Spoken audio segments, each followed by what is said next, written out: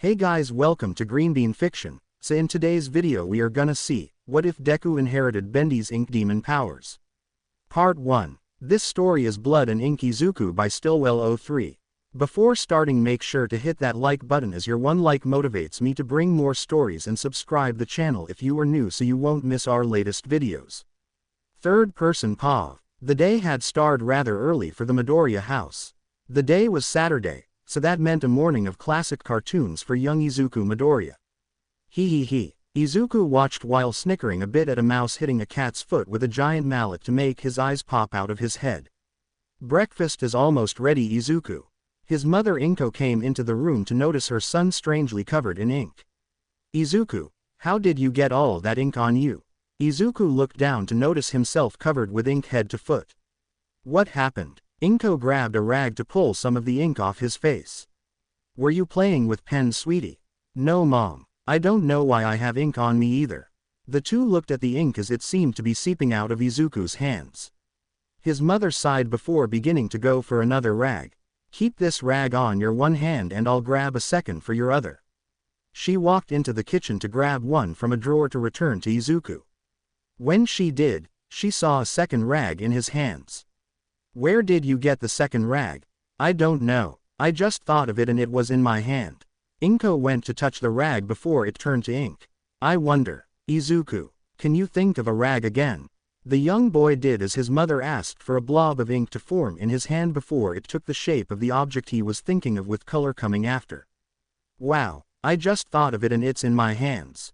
I think we need to make a trip to the doctor, Izuku. Yeah, that sounds right to do. The two looked around, hearing an unknown voice. Who said that? The ink on Izuku's body pulled away from Izuku to take a shape of what looked like a cartoon character brought to life. I did. Both panicked before jumping away from the demon-looking ink creature. Relax. I ain't gonna hurt ya. The name's Bendy and I'm a figment of Izuku's imagination that came to life with his quirk. Izuku began remembering an old imaginary friend he had that resembled Bendy. So the people I make in my head can come to life. Sorta. As far as I know, ya can't make a living person and folks like me think and act the way you tell us to. As far as you know. Yeah, ma'am. I only know what Izuku knows about the quirk so far. Inko began to go into the kitchen before making a call for an appointment with the quirk doctor. Thankfully, their doctor could fit them in that day for them to have enough time to eat breakfast and take a little time to get ready. Inko finished the call to come into the room to find two other cartoon-looking characters that looked like a woman with horns and a halo and a wolf with trousers on. Something tells me that this may be a common occurrence in my house from now on. Inko was a little worried since very little was known of Izuku's quirk at the moment, but didn't put much thought in it since he seemed to be happy at the moment. A few hours later at the doctor's office. Well, Mrs. Midoriya, it seems your son has quite the unique quirk. A doctor spoke to the mother and son while reading the results of what he found. Seems your son's quirk is called Ink Maker. A quirk that allows him to secrete ink as if it was a natural product in his body that can also take the shape of whatever the user wishes. The drawback is that only he can touch these items unless it is something he willingly allows someone to touch. So all he needs to do is think of what he wants, and the ink will create it. For the most part, but it's still ink no matter what he makes.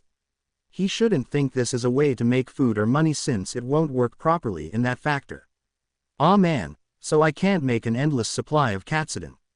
The adults laughed at Izuku's sadness, knowing he won't have the ability to eat his favorite meal for every meal before the doctor continued. Another rather unique factor of this quirk is that he can even create sentient beings able to think and act on their own to some extent. I think we've already discovered that. Inko mentions as Bendy shows up out of a blob of ink pulling his bow tie in pride. So I see. Now this is also something you should be extremely cautious of, young man. Though they can think and act on their own, these beings are still connected to you in a sense. Whatever emotion you feel will pour into them and their form can change depending on what emotion you feel. You must be extremely careful if you hold some form of grief, sadness, or hatred. These emotions could change the beings you create from a happy dream such as this one, to a horrid nightmare. Relax, Doc. Nothing's gonna happen while I'm here. So long as I can help it, Izuku's life's gonna be smooth sailing. Bendy points this out for the doctor to allow the family to leave. On the way back, Inko allows Izuku to head over to the park near their home to play while she starts doing some housework. He's led to the destination by Bendy before they see a familiar face and get an idea on how to showcase the young boy's quirk. Izuku Pav. I began running on the playground over to my friend Katsumi Bakugo, or Kachan, as I call her, to tell her the good news. Kachan, I got my quirk today. She saw me run over to give a smile. That's awesome. What is it? It's called Ink Maker. I can make things out of ink. Cool, can you show me it? I can do better than that since I've got someone I want you to meet. I held my hands together while clearing my throat, presenting the dancing demon himself. The one, the only, Bendy. I threw the ink out for it to fall to the ground and make Bendy. How ya doing everybody? Boris and Alice came out behind me while I made a small sound box for them to use. Gee, it's great to be out, laughter. It's great to be out here, laughter. It's great to be, laughter. Shesh, who's working the laugh box? A monkey. I couldn't help but laugh as Kachan looked over to see Boris behind me. Wolf to be exact. Whoa, you can make cartoons out of your quirk. Yup. We began introductions for the trio to hang together while introducing themselves. The name's Bendy Katsumi. Nice to finally meet ya. My name is Alice Angel, but you can just call me Alice. And I'm Boris. Glad to meet ya. Kachan walked up to all of them to smile. Nice to meet ya too. My name's Katsumi Bakugo. She gave her hand out to have everyone shake it before Bendy put his arm around her. So you're Izuku's good friend. I was able to find out a lot about you in his head. So you know what he knows. It's hard to explain, but my knowledge is as vast as Izuku's is. If he knows something, there's a good chance we know it as well. Alice came over to me to whisper something we could do as a game for me to smile. Hey Kachan, I got an idea for something we could do. Oh really, what is it? I began to make some ink before throwing it on her feet. Now that's just mean Deku. Wait for it. The ink began to form into tap dancing shoes with me making the same for my feet. Boris, if you would be so kind. Right yo. He started playing a few tunes for Bendy to start. Alright, first we do a little like this. He began tapping a bit for us to do the same. Nice. Then we do a little of this. He did a few more steps for us to repeat. Now you do a swing. Come on Bendy, do the whole dang thing. We started laughing a bit while continuing our little games with Boris playing his instrument and Alice singing a bit for us. If all my days were like this, I wouldn't mind anything so long as I had all four of my friends with me. Few hours later, Katsumi Pav. After a little bit of time playing around with Deku and his ink friends, we started heading back for some lunch at his place. When we got to the door, it was kinda open for some reason. Mom, I'm home. We walked in with all the lights off to almost make the place look kinda creepy. Mom, I brought Kachan with me. This is weird. We started to enter the kitchen to see someone going through a bunch of drawers. Mom, the man stopped to look at us almost as if he was afraid. Mom, I glanced down to see Aunt Inko on the floor in a pool of something dark colored. She wasn't moving and scared me for some reason. Where's the money? The man began charging at us for Boris to get in front. A knife came through him to scare both me and Deku. Wait, is that blood on that? Oh no, please don't tell me that Aunt Inko is. I started to hear Deku pant and see something black come out of him. His breathing was very loud with a very loud scream coming after. The black stuff coming out of him went into Bendy, Alice, and Boris for them to start shaking. What's happened?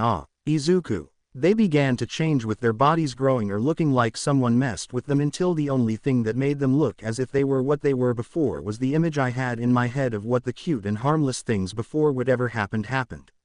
What are these freaks? The guy was cut off by the thing that was Bendy cutting his stomach with his hand.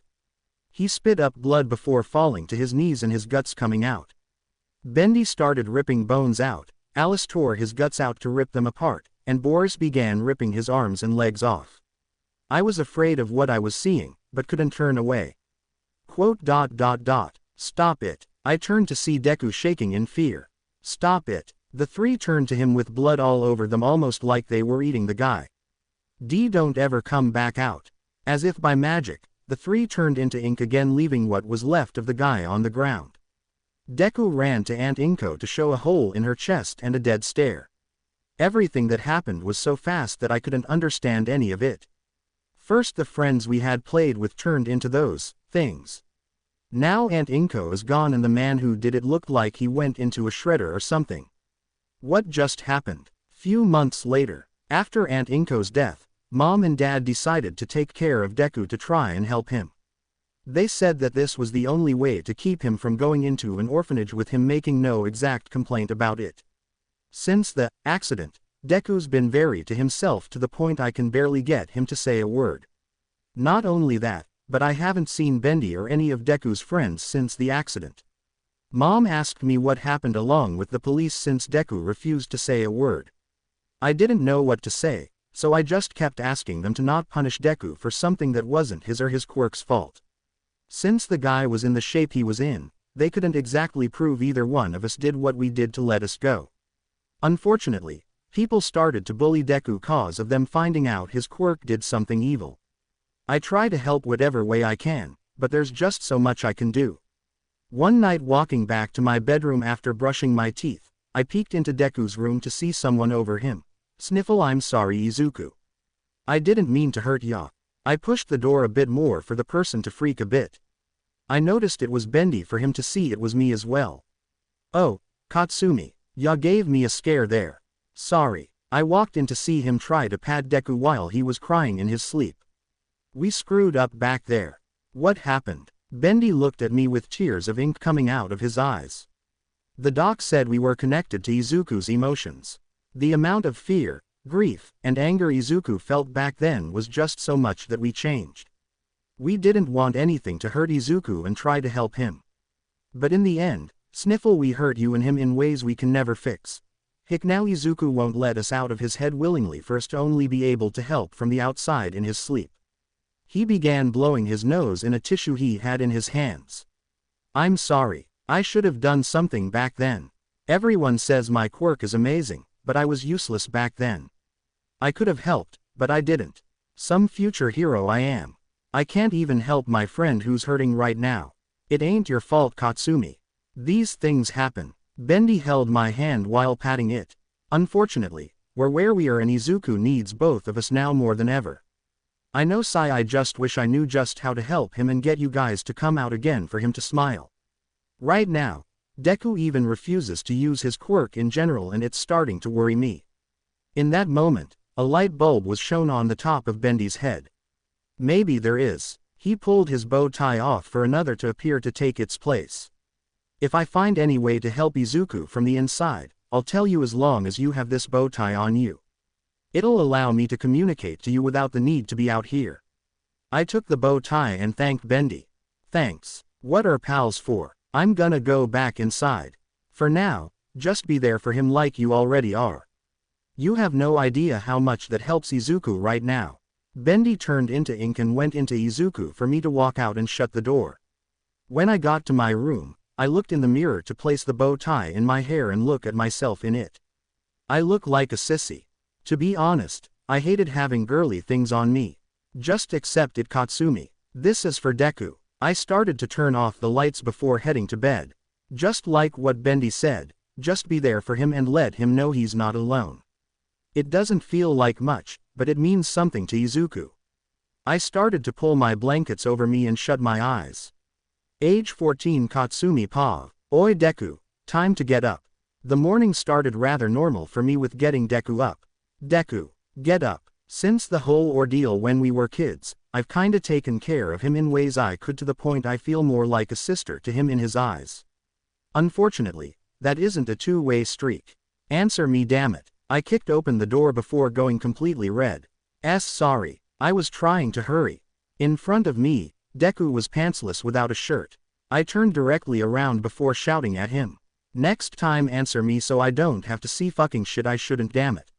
Sorry. I shut his door before walking downstairs trying to compose myself. Just relax, Katsumi. It's just Deku. He's a close family friend. That's it. Nothing more than a friend. Since Deku wouldn't use his quirk, I took it upon myself to train with him in order for us both to stay in good shape to become heroes. Where I became toned, Deku gained bulk and definition to his muscles. One day while training, I was able to get a good look at his body to find rock-hard abs on him that I could grade boulders on. "Sup hag," I greeted my mother while walking into the kitchen before getting a punch to the get. "Don't call me a hag ya brat. Don't call me a brat, ya hag." We started our normal routine of yelling at one another. It eventually stopped when she hit me upside the head again. "Anyway, did you get Izuku up?" "Yeah, I got him up." I also had quite the image put in my head while doing that. The hag gave me mine and Deku's breakfast to place on the table next to my old man. "So, when are you gonna confess to Izuku?" The hag questioned this for me to go red. "What makes you think it's that? He's just a friend and nothing else." "Oh come on Katsumi, all of us know you like him and I'm amazed Izuku hasn't figured it out yet. To be honest, you better confess to him soon or he may just find someone else. TCH, like I care who he dates." I turned my head to the side trying to hide a blush. I didn't like to admit it, but I kinda have noticed Deku a bit more lately. It's not like that. Then again, I could do fucking worse. Time skip to school, Izuku Pav. "Alright class, you're all third years now. That means I need you all to fill out career papers." Our teacher came into the classroom today holding a giant stack of papers. Once he got to the podium however, he threw them into the air. "But who am I kidding, you all want to become heroes." Everyone cheered while using their quirk except for me and Kacchan. Now, I know you all have amazing quirks, but it's against the rules to use your quirks on school grounds.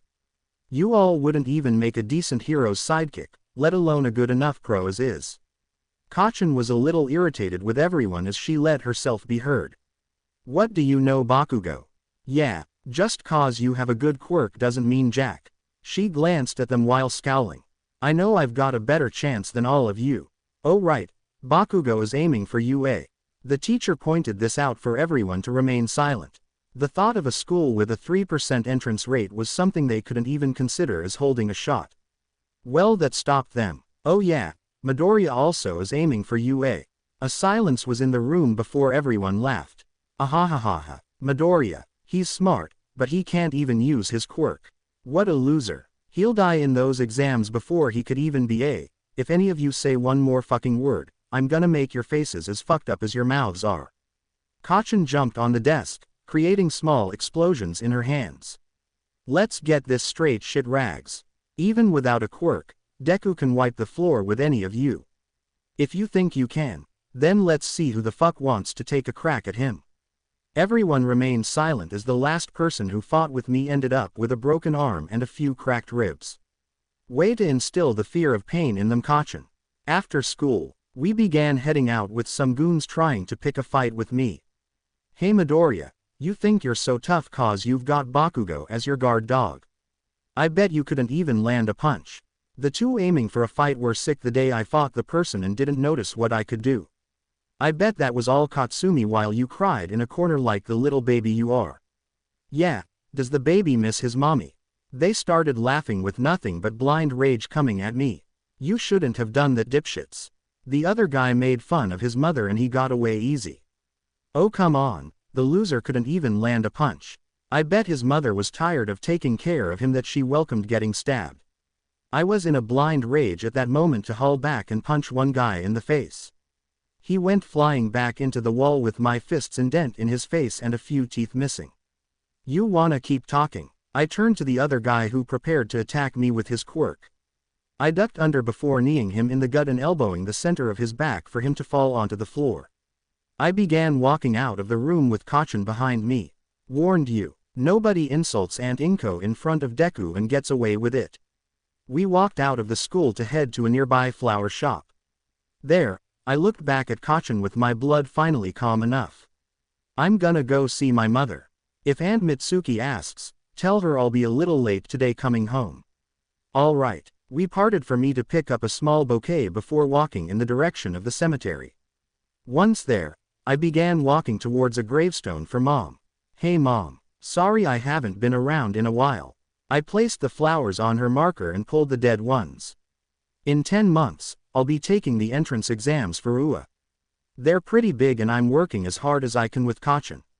I smiled before taking a deep sigh and giving a frown. I still can't rack up the courage to use my quirk. Ever since that incident, I've refused. Everyone calls me weak for it and other things, but I'm just afraid. I'm scared that the next time I use it, someone's going to die like before. I held myself remembering that horrid nightmare as if it was yesterday. I'm sorry, Mom. I just can't put forth the courage to. I found myself crying a bit before having to get up and leave. It was nice seeing you again. I walked away with the dead flowers to deposit them in a garbage before heading back home. Meanwhile, Katsumi Pav. Since Deku wasn't around, I decided to hang out a little around town. I started checking out some stores to see what they had for protein bars or arm braces for me. Eventually, I found myself near a clothes shop where I get some stuff in. I wonder if they've got anything worth looking into. I walk in to go straight to some of the stuff that I pick out. Skull that's bedazzled, few muscle shirts I've already got, cheap-ass jewelry.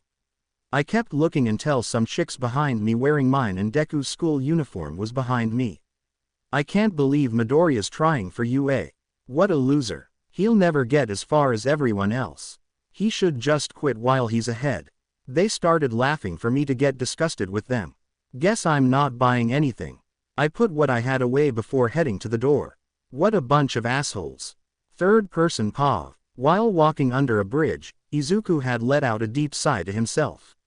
The words of the other students never really got to him so much, but today was different. He knew that he had to do something in order to get over his trauma of using his quirk. But in his mind, he can only see the nightmare that he witnessed as a child whenever he thought of it. There has to be a way to help get over this. While in thought, Izuku didn't hear a sludge monster come behind him. Well, this is my lucky day. I'll be taking your body, kid. Gotta hide from that man. Izuku slowly turned around to see a villain made entirely of sludge attack him. He was able to dodge the first attempt, but the second grab got him. Thanks, kid, you're a lifesaver. The sludge villain began suffocating Izuku with the lack of oxygen giving him immense pain. Eventually, he started to black out with a strange image being seen attack the villain. Who the heck are you? A taller version of Bendy was shown splattering the villain on the wall before turning back to Funsize to check on Izuku. You okay, pal? Bendy checked to make sure his friend was alright to see he was just unconscious from the lack of air. That's a relief. The sound of a manhole being sent flying spooked Bendy as he jumped up and prepared for what was next. Have no fear, for I am here. In front of Bendy and the unconscious Izuku was the #1 pro hero himself. Holy Toledo, it's All Might. Bendy started frantically brushing his head and straightening his bow tie to try and keep a refined look on him. Hello Mr. Might, sir. My name is Bendy and this is my creator Izuku. Creator? Why yeah, I'm Izuku's quirk and I only came out to protect him from that thing attacking him. He pointed to the sludge villain on the wall that was now only a splatter. I see. Nicely done, young Bendy. I was actually trying to find this one, but the tunnels around this city are quite difficult to maneuver. I could understand. Would you like a little help with the cleanup, sir? It's the least I can do after making him go splat. Why thank you. Bendy created a small vacuum out of some of the ink he was made of and attached an old soda bottle to it. This made cleanup very easy with the pro grabbing the wayward pieces to be sucked up. Once it was done, Bendy closed the cap on the bottle and gave it to All Might. By any chance, sir? Bendy grabbed Izuku's hero analysis journal to reveal an empty page. Would you sign Izuku's hero analysis journal? It would mean the world to him. Of course, anything for a fan. He began signing the journal before a question came to the pro. Young Bendy, why is it that you keep watching the young man as if you were ready to run? Bendy held his head down before answering. You see, me and my pals that Izuku made did something in the past. We traumatized him after some robber killed his mother and sent Izuku on an emotional joyride. The end result was Izuku looking at us in fear mixed with anger and telling us to never come out again. Now he refuses to even use his quirk. Bendy started to hold an ink tear in his eye before wiping it away. I'm sorry to hear that. It's not your fault. Even though Izuku doesn't want to use his quirk out of that fear, he still wants to become a hero. He works hard to do it also. Him and his childhood friend Katsumi. All Might smiled hearing this before Izuku started to toss and turn a bit.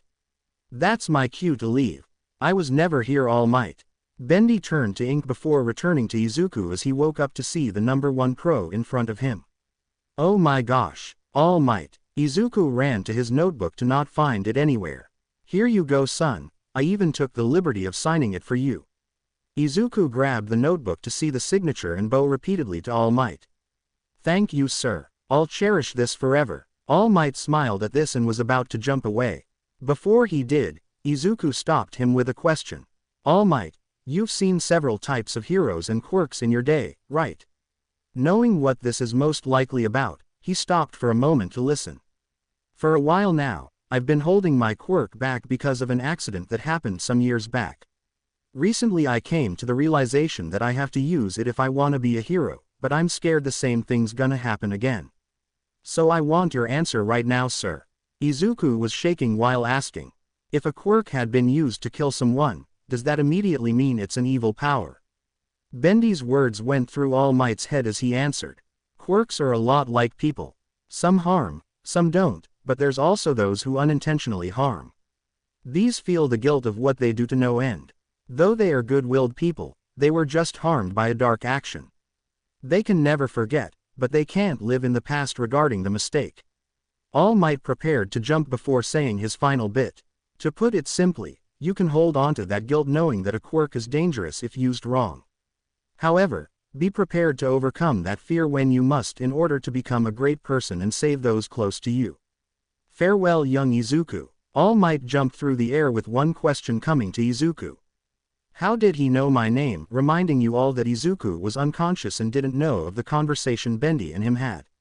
Izuku began walking back home with All Might's words in his head. What did he mean by that? He's only pulled out of it when an explosion is heard.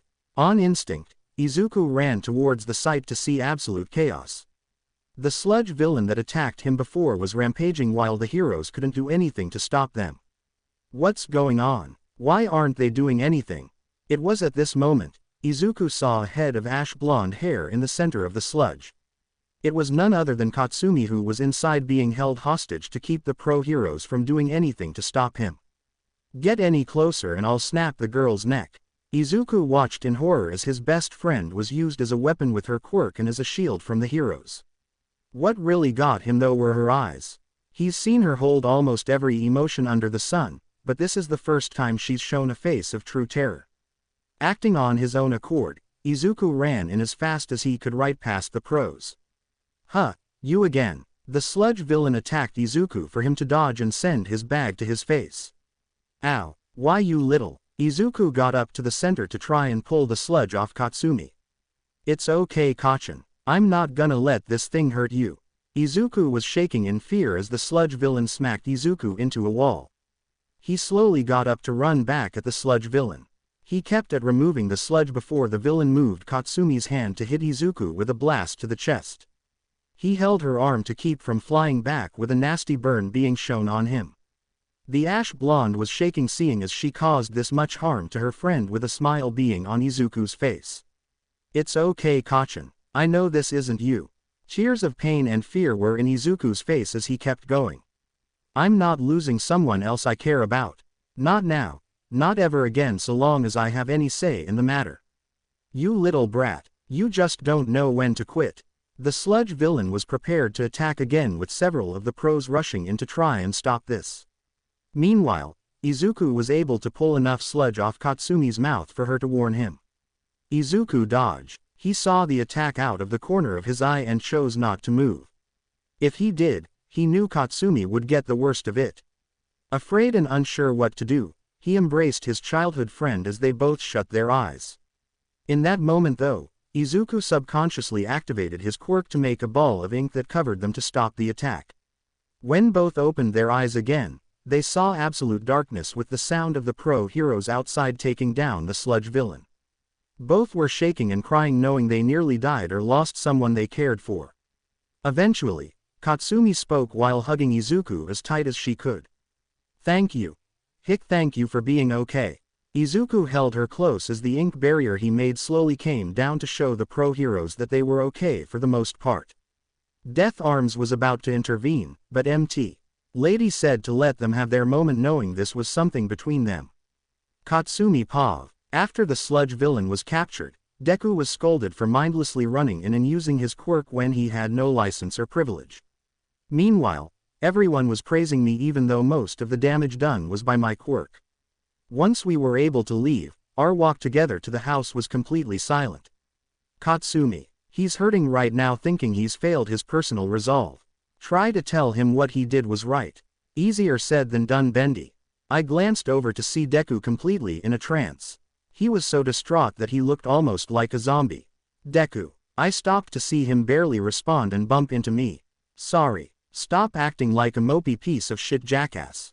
I struck him over his head for the idiot to finally give me his attention. Sorry. Listen up, Deku. What you did wasn't wrong or evil in any means. I grabbed his shoulders to keep his attention on me. You saved both me and you from that sludge bastard. If anything, you were the real hero today and nobody else. He didn't understand this at all for me to say something I really didn't want to. I was scared out of my mind during the whole thing. I couldn't breathe and felt like I was gonna die there. Even though you were just as scared, you tried to help me even if it cost you everything. To me, that makes you my hero. And you saved me with your quirk. The same quirk you neglected for years. In my eyes, I don't think either one of us would have survived if it wasn't for you. Please, don't think that the quirk you hold is evil. It saved me and you today. You're my hero. These words got through to him to finally get a word out. Did I really do something worthy of being called a hero? Don't make me say it again, or I will hit you again. He started to smile a bit before reaching out to put me in a hug. Thank you, Kakan. I didn't know what to do, so I just simply accepted it. Yeah, whatever, idiot. I didn't show it to him, but I was happy Deku was hugging me. You still can't do shit without me though. You little nerd. We remained like this before someone cleared their voice behind me. Deku immediately let go for us to turn to a man that looked kinda like he was on his deathbed. Who the fuck are you? Kachan, be nice. The weirdo spoke up a bit to introduce himself.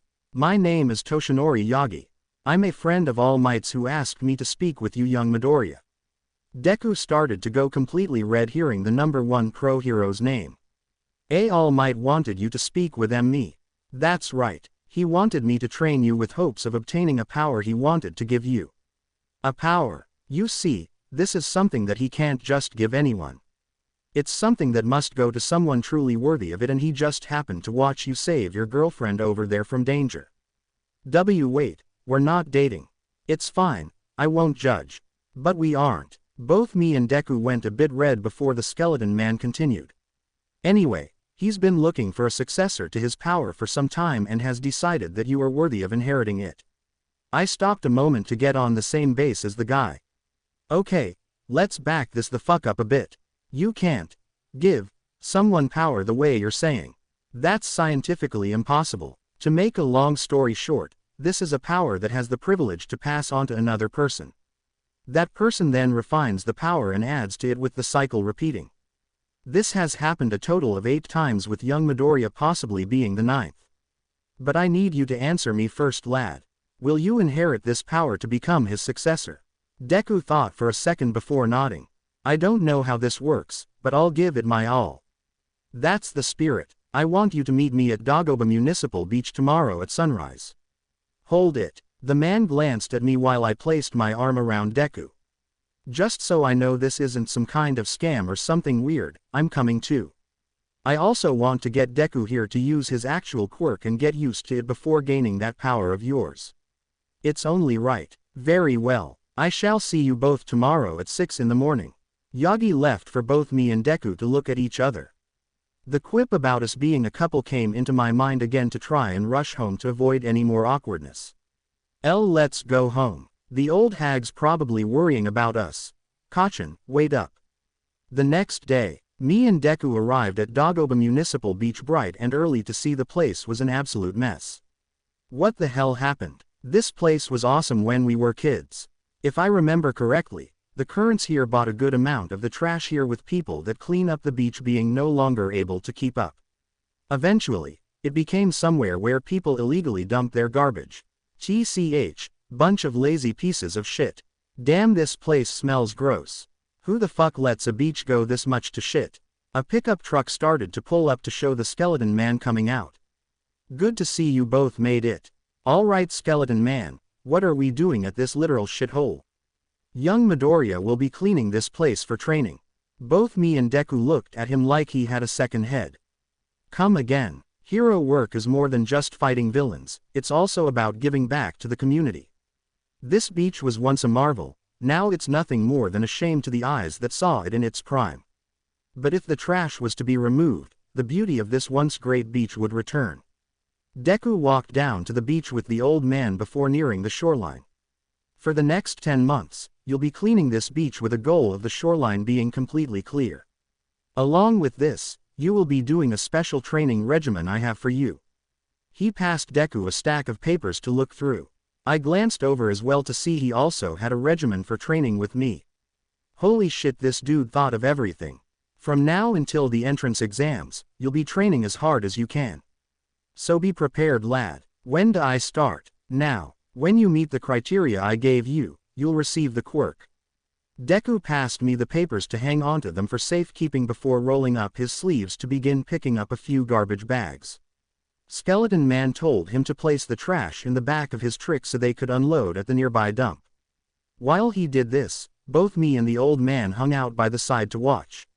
So why did you have Deku do this and leave space for me to train with him? Let's say, a certain little devil talked to me about the situation he's in. I immediately turned to the geezer trying to find out what he meant.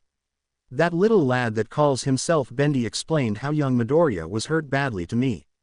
In the heat of the moment during the sludge villain attack, he protected you and him with his quirk. In my eyes, that means you're someone special to young Midoriya. So if someone like you can help him use the quirk he had sealed away, maybe he could be an even stronger hero and man. Deku began to groan as a garbage bag broke open to drop a crap ton of convenience store bento cases. Well then, I guess I need to think of a way to help Deku get to where he should be with his quirk. Later in the afternoon, after class, me and Deku met out in the open area of the forest we normally train in for our usual training session as he believed. So what are we going to do today? Endurance, strength, combat, quirk training. Deku went silent when hearing this.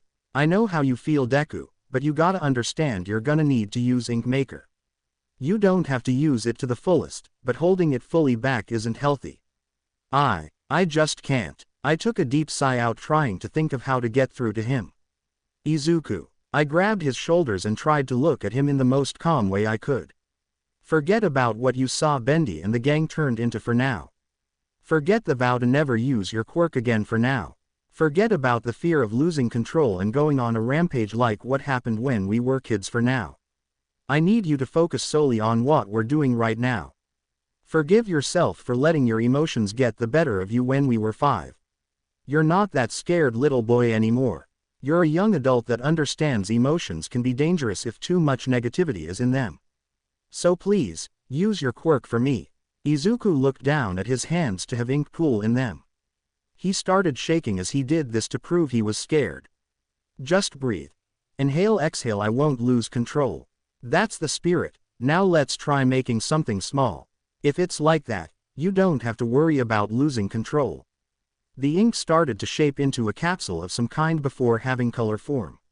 When it finished, Izuku showed an old type of pen. Why a pen? Haven't you heard that the pen's mightier than the sword? Bullshit. A sword can be used to fight, while a pen can't do dick.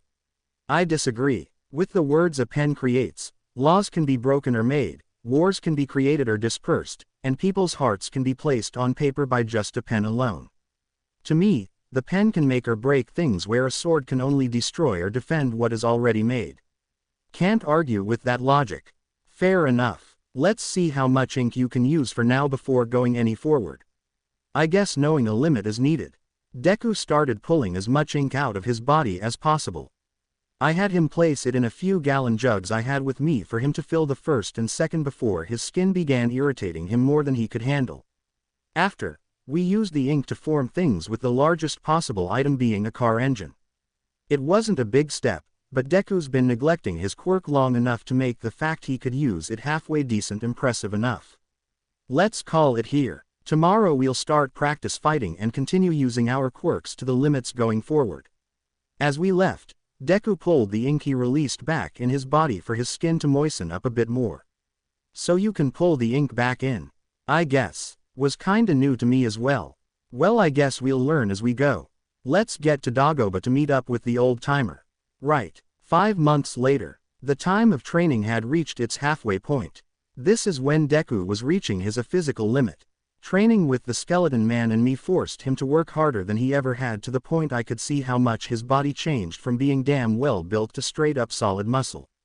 It was bitter work for him, but Deku reached his goal and above to halfway up the beach. Well, you've succeeded my expectations, young Midoriya. Now for a secret I've been keeping. What, is the geezer All Might or something? Ha, like that's possible. I began to laugh to myself as the old-timer's scrawny form gained more muscle until he turned into someone we knew personally. You see, I've been All Might this entire time. Holy shit, that was actually true. Both Deku and All Might looked at me confused. I joked to myself saying you were All Might, not realizing I was actually hitting it right on the money. Both gave a look of understanding before All Might continued. To make a long story short, my boy, I've been looking for a worthy successor of my quirk for a long time. After seeing you courageously go into the heat of battle just to save young Bakugo here, I had discovered that you are truly destined for greatness, my boy. Wait, how? All I did was just jump into that situation like an idiot. I don't see how that makes me great. Tell me, what was going through your head before going into that situation to help young Bakugo? Deku thought about it before shrugging his shoulders. I don't know. All I thought was that I wanted to save her, then I found myself running. Many great heroes' tales started out the same. Their bodies moved on their own, or they just acted on instinct. This is how great heroes begin their journey, and this is what happened to you, son. Now Izuku Midoriya, I deem you worthy of inheriting my quirk. All Might pulled a single hair out of his head while continuing to speak. Take pride in this, lad. You had to earn this power as opposed to being born with it.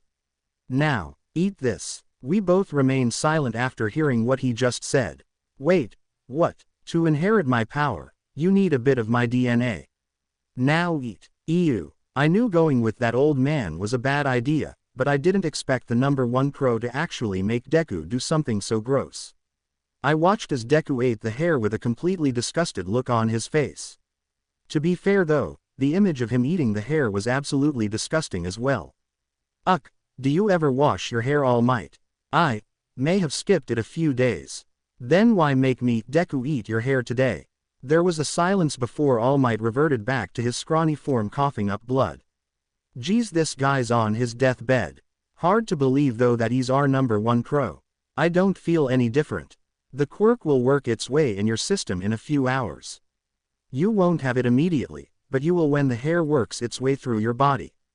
Please don't talk about the hair again, I'm gonna fucking hurl. I desperately held down my urge to vomit while All Might continued. Anyway, our next set of training will have you two face one another while continuing to clean the beach.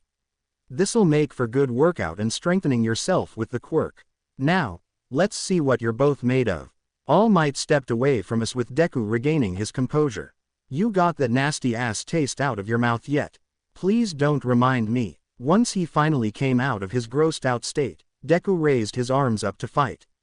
Let's see what you can do, nerd. Starting tomorrow, things get interesting. Definitely. Both of us began activating our quirks before All Might shouted. Begin. Izuku Pav. It's been about 10 months since me and Katsumi met All Might and started training with him. Since I obtained OFA, I was able to grow in strength and skill with both the quirk and ink maker. Training for OFA was kinda shaky off the bat since I couldn't get a handle on controlling the strength in the beginning. Though after Katsumi explained that it was kinda like shooting out my ink at full blast as opposed to holding back a bit to avoid major drawbacks, I seemed to get it a little more. Thanks to that and her suggesting to use the quirk all throughout my body, I can use the quirk for the most as efficient as I can. Might only be at 5% of the max power from what All Might said, but it's definitely better than making it feel like I'm constantly pulling muscles or breaking bones. Today though was the moment of truth. The entrance exams. Oi, you up yet Deku? Kacchan shouted from outside the door while I was putting on my shirt. Almost ready. Well, hurry the fuck up or you won't get food before you go. She walked away for me to finish buttoning my shirt and head downstairs. Both Kacchan and Aunt Mitsuki were having their normal squabbles for me to sit by Uncle Masaru to watch. What's today's fight about? Katsumi was ticked off about something Mitsuki said. I narrowly evaded a frying pan being thrown near my head before digging into my breakfast. So Izuku, today you and Katsumi start the entrance exams. Are you worried? I'll admit I'm a little on edge, but I'm determined to pass this exam and get into UA. If I can, I'll be one step closer to mine and Kacchan's dreams as children. Uncle Masaru seemed to smile at this before saying something. This may be a bit of a strange question, but hear me out. Okay, what do you think of my daughter? I swallowed what was in my mouth while watching both Kacchan and Aunt Mitsuki continue throwing stuff at each other. I think she's a very nice person even if she doesn't really show it as much as she should.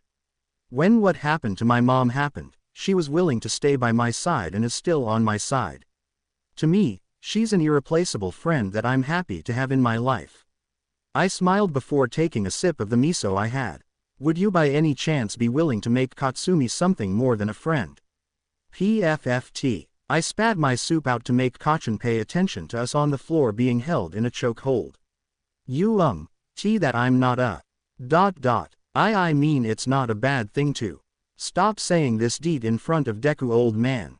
Kacchan was able to get out of the chokehold to kick Uncle Masaru out of his seat.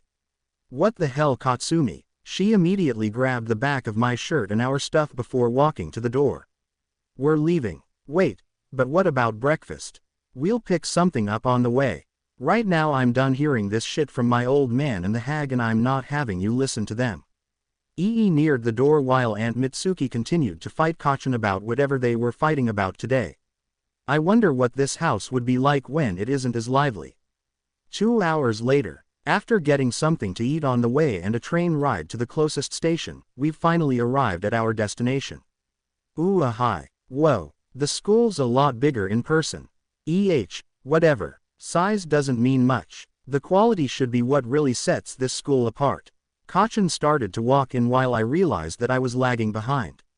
Hey, wait up. I started to run in before tripping over the curb. I felt myself fall to prepare for a painful landing. When it didn't come, I glanced around to see I was floating in midair. Sorry about using my quirk on you. I looked over to see a girl with brown hair in a bob cut and a permanent blush on her cheeks. There you go. Right side up and release. She touched her fingertips together for me to stand back on solid ground.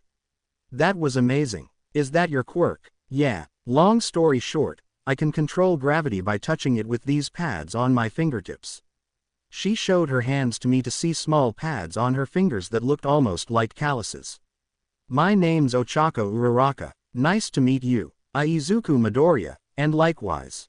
Oi Deku. Hurry up or we'll be late. Kacchan shouted from the fat showing a kinda annoyed face to me. Is she your girlfriend? And no, she's just a friend. Oh, well she kinda gave me that vibe. Sorry for the misunderstanding. Anyway, I'll see you inside. Uraraka went into the school for me to start walking in as well. Before I got in though, Kacchan gave me a punch to the gut to make me bend over. Cough cough, why'd you do that? To get you out of that stupid look you've got. Now get your ass in gear. I wanna find where we gotta go as fat as we can. Kacchan walked inside with a bit of an angered look on her for some reason. Did I do something to anger her? I put this off to head inside and catch up to her. In the orientation room. What's up folks? I'll be giving you the rundown on today's exam for the hero course. Can I get a yeah? We all remained silent enough to hear a pin drop as Present Mike spoke. Wow, tough crowd. Anyway, here's how the exam's gonna take place. We listened carefully to Present Mike as he gave the tutorial on the exam. Once me and Kacchan realized he was just reading off of the pamphlet for the most part, we kinda stopped listening. I'm surprised you're pretty mellow right now. Normally when you'd see someone like Mike here, you'd go into full-on nerd mode. Kacchan glanced at me while I answered. Believe me when I say that I'm internally freaking out right now. The fact that we've got present Mike here doesn't make it any less enthusiastic towards me. In fact, it actually makes me more excited to pass the exam. Katsumi shrugged before looking at the paper again. Shame we can't take the exam together. They most likely did that so we can't work together or something. Makes enough sense. She still seemed kinda angered for some reason for it starting to worry me. Hey Katsumi, are you mad at me? What gives you that impression? Well, you've kinda been in a bad mood after what happened outside with Uraraka. I couldn't fucking care less who you wanna hang out with and who you wanna screw around with. What? I'm not interested in a deep relationship like that with Uraraka right off the bat. We just met and she helped me from falling. It didn't seem that way from where I was. You seemed kinda happy she was helping you. The conversation seemed to get more sour as we went on until some guy with glasses spoke up. Excuse me, on the paper you have given has described 4 robots instead of 3 as you have described. If this is a mistake, then it is a horrible mistake on your school's end. And you too. The guy pointed at our general direction. This is a place for people who wish to become heroes. Not for your lovers' quarrels. If this is all you two are here for, then please leave. You are a distraction to everyone. We're not lovers, we're not lovers. Both of us shouted in unison for everyone to be dead silent. We glanced at each other before going a bit red. Mike went on to explain that the last robot was just a hindrance and that we should avoid it entirely since we won't get any points for defeating it. On the testing grounds. Once I was in the testing area, I glanced around to see some people have tools or equipment to help them use their quirks better. The fact I was kinda alone here was really intimidating until I noticed someone. Is that Uraraka? I noticed the girl from the front to the side taking a few deep breaths to most likely calm herself a bit. Maybe if I go talk to her, she'll calm down a bit. I started walking her way before I felt a hand on my shoulder. Can't you see she is trying to concentrate? If all you are here to do is become a hindrance to others, then leave. I turned around to see the same guy from before that called me and Katsumi out behind me. Sorry, but I was just trying to see if talking a bit could help her a little. Too much stress isn't good for the body, as my uncle taught me. Sometimes just talking about nothing can be helpful. He seemed to think this through a bit before pulling his hand off me. Perhaps, but it is best not to get too calm. We are taking a test that is meant to decide whether we will be inside this school's hero course or not, so we should not take this lightly. Furthermore, the guy kept going on about what is right and wrong for it to be kinda creepy and funny in a way at the same time. Was he raised this strict or was he born like this? And go. We all stopped to look and see Mike above the entrance to the city with the doors wide open. What are you waiting for? There's no ready set in the real world. The clock's ticking. I activated full cowl and ran into the city as fast as I could. Running in, I noticed a couple 2-pointers to make a giant mallet with ink maker. I got me mallet. I crushed them with it before changing the ink into a steel bat and hitting the head of one through a 3-pointer. Grand slam. I kept running through using a mix of OFA and ink maker to destroy robots and stopping some from hurting others. A few I was able to help were this French guy that was bending over in pain with a 2-pointer about to hit him. He used some kind of laser from his stomach to destroy the robot before bending over again. Another was this guy with balls on his head that was running for his life from a couple of 3-pointers that tripped and was about to get hurt. And a third was this girl that had dark hair that was about to get hit in the back of the head by a 1-pointer. By the time the exam was in its second half, I already obtained about 50 points. Let's see if I can get more. In the monitor room, third-person POV. This year's group seems to be doing rather well. A man that looked like he was made of cement states this as a group of people looked at the screen. Some are natural-born fighters, others survey their area, while some are able to judge and dictate best courses of action. A small rodent states this before a man with some kind of helmet on glances at a screen with Izuku on it. This kid seems to have a good grasp on all 3. He's been helping people and taking down robots with some ease.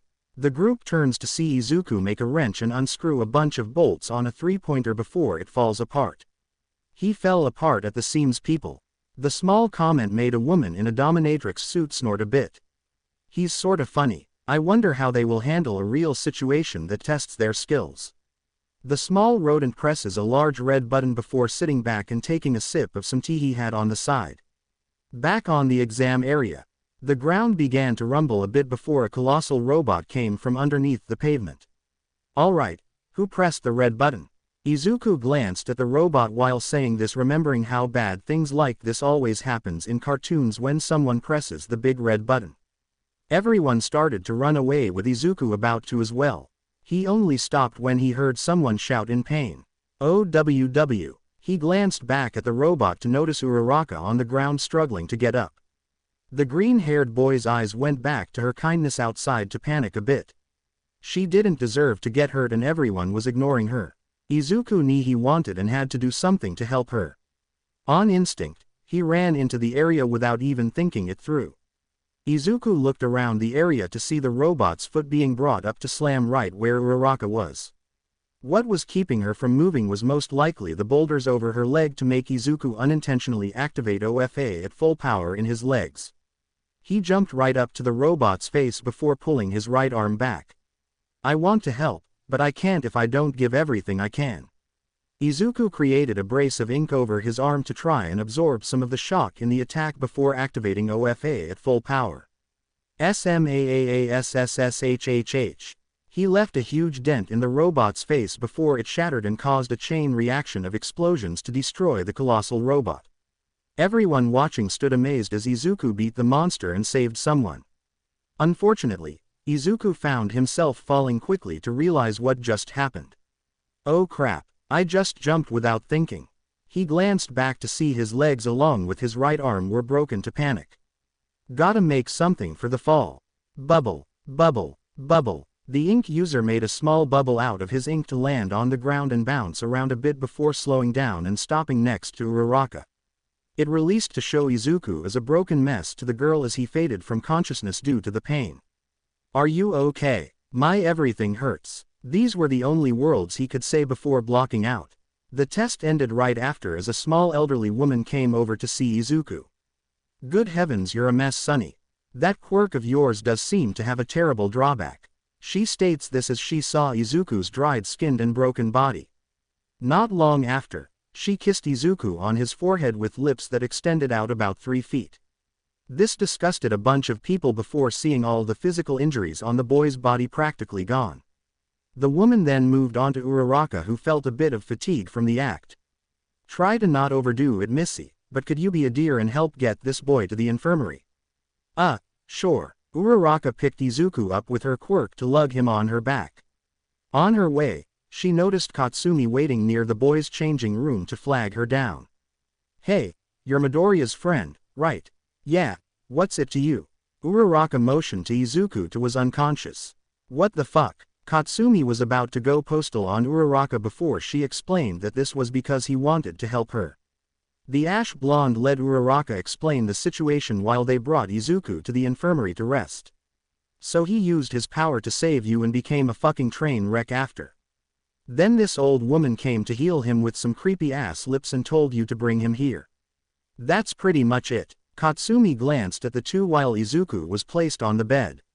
I can watch him from here. Do you mind if I stay? I wanna thank him for what he did. I'll relay the message round face.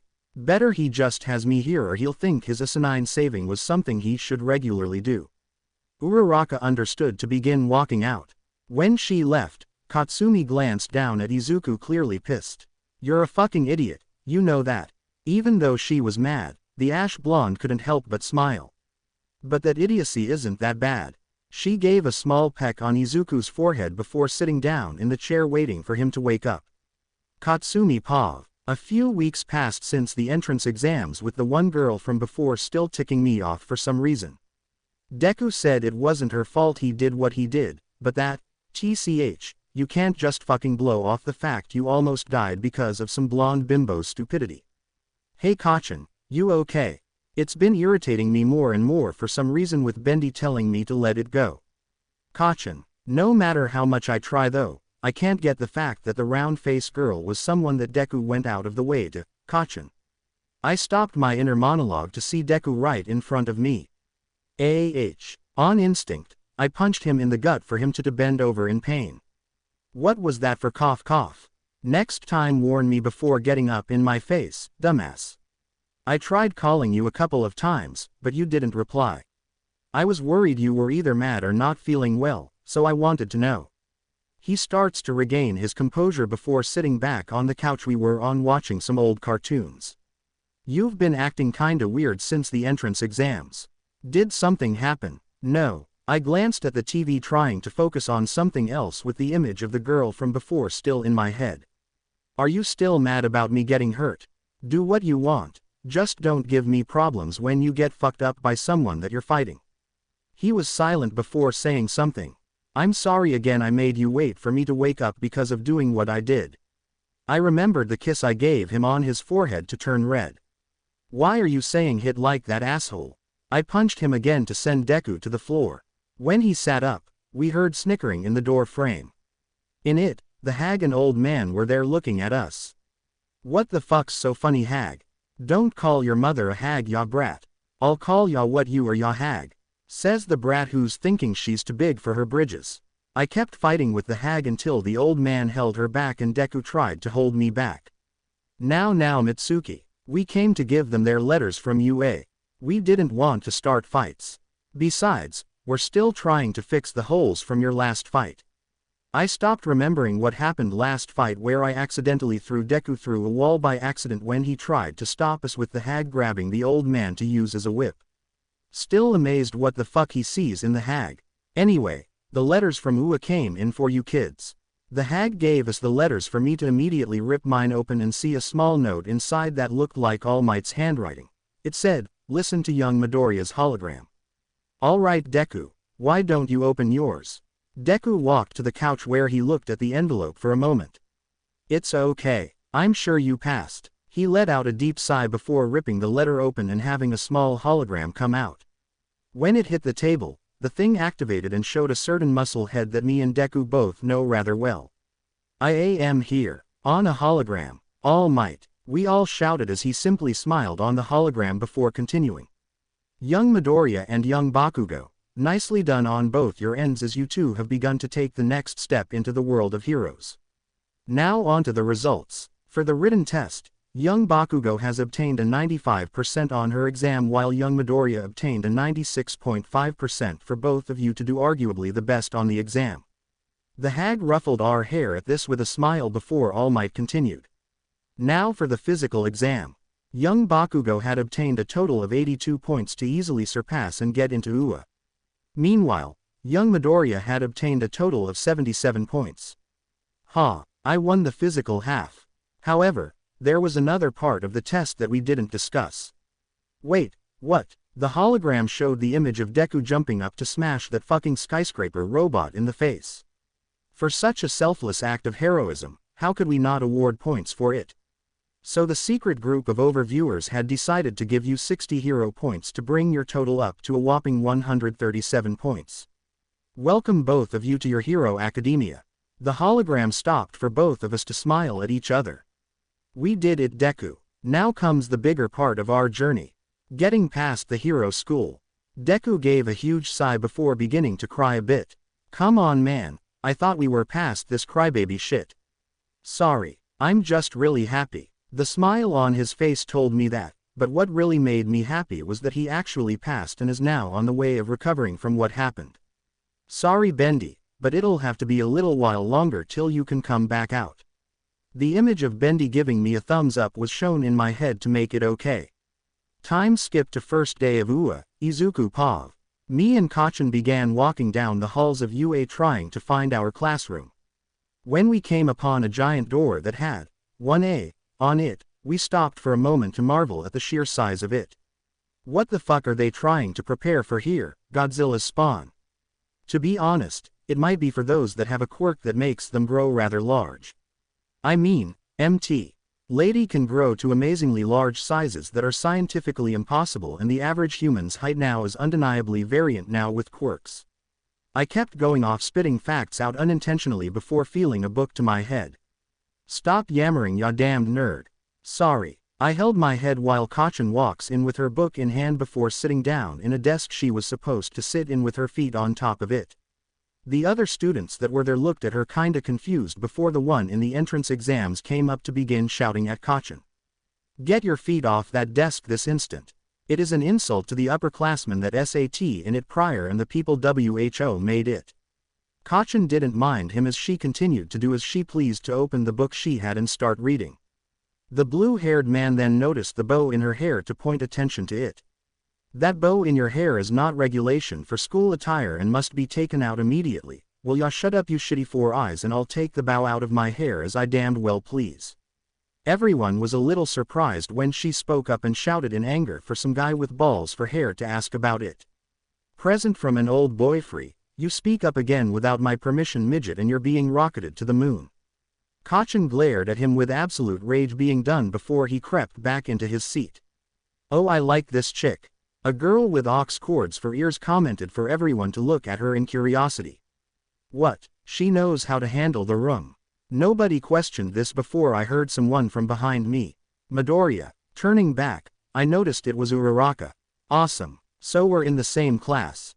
I started to blush a bit as she seemed to get a little too close for comfort. "This is gonna be so much fun. I never got to thank you for what you did during the entrance exams personally. But thanks for helping me. It wasn't anything. She's really close. I hope we can be good friends. If you're here to make friends, then leave." We heard an older voice say this to turn towards the halls and see some kind of giant caterpillar outside. "What is that thing?" It soon came out of the now known to be a yellow sleeping bag to show it was a man that was kinda hobo looking. "It took you all 8 seconds to quiet down. We'll have to work on that." He got near the podium for all of us to start sitting down in our seats. "Hello, I'm Shota Aizawa. I'll be your homeroom teacher for the year or whatever." He pulled out 20 uniforms out of his sleeping bag and placed them on the podium before folding it over. "Put these on and meet me outside." We did as he asked to grab a uniform with our name on it and head over to the changing areas. On the field, as we came out, Mr. Aizawa seemed to be still very unimpressed with us for some reason before Uraraka spoke up. "Sir, what about orientation?" UA allows its teachers to have their classes be done however way they see fit so long as the curriculum that needs to be done is completed. In short, I can teach my class however I want. Midoriya. Mr. Aizawa tossed me a ball before pointing to a circle. "You scored the highest on the entrance exams. What was your farthest throw in middle school?" 65 meters sir. Try using your quirk this time." I got to the circle and began to debate what I should do.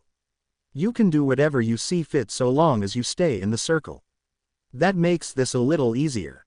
I had a large amount of ink come out of my arm to fall to the ground and start shaping it. "What the hell is that stuff?" Deku's quirk allows him to change the natural oils in his body into ink and become whatever he sees fit. The things he makes can be either living or non-living depending on what he makes. Also, what he makes is still ink no matter what shape it becomes. Katsumi explained the basis of my quirk before I finished my creation of a cannon. Loading the ammo, I stuck my arm through the ink to place the ball inside the Immunidon cartridge before going behind it. Fire! I pulled the string for a massive explosion to be heard and the ball going quite a distance. When it started to go out of sight, Mr. Aizawa held his phone up with a number on it. The number said 797.5 meters. The school educational system of keeping people on a level playing field is somewhat useless for heroes and is rather out of the times. Today, you all will be taking 8 exams to determine where you all stand with one another as to your physical capabilities with your quirks. So it's kinda like those tests we took in middle school. This could be fun. A girl with pink skin and horns said this for Aizawa to speak up towards it. Fun is it? Well then how about this? The person who gets last will be deemed to have no talent whatsoever and be expelled on the spot. We all froze when hearing this. You can't kick us out on the first day.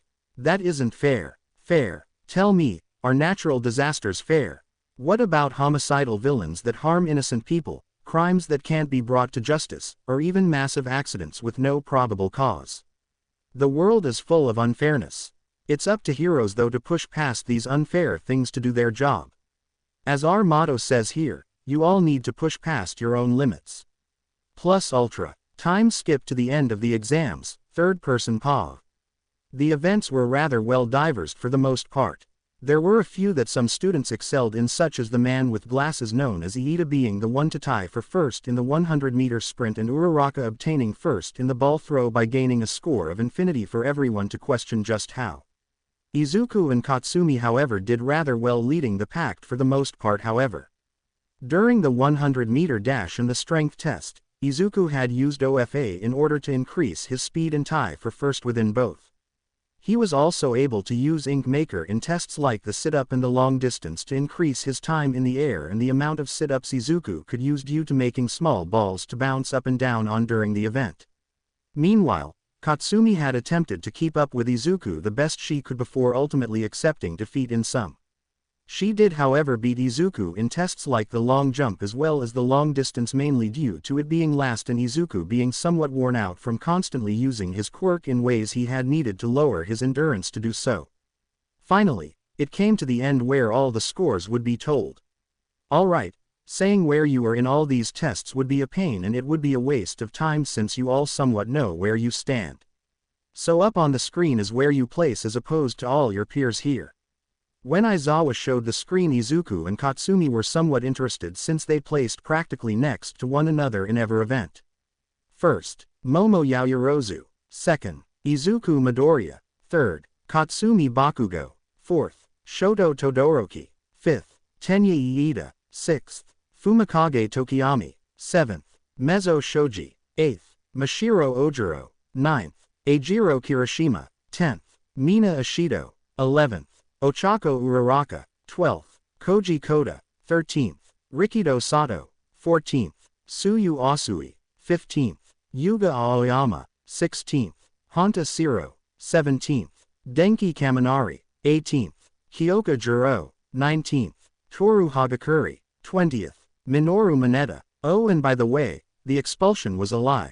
Everyone looked at Aizawa amazed as he gave a huge smile. It was just a logical ruse to get you all to work your hardest. Izuku knelt down, nearly surviving from a small heart attack, realizing his fears were unessential before sounds of cheering was heard. Yes, I still have a chance to get a hot girlfriend.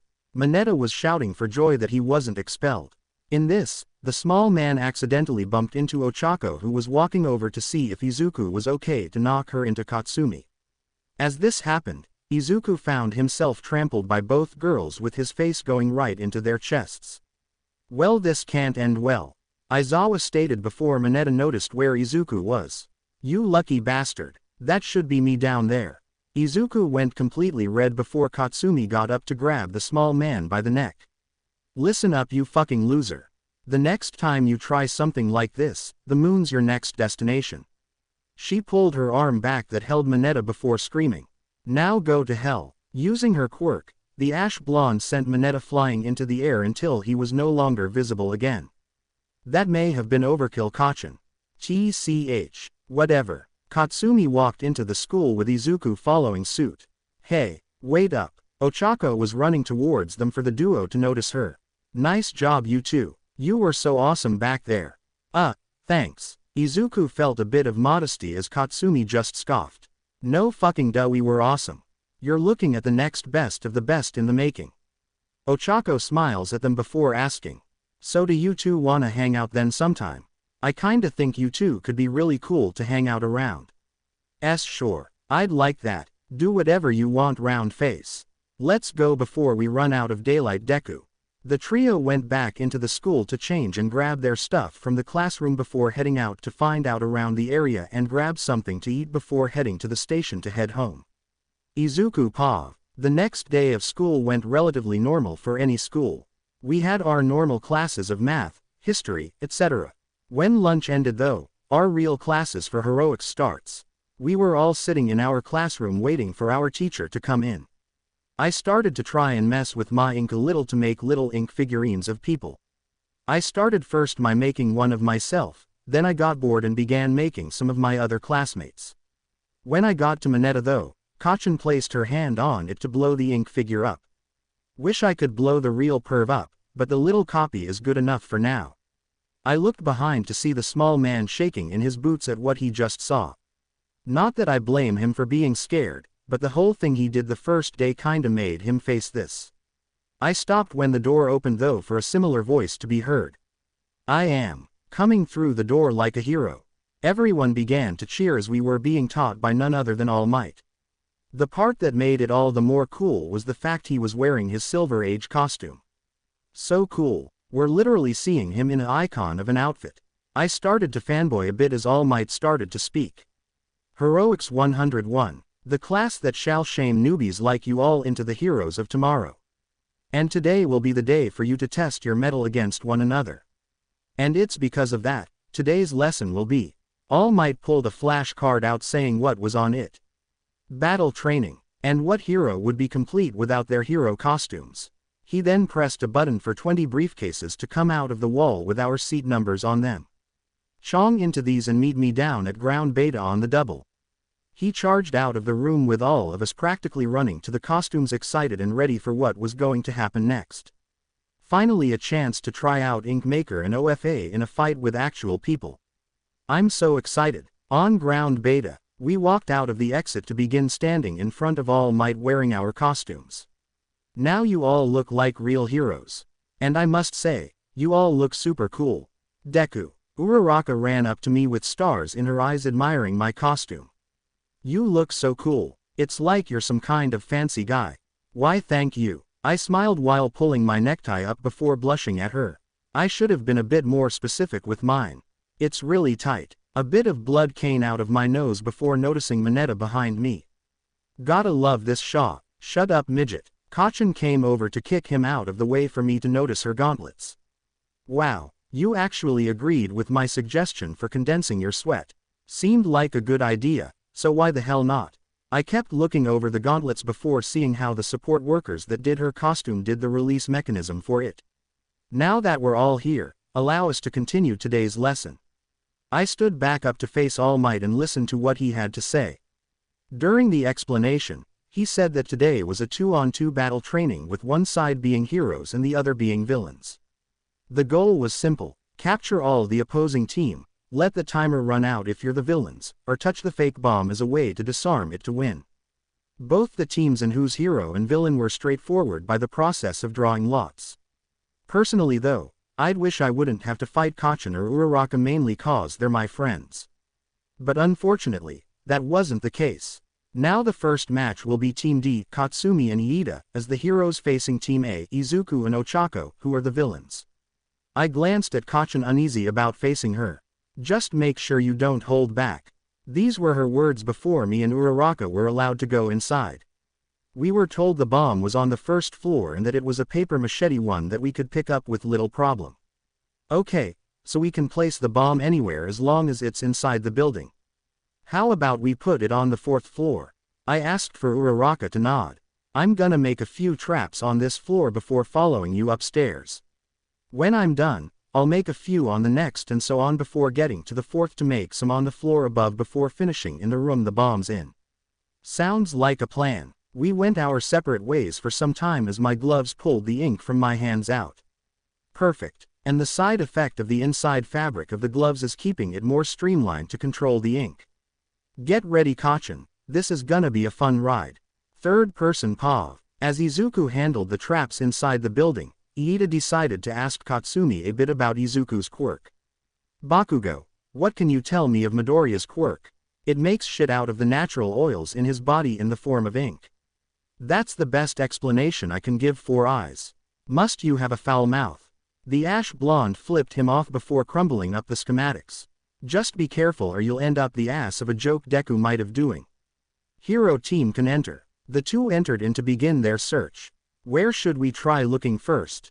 Sweep the lower levels and work up, or work on a certain level onwards? Iida asked for Katsumi to open the door to the stairs to see a stack of dynamite ready to blow. She immediately shuts the door for a loud explosion to happen and nearly take the door down. She opens the door up again to see the stairs are completely destroyed with a crude image of Katsumi painted on the wall with a scowl and her tongue sticking out. The fucking jackass. Is that supposed to be you? The angry blonde elbowed Iida in the ribs before continuing onto the next floor on her own. When you learn how to get up here, then we'll keep looking for eyes. Inside the bomb's room, Izuku was popping some popcorn he had in his pocket in a small makeshift machine he made while watching the events unfold on an ink screen. How are we even watching this? I hacked into the camera system here to hook it up to my ink-made monitor here. Popcorn. Ochako shrugs before eating a bit and watching. Oh, I love this trap I made in the room Iida's about to enter into. The two watched the monitor where Iida was about to open a door.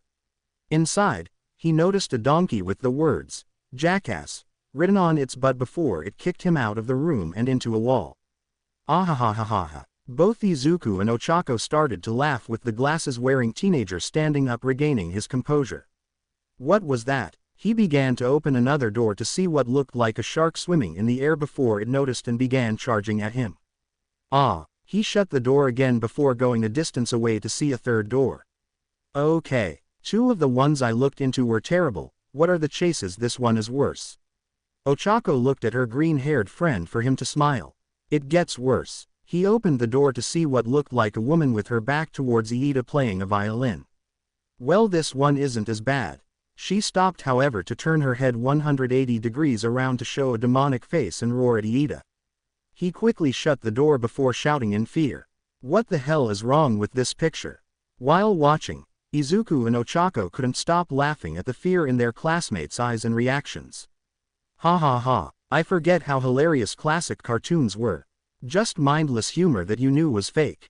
Ochako laughed through tears before Izuku noticed Katsumi opening a door on the third floor. Check this one out, you'll love this. Izuku got Ochako to stop laughing enough to watch as the door opened. Inside was a large amount of what looked like ink bubbles. Oh fuck, Katsumi couldn't shut the door fast enough before they exploded and sent massive amounts of ink at her. Well, that was a little better than I thought. The ash blonde was cut mid-sentence while slipping on a banana peel that was inside the ink bubbles. Ahahaha, she fell for the oldest trick in the book. Katsumi got up after to start walking towards another door. In that one, the ash blonde was hit in the face with several pies to fall over. You know, this would be a lot less annoying. She got up before taking all the ink pie off her face. If this wasn't fucking ink in my mouth instead of the cream pie it looked like. She was hit one more time with a pie for both teenagers watching to laugh their asses off. That's it, blowing up every door I come across. Katsumi walks towards a door to hold her hand out ready to blast the door off its hinges. I was hoping she'd start with that one. What's in it? You'll see. She blasted it away for nothing to be in the room besides a small box. The fuck? Katsumi opened the box to see a small frog inside it. The frog then got out of the box to stand on two legs and bring out a cane and top hat that came out of nowhere. Hello my baby. Hello my honey. Hello my right hand gal. Baby, it's just gone wild. Baby, my heart's on fire. Ahahaha, I remember that one. The two laughed as Katsumi just sighed knowing that Izuku was somewhere poking fun at her irritation. She continued to the next door to open it and see a silhouette of a woman in the shower screaming at her. The explosive teen shut the door quickly for a few moments to take one final peek inside to have the scream happen again. Hehehehe. Izuku and Ochako were on the ground laughing at Katsumi doing the exact thing they were hoping she'd do in that situation, actually in pain from how much was happening. At this point, almost everyone in the monitor room who was watching was busting a gut with the ones that weren't on the verge of losing their ability to compose themselves. After a long travel upwards from the outside, Iida finally reunited with Katsumi on the third floor. What took you so long? 4 eyes. Pant donkey. Monkeys in a barrel. Pant giant nose. He collapsed on the floor from exhaustion, indicating that Izuku's tricks were getting the better of him. Guess we're both in the same boat. Deku's been fucking with my head here too. But in all honesty, he's probably useless if we find him.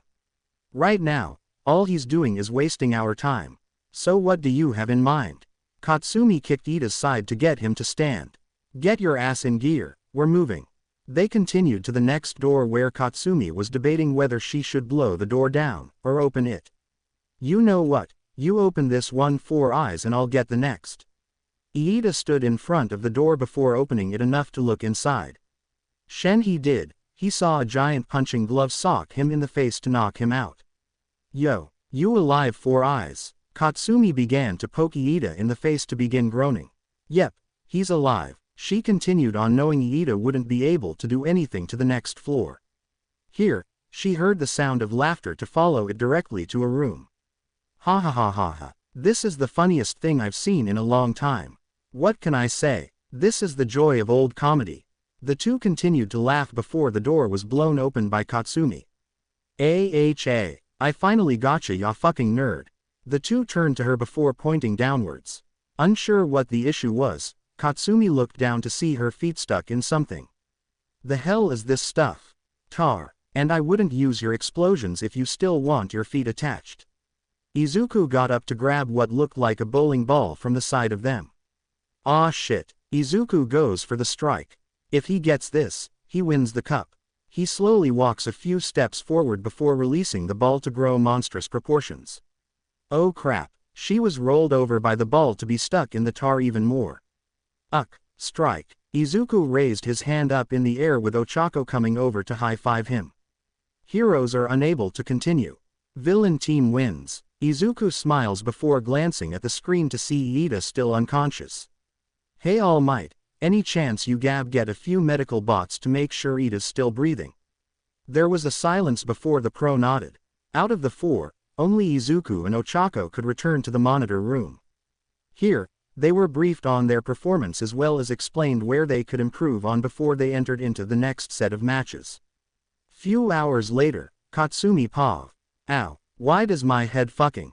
Oh yeah, Deku hit me with that bowling ball. I began to wake up and see Round Face and Deku in the chairs beside me. The nerd was out cold, while Round Face was talking too. Single quote. Alice. I jumped up to spook both a bit and nearly wake Deku up. Shish, Izuku's asleep. Bakugo. You didn't tell me Deku could do something so cool as make friends like Alice. The two seemed to hit it off rather well for another blob to come out. This time, it was Bendy. So you're this Uraraka girl we're hearing about. Nice to meet ya. Bendy held his hand out for Round Face to shake it. Wait, when did this happen? I was trying to get up to speed as fast as I could with Alice explaining. Well you see, I came out a little while ago to cover Izuku so the deer wouldn't catch a cold. While coming out though, Uraraka came in and saw me. She was about to freak before I calmed her down to say what I am. This helped avoid some issues with Izuku finding out we're able to come out freely as well as I made myself a friend. The two seemed happy before I asked a serious question. What did Alice tell you about Deku's quirk? Just that he can make self-aware beings but chooses not to because of a personal problem a few years back.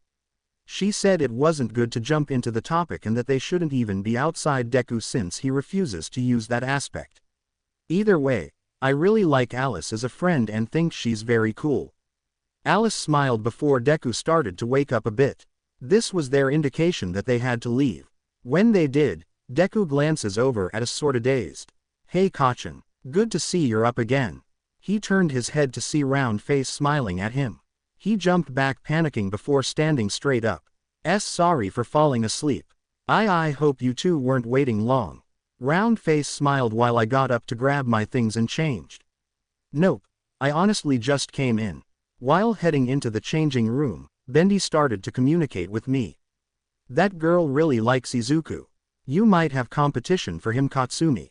The nerd can do what he wants. I walk out of the room and begin heading to get my stuff from the classroom. Unfortunately, Bendy's words kept going though my head. Damn it, I'm not love with Deku. Ochako Pav. After the school day ended yesterday, Bakugo had asked me to hang out tomorrow with her. I didn't know why, but she seemed to not take no for an answer no matter what. I'm heading out. Have fun, sweetie. Mom said this to me while yawning from a long shift at work the night before. I headed out with everything I could think in my pockets before walking down the stairs. Okay, keys, wallet, ID. I think that's everything. I made my way down the steps before getting a call from someone. Hello. Finally you answer. What the hell have you been doing fucking Round Face? I was taking a bath mind you. Most of us try to at least bathe more than once a week. Are you saying I smell? Bakugo kept screaming in my ear for me to roll my eyes a bit. Look, can you at least not make an argument with me so early in the morning? I have people looking at me weird because I have you 5 feet away from my ear while speaking to you. TCH. Fine. I put the phone closer to my ear while she continues to talk. So why exactly did you wanna hang out today? I need to let you know some things before going forward about Deku and the you-know-who. You mean Alice and Bendy. I'm in the same house as Deku. You want him to know these things are popping out of him while he isn't aware. And just like that, all hearing in my right ear's gone. I moved the phone to my other ear as my eardrum fixes itself from the shout. I'll explain everything to you when we're away from prying ears that this would make a problem to hear. Alright, text me the directions and I'll head there. Why don't I just give you an address and you can look it up on your phone? I paused a minute when answering. I can't do that with my phone. I don't have GPS or whatever is used to do that on it. What the hell kinda shitty phone do you have, a flip? I stayed silent to make her realize that was what I had. Alright, if you're coming from the station, I'll text you the directions. Alright, I'll see you later, Katsumi Pav. I got off the phone with round face and began to put on a pair of black slacks and a skull shirt with a jacket. When I was done, I noticed Deku and the hag heading out. Heading out? Yeah, Aunt Mitsuki said that there was a deal at the store today that she wanted to get as much as she could. I enlisted Izuku's help so I can carry more. Wanna tag along? Fuck that, I've got my own life to live, ya old hag. She immediately struck me over the head. Quit calling me a hag, ya brat. Quit calling me a brat, ya hag. We began arguing before Deku lifted the hag off the ground to start walking out. If we don't head out now, we'll miss out on some of the nicer things you wanted to get at the store. You can fight with Kacchan later. You're lucky Izuku's such a nice kid or I'd kick your ass down to the store and force you to help me. Fuck you, I already had something to do today where I couldn't even help you if I wanted. Then why the fuck didn't you say that in the beginning? We kept arguing until Deku carried the hag down the street far enough where all we could hear is shouts from each other. Damn hag, who does she think she is trying to tell me what to do? Ya know, you really should be nicer to your ma Katsumi. Don't you start with this Bendy. I looked up at the bow tie before walking to the kitchen to grab a muffin before heading out. On the way, I sent round face the directions to the plaza we were meeting at to start waiting. She replied that she'd be there in about 20 minutes with me heading to a vending machine to get a can of iced coffee when I arrived. I sat in the center for a while remembering just how I got here today. The day before. Oi, round face, you and me are going to hang out tomorrow. I tossed her my contact info for her to confusingly put it in her pocket. Okay, but why? Just because, damn it. Now put the info in your phone and I'll talk to you tomorrow. Both Deku and round face looked at me still completely fucking clueless before I gave a sigh. Just don't worry about it. Think of it as girl talk. I don't know what to fucking call it. But Kacchan, you hate talking about girl stuff and would rather, shut up nerd and don't question my motives. Back to present. Yeah, that could have gone better. I sat down for a few minutes before I noticed round face come over wearing a zip-up pink hoodie and some crappy looking sweats. Sorry. Pant, I came here as fast as I could. She was out of breath while holding some cheap-ass flip phone in her hand. Why the fuck do you look like you came from a thrift shop? Don't judge me. She seemed rather defensive for me to ignore it. So what are we doing here? Just a chat. A good old-fashioned chick talk. Weird, cause you don't at me as you finish that sentence, I'm blasting you to the moon round face. She shut her mouth before I lead her through the plaza. She seemed to find it really cool for some reason. Ever been here before? And not really. I don't really go out and about all that often when I don't have to. So you're a shut-in. That's not it. It's She had difficulty saying it before I put the pieces together. She had a cheap phone, shitty clothes, and she doesn't head out that often. Your family's broke, isn't it? Well, not broke per se. We just can't spend money on big things and stuff that's kinda new. To be honest, flip phones is probably the oldest cell phone you've got. That one also looked like one of those 3,000 yen ones, almost $30. So you literally pinch every penny ya got. That sucks. I wouldn't say it sucks, in a way. I just need to be more careful what I spend money on so I know I eat enough during the week. Her stomach growled at this for me to stare at her. Sorry. Sai, come with me. I started walking for round face to stop. Where? Just follow me, damn it. We kept walking until we got to a small family diner outside the shopping area. Me and Deku normally hang out here when I want something good after we train. Personally, I'm a fan of their curry bowl with a little extra habanero peppers in it. A waitress brought us to a table where she gave us menus. Pick something to eat. Round face still looked at me confused as I explained. I'll pick up the tab, just pick a damn thing to eat. But you don't have to. You make me say this one more time. I'm going to stuff that menu so far up your ass that, okay. Okay, you don't need to give a mental image for the people in the restaurant. She picked the cheapest brunch item on the menu with me grabbing a sandwich with jalapenos in it for some spice. While we waited, Round face looked at me confused. So why exactly did you call me here? It's about Deku's quirk. Do you know how Alice said he can make self-aware sentient beings? She nodded before I continued. Well, these things for the most part he can make a baseline and they become their own people. But even if they are completely disobedient to Deku, they're still connected to his emotions and him to forcefully obey a command. So they can feel happy when he is and feel sad when he is. Not exactly. If Deku feels some extreme emotion such as anger or grief, these beings react in ways that are, well, monstrous in nature. I felt horrible remembering what happened when we were kids, but she's already met Alice and Bendy. If she finds out now, I might be able to keep Round face from asking something bad to Deku's face. When we were little, me and Deku walked into a robbery gone wrong at his mom's house. We found the robber stabbed his mom and pointed his knife at us. In a state of blind grief and hatred, Bendy, Alice, and a fox friend of ours Boris turned into monsters. Their faces distorted from all the negative emotions inside them and became nightmares of what they were. They then went after the robber and killed the bastard like it was nothing. After, Deku saw what happened to fall into shock what happened. In that fear and anger, he told the three to never come out again. As his quirk, they had to obey a direct order from him and have never pulled themselves out ever since. I pulled the bow tie out of my hair to show it in front of Round face. This bow tie I got from Bendy a few months after all this happened. I found Bendy outside Deku watching over him while he slept.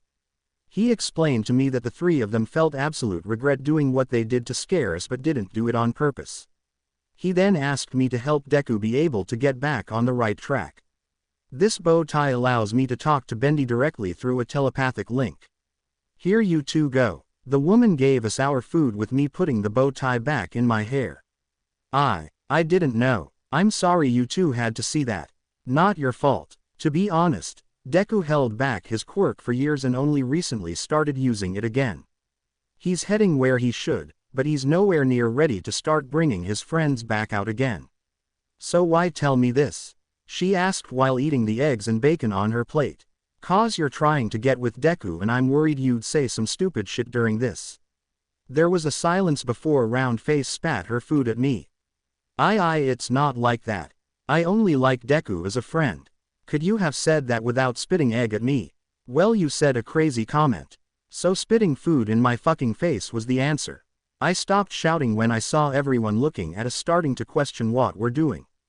I sat down and pulled the food off my face with a paper towel.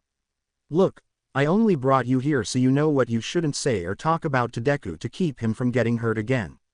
He's been hurt enough as it is and at least deserves some peace in his life. Wait. So does that mean you're not dating Deku? I stopped a minute with my face going red. What the fuck are you rambling about, Round face? I don't like Deku. He's a little nerd that doesn't know when to shut up. Can you stop calling me Round face? My name is Ochako Uraraka. People kept staring at us for me to facepalm myself. Whatever. So why do you think I like Deku? She ate a piece of bacon before answering. Well, you hang out with him a lot. You take his feelings into consideration. I also see how he acts kindly around you even though I think you should tone your attitude down a bit. Oh yeah, you also blush a bit when he does something cool or accidentally touch him. That means nothing. I blush when any guy touches my hand. She stared at me not convinced before I let a sigh out. Okay, maybe I think a bit more of Deku than I should. But that doesn't mean I like the nerd. If you're giving that as your answer, then stop saying I like Deku. Then why the fuck do you cling so close to him like you're his shadow? She went pink at this before answering. Maybe I do that a bit too much, but it's just cause I think he's amazing. So do I, but I don't stick to him like glue. Excuse me you too, but could you keep your love triangle down? You're disrupting the guests who are dining. We looked over to see the people eating still staring at us. Fine. I began eating my sandwich and finished it alongside Uraraka before we walked out. There, we decided to head towards a cheap clothing store where we continued our talk. So let me ask you, do you have better clothes than that, or are they kinda the average we're working with for you? I have a few nicer clothes at home, but I only wear them on special occasions. So for the most part, you dress like a bum. I don't dress like a bum. My mom and daddy say I make hand-me-downs look good. They probably said that to make you feel better about them. I grabbed a few shirts and pants that looked her size and wasn't that pricey before tossing them to Uraraka and shoving her into a changing booth. Try those. Bakugo, you really don't. If someone like you dates Deku looking like that, it'll piss me off. So change, damn it. She stopped arguing for me to eat her, putting the clothes on inside. Few minutes later, she came out with a pink skull shirt and black jeans on. I really don't think this is my style if we're being honest here. Looks fine to me. Try the other things. After an hour of doing this, Uraraka got a couple of nicer clothes where she doesn't look like gutter trash anymore with me paying for the stuff. As we walked back to the station, she began asking me a question. So why did you pay for everything? So you don't pay for shit to impress the nerd and get nowhere. I don't like Deku, yeah. Anyway, the cash was a lame gift my old man gave. He put it on a gift card to a cheap clothing store to maybe get me more girly with it failing. Card was gonna go to waste anyway. She understood this while we waited for the train. Hey Bakugo, if this is another apology about me paying for everything, I'm gonna blast your ass into space. That's not it. I looked over to see her head down a bit. If I did say I sorta liked Deku, would it hurt you if we dated? I stopped for a moment to see the image of Deku and Uraraka being together to feel a bit of sadness for some reason. You're ducking lives. What the hell do I have to do with them? The train came for Uraraka to get on before leaving for home. She smiled and waved goodbye before the doors to shut for me to think of her words. If Deku does date Uraraka, how will I feel about that? Izuku Pav. After the weekend ended, class began back as what it normally would. I began sitting down in my seat and began messing with my powers a bit to try and form some kinds of things. I started with similar faces of people I knew such as Aunt Mitsuki and Uncle Masaru. I eventually got bored and started doing some of our classmates. When it came to Kacchan and Uraraka, I started to blush a bit, realizing I was trying to make sure the physical aspects were right. Yo Deku, what you doing? I immediately dropped the form I was doing to make something out of subconscious memory out of fear to see Kacchan looking at me. And nothing. She glanced over to seem a little surprised. I noticed it down near where she was to see an image of mom in the ink. I couldn't look at it and began returning it to the shapeless ink inside my body. What was that you were making, Midoriya? Shiro asked for me to sigh and try to make something up. It's not important. Mr. Aizawa came in not long after for everyone to point their attention to him. Good morning class. So I went over the results of your battle training. For the most part, nicely done. There's spots some of you could improve on, but that's normal for this early in your time here. Midoriya, Yaoyorozu. Nicely done on your parts, however. Both of you held yourselves rather soundly. Not an easy feat. Now on to matters of today. You all will be handling something that will change the course of your life here. Everyone held their breath, thinking it was something regarding around the first day when we were told that one of us would be expelled. You need to pick out a class representative and vice representative. Everyone immediately started to cheer, with all the class started to speak up and ask for them to be the class representative. It was only stopped when Iida spoke up. Everyone calm down. We shall decide this through a vote. Where the fuck do you think this is gonna go? 4 eyes. Kacchan, be nice. Bakugo's got a point though, we're all just gonna vote for ourselves. We hardly know each other. Ashido pointed this out for Iida to explain. Most of us will. However, those who will have already shown leadership will most likely have shown the material to make people vote for someone else. Those votes will prove to be worth it. Everyone agreed to this, with Mr. Aizawa agreeing for the most part. Well, he just said to not make noise so that he can sleep in his sleeping bag. Everyone wrote the name they wanted on the slip. When we finished, we counted the votes for me to have 3. Wait, how did I get 3 votes? I didn't even vote for me. I saw Katsumi and Uraraka whistle and look away for me to get 2 of the 3. I wonder who gave the 3rd. Alright, Midoriya and Yaoyorozu are the class representative and vice representative. Now back to business. During lunch, I began sitting down in a group of Iida, Uraraka, and Katsumi around. So why did you 2 vote for me? You honestly think you're not worth the vote or too good for me? And no, I was just curious since I don't think I'm worth it. That is where I think differently, Midoriya. You kept yourself calm and calculated during the entire first hero training and had taken us down almost single-handed. That's at least why I gave you my vote. I felt a bit of embarrassment from this as Uraraka spoke up. To be honest, I think you're super cool as well, Deku. Uraraka smiled at me with my face starting to go a little red. Well, I don't think I deserve this in all honesty, but I'll try what I can. Everyone smiled while I realized something. Hey Iida, by any chance, do you have any relation to the turbo hero Ingenium? I guess it's understanding how you'd ask that. You see, he's my older brother. My whole family has been pros for as long as the mantle has been around. And as them, I wish to join them. I started to smile knowing just how deep Iida's roots went and happy that he had a lot of drive.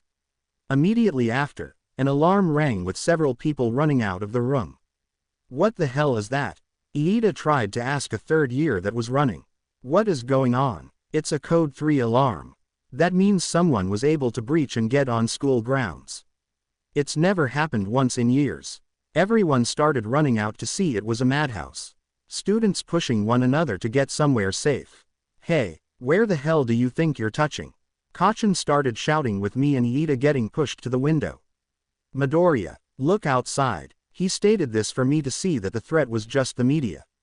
We must pass this on to everyone. On it, I created a bullhorn in my hand out of ink before setting it off. *BEEP everyone. It's just the media. The pros are handling it, so there's no reason to panic. You don't need to freak out and just rely on Mr. Aizawa and present Mike handling it. Everyone seemed to calm down at this to head back to the classes. We followed suit to sit down and wait for our teacher to come in to tell us what we're doing for the next part of the day. Today we will be going off campus for the lesson we are to do today. There, myself, All Might, and a third person will be helping teach you rescue training. Mr. Aizawa said this while holding a card up to show what we were doing. The apprehension test you did on the first day was for you all to see the difference in basic physical tests you were taking in middle school. The battle training was for you all to see just how dangerous your quirks are against other people. This training will be used to help you all know just what you should do with them. Help people. He pressed a button for our hero costumes to come out of the wall. Use your gym uniform or your hero costume. If I were you, however, getting used to your hero costume would be the better option. Change and meet me outside by the buses in 5 minutes. I went to grab my uniform before heading into the changing room to put my costume on. While doing so, Kirishima started a conversation with me. So Midoriya, what's the deal with Bakugo and Uraraka? What do you mean? I mean you 3 seem really close. Is there anything happening? I pulled my tie up before explaining. Me and Katsumi are childhood friends and I've been living with her family since I was about 5 cause of an accident that happened to my mom. Uraraka is just a good friend. I'm sorry man, I didn't know. I smiled at him while walking out. It's not your fault. You didn't know and was just curious. Nothing's wrong with that. On the bus, after some discussion with Iida who wanted to have everyone sit on the bus in seat order, I talked to Yaoyorozu who didn't seem to have a problem with it.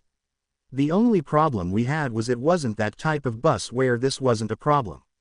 In the end, I found myself sitting next to Kirishima and Sue, while Katsumi was sitting next to Jiro and Uraraka was next to Yaoyorozu. So Midoriya, what exactly can your quirk do? Sue asked me for everyone to listen up. Well, my quirk is called Ink Maker. It's a special quirk that allows me to make next to anything. So like mine, Yaoyorozu asked for me to explain. Yes, but all I need to do is know and have a solid understanding of what I'm making. Interesting. So you don't need to know exactly how something is made. No. All I need to know is just what the item looks like and how it works if it's something special like some kind of weapon of some sorts. But the limit to this is that my own natural oil is used for this. But even if I make something, it's still ink. Everyone was amazed with Kirishima speaking up. So that old comment about the pen and the sword is the real deal with you. Kinda awesome. There's more to my quirk though. One of which is something I'd rather not say. I held my head down remembering Bendy and the gang and what happened when I was little. That dark image, no matter how much I try, will never come out of my head. Still, your quirk is really awesome, bro. Not like mine, Kirishima explained while hardening his arm. All I can do is this. Not really flashy. Honestly, I think any quirk can be flashy if you have enough skill with it. I mean, look at All Might's. It's literally something revolving around some kind of strength enhancer, yet everyone loves him. It all depends on the way you use the quirk, not how flashy it is. Trust me, I didn't use my quirk for years because of something. It's not worth putting yourself down over it. At that moment, Kirishima's eyes widened and had stars in them. You're just like me, bro. He held my head in a headlock while laughing. If you ever have a problem, bro, you can come and count on me for help. The bus soon stopped for Mr. Aizawa to stand up. We're here. Get off. As we got off the bus, everyone stood in line to see the Space Hero 13 in front of us. Welcome, Ua. My name is 13 and I'll be helping you all with today's lesson. Woohoo. 13's one of my favorite heroes. Uraraka seemed really excited for me to smile a bit. Now today we will be training with saving civilians from natural disasters. Mr. Aizawa walked up to the space hero to start speaking under their breath.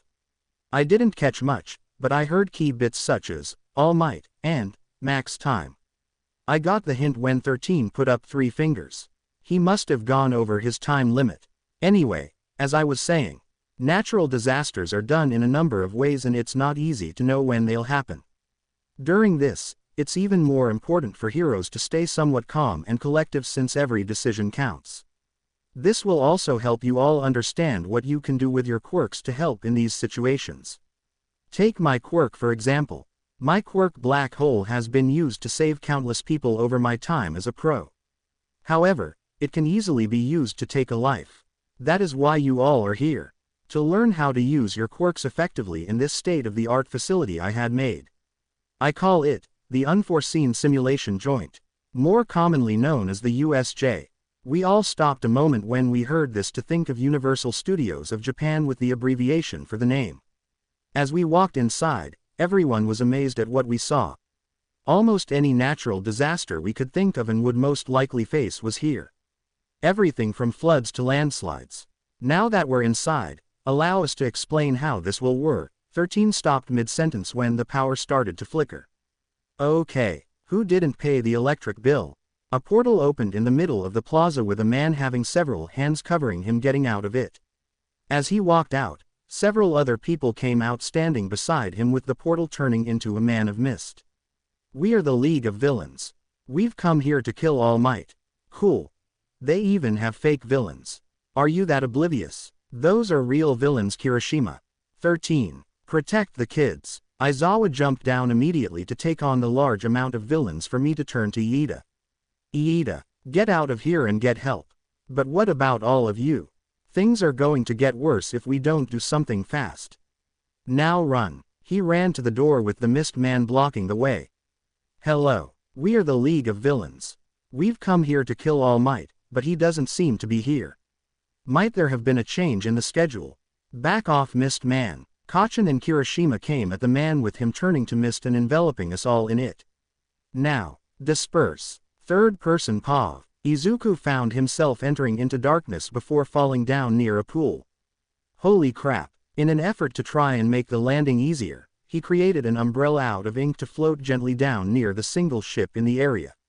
Well, that wasn't so bad. The green-haired boy's thought was cut short when the sound of something coming on spooked him. Ah, I don't know what you're into for meat, but ink chum is bad for your health. Good to know, Ribbit. Sue came aboard the ship with Mineta in her tongue for Izuku to calm down a bit. You gave me a scare there, Sue. Sorry about that. So what do you think's happening? Izuku looked around while leaning over the side to see a bunch of fish villains or villains with water-based quirks in the water. He also looked around to see they weren't in unfamiliar territory. My guess is the villains separated us among the disaster zones. There, they had villains with specified quirks there waiting for us. The green-haired boy kept thinking with trying to avoid the water. Ink and water really don't mix well. Then I guess it was luck they put me in here ribbit. Sue's comment made sense for him to look at Mineta. You can pull those things on your head off, right? Yeah. What exactly happens when you do this? For the most part nothing. They just stick to whatever they touch. Mineta pulled one off and stuck it to the ship to explain. Depending on how my health is, they can stick to whatever they do all day. I'm also the only one that can't get stuck and I'm also able to move them. Okay, any chance you can throw them overboard? At the villains preferably. Mineta did this for some reason with Izuku's theory coming out to be true. They're avoiding them. That proves my theory. They don't know our quirks. If they did, they wouldn't have had Sue here. Instead, they would have put her in the wildfire zone. That would have worked. But how does that help us now? I don't care. I'm staying right here until All Might comes to beat these bad guys. Mineta stated this for one of the villains to slice the boat in half. There goes that plan. Sue, jump as far as you can. I'll be with you shortly. Sue jumped off the boat into the air with Mineta holding onto her. Meanwhile, Izuku jumped into the air and coated his fingers with ink as a form of an insulator. Smash! He sent a shockwave into the water to cause a whirlpool and keep the villains inside. He then used his umbrella he made as well as a small fan for him to float near the shoreline with Sue and Mineta. When they got to the center again, they saw their teacher beaten bloodied on the ground under a villain that looked like his brain was on full display. Mr. Aizawa. Izuku tried to stay back with the man of mist coming towards the man with hands on him. My apologies Shigaraki, but one of the students escaped. They're probably going to warn the school now. So Iida or someone got out. That's good. The man now known as Shigaraki began scratching his neck to the point it sounded like he was going to rip the skin. Kurogiri, if you weren't so important, I'd have killed you right now. Now we have a game over. I guess we'll have to leave.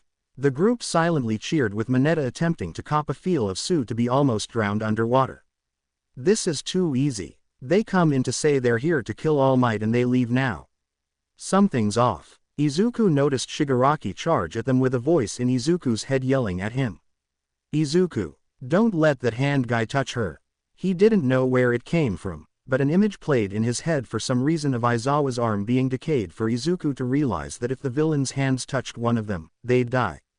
No, not again. Izuku's emotions returned to the day he lost his mother with him having a small panic attack.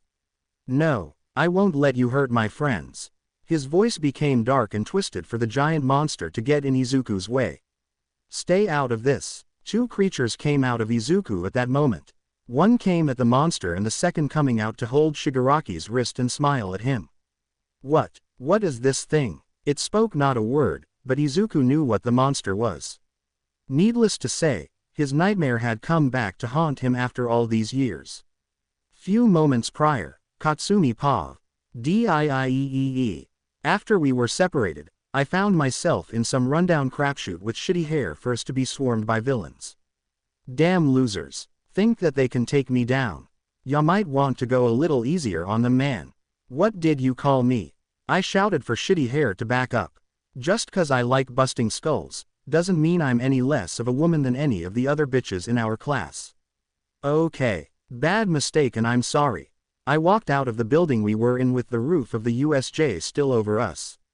Looks like we're in one of the zones in the facility. Let's try to get back to the others. As we were walking away, I began to hear a very known shout. Katsumi. I pulled back a bit to stay farther away from Kirishima before asking. Bendy, what's wrong? It's Izuku. He's losing control again. You gotta stop him before he loses himself completely. I began running while making explosions to the best of my ability while continuing to talk with Bendy. Where is he? In the center of the facility. Bendy. I didn't hear any response to scare the shit out of me. Izuku, please don't go out of control again. Back with Izuku, third person Pav. Whatever this thing is, it's going to die. Shigaraki placed one of his hands on Bendy's wrist for the arm to start decaying and becoming dark liquid on the ground. No matter what you are, I will kill you if you get in my way.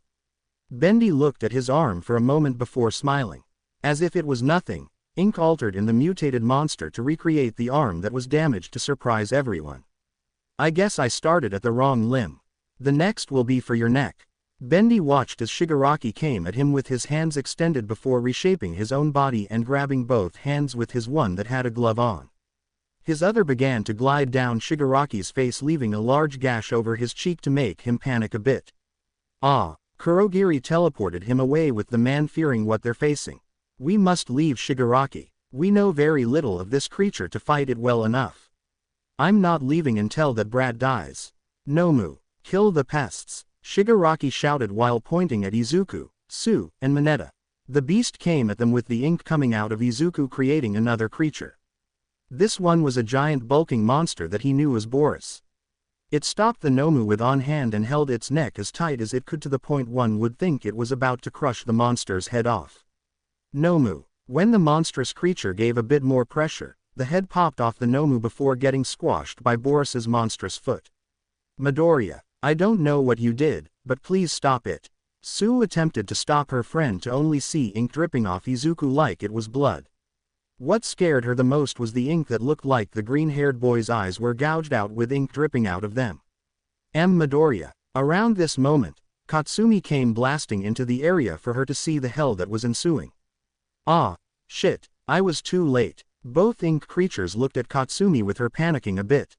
Boris. Bendy. I know you're in there. Please just let me help Deku.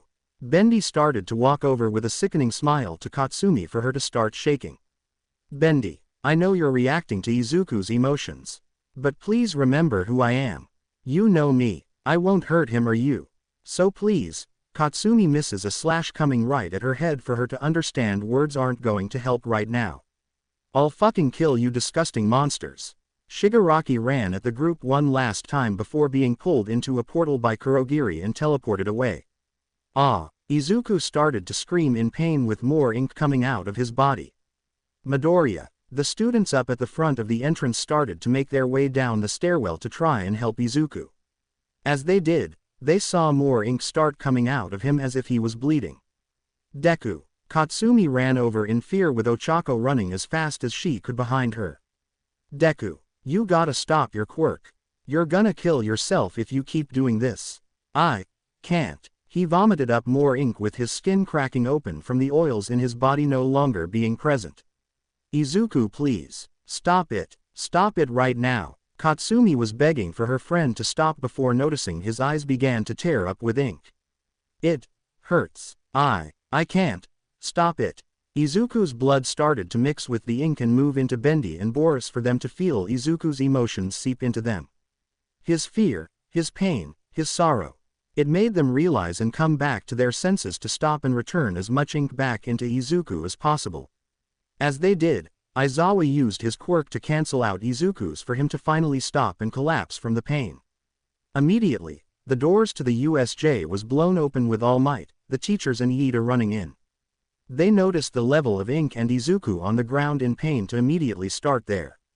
Meanwhile, other teachers were working with helping the students that were still in danger. All the while, Katsumi and Ochako never left Izuku's side. Few hours later, Ochako Pav. For a while now, I've been waiting in the infirmary with Katsumi for Deku to wake up. All I saw when this was happening was the monsters that came out of him and then Deku laying on the ground in pain. I didn't know what to say or do since he was in a state that I couldn't even do anything to help. If it wasn't for Katsumi, I don't think I'd even be able to move. We sat in silence between us before she finally spoke. You saw them, didn't you? Bendy and Boris, or at least whatever the fuck they turned into. I nodded before asking about it. That's what you meant when you said Deku went into shock from his quirk, right? I wish it wasn't. We sat there back in silence before Deku finally woke up. What happened to me? Deku. Me and Katsumi hugged him before hearing him wince in pain. We pulled away with Deku looking down his body. What happened? All I remember is going into the center of the facility when we split, but nothing after that. He started to stand before seeing the bandages on him. He looked at us for an answer for Katsumi to explain. You used that power again. All the color in Deku's face went hearing this. Did I hurt anyone? Did what I make hurt anyone? I could tell Deku was scared he actually hurt someone for Katsumi to let a sigh out. Some kind of freak show that the scumbag villains we caught said was gonna kill All Might. Is everyone else okay at least? There was a silence between them before Katsumi spoke up. Yeah, but you've got a lot of explaining to do to them. She started to walk away with Deku breathing a sigh of relief. At least nobody was too seriously hurt during this. Katsumi stopped for a second before saying one last thing. Izuku, ya gotta learn to control your other half of your quirk. Don't give me the damned, I'm scared, excuse. You scared me and a lot of people that worry for you a shitload more. If you can't do this, then you'll never become a good hero. She walked out of the room with me saying my final goodbyes. When I got out the door, Katsumi was staying next to it visibly angry. That might have been over the top. Deku's not gonna get that he needs to make peace with Bendy and the others unless he's given the ultimatum. I'm not doing this to be mean, I just want to make sure what happened 10 years ago doesn't have to happen again. She walked away with me looking at the door again. This is right to do, right? I didn't know if I should keep my opinion on what Deku should do to myself or not, but Katsumi knew him more than me. I'll just have to hope she's right and this will help him. I walked away from the door into the changing room to head home. Izuku Pav. Kachan's words echoed in my head about what I should do. Should I try to contact them again? I thought for a moment if I should or shouldn't and remembered my words to my friends when I was little. Thanks to that, I don't even know if they'll come out or not. Sai might as well try. Bendy, you there, Alice, Boris, please, I wanna talk to you all. There was a silence for me to ask again. Please, I won't yell at you for coming out. Once again, things were silent. Please, I shouldn't have yelled at you and told you all to never come out. But, I can't keep holding you all in. I screwed up and it's not fair to the three of you to suffer because I made a bad mistake. I'm begging you, come out so we can settle this thing between us. Ink started to come out of my body and form into Bendy. He looked as if he was about to break down into tears from what I could tell. Sniffle, you didn't do anything wrong, Izuku. Bendy. I started to reach my hand out and wipe his tears away. I was mad and upset, but that doesn't mean I had the right to say what I did to you three. If I could change one thing that day, it would be that.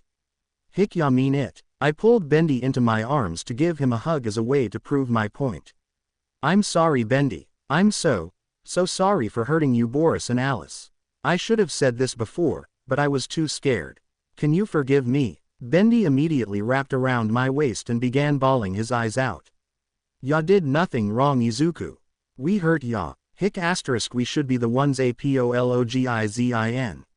I realized at this point how badly I was treating Bendy and the group to start patting his head in remorse. When I felt two others wrap around me, I looked to see Boris and Alice had come out and started crying as well. I'm so sorry, you three. Sniffle, words can't describe how horrible I feel for all of you, but I promise things will be different. We stayed like this for a good few minutes before we hear the door open to All Might in his smaller form. Sorry, was I interrupting something? He didn't want to be blunt from what it sounded, but noticed he kinda was. No sir. We were just finishing up. He shut the door and sat in the spare seat near us. Allow me to introduce you to everyone, All Might. This is Bendy, Boris and Alice. Friends of mine I made a while back with my quirk. I've met Bendy before to somewhat understand what they are. I also watched the video recording from the USJ cameras. I take it the creatures made were you too. All Might asked Boris and Bendy for them to hold their heads down. I'm sorry, sir. We didn't mean to get involved. It's all right. Since the situation somewhat called for it and the creature they called Nomu was trying to kill you all along with this Shigaraki fellow, the police decided to mark this as a quirk accident. But young Midoriya, you must have more control. We withheld the footage, but Bendy almost hurt young Bakugo. I froze when I heard Kachan was almost hurt during this. Power is a good thing to have, my boy, but the control you need for that power is just as if not more important. I understand, All Might. I'll try and control my emotions and make sure this doesn't happen again. He patted my head and smiled a bit. That's the way, lad. Whatever happens, remember that you don't have to do this alone though. Young Bakugo and young Uraraka never left your side during the end of this. Their friendship is something you should keep in mind. Sometimes, having someone there to just talk to means more than anything else. I glanced at my friends before smiling. Yeah, I get what you mean. Well then, I should be heading off. He started to get up before Bendy stopped All Might for a minute. Sir, if it means anything, can you tell the faculty of UA that me and Boris are sorry? We didn't mean any harm and we want to make that clear. I will, young Bendy. Just make sure you keep an eye on your creator. He can sometimes be a handful. Alice started to giggle and Boris began snickering for me to raise an eyebrow. Yeah, laugh it up you two. Everyone began laughing before All Might left. Well, I guess I should start heading out too. Aunt Mitsuki's probably going to beat the tar out of me if I'm late getting home. From what I've seen of her, she's a classy lass. Classy but scary if we're being honest, Bendy. We shared another laugh together at Alice's comment. As we left, the three had to go back inside me to avoid any problems with the people outside the school. When I exited, Kacchan and Uraraka were out front waiting. So, ya feeling a little better now? I nodded before Katsumi led us to the train station.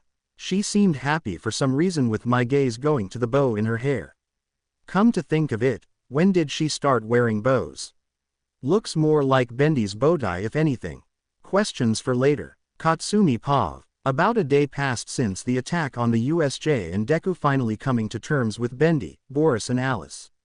The four didn't do much other than just sit and talk, but they were given free roam as opposed to being locked up in the nerd's skull.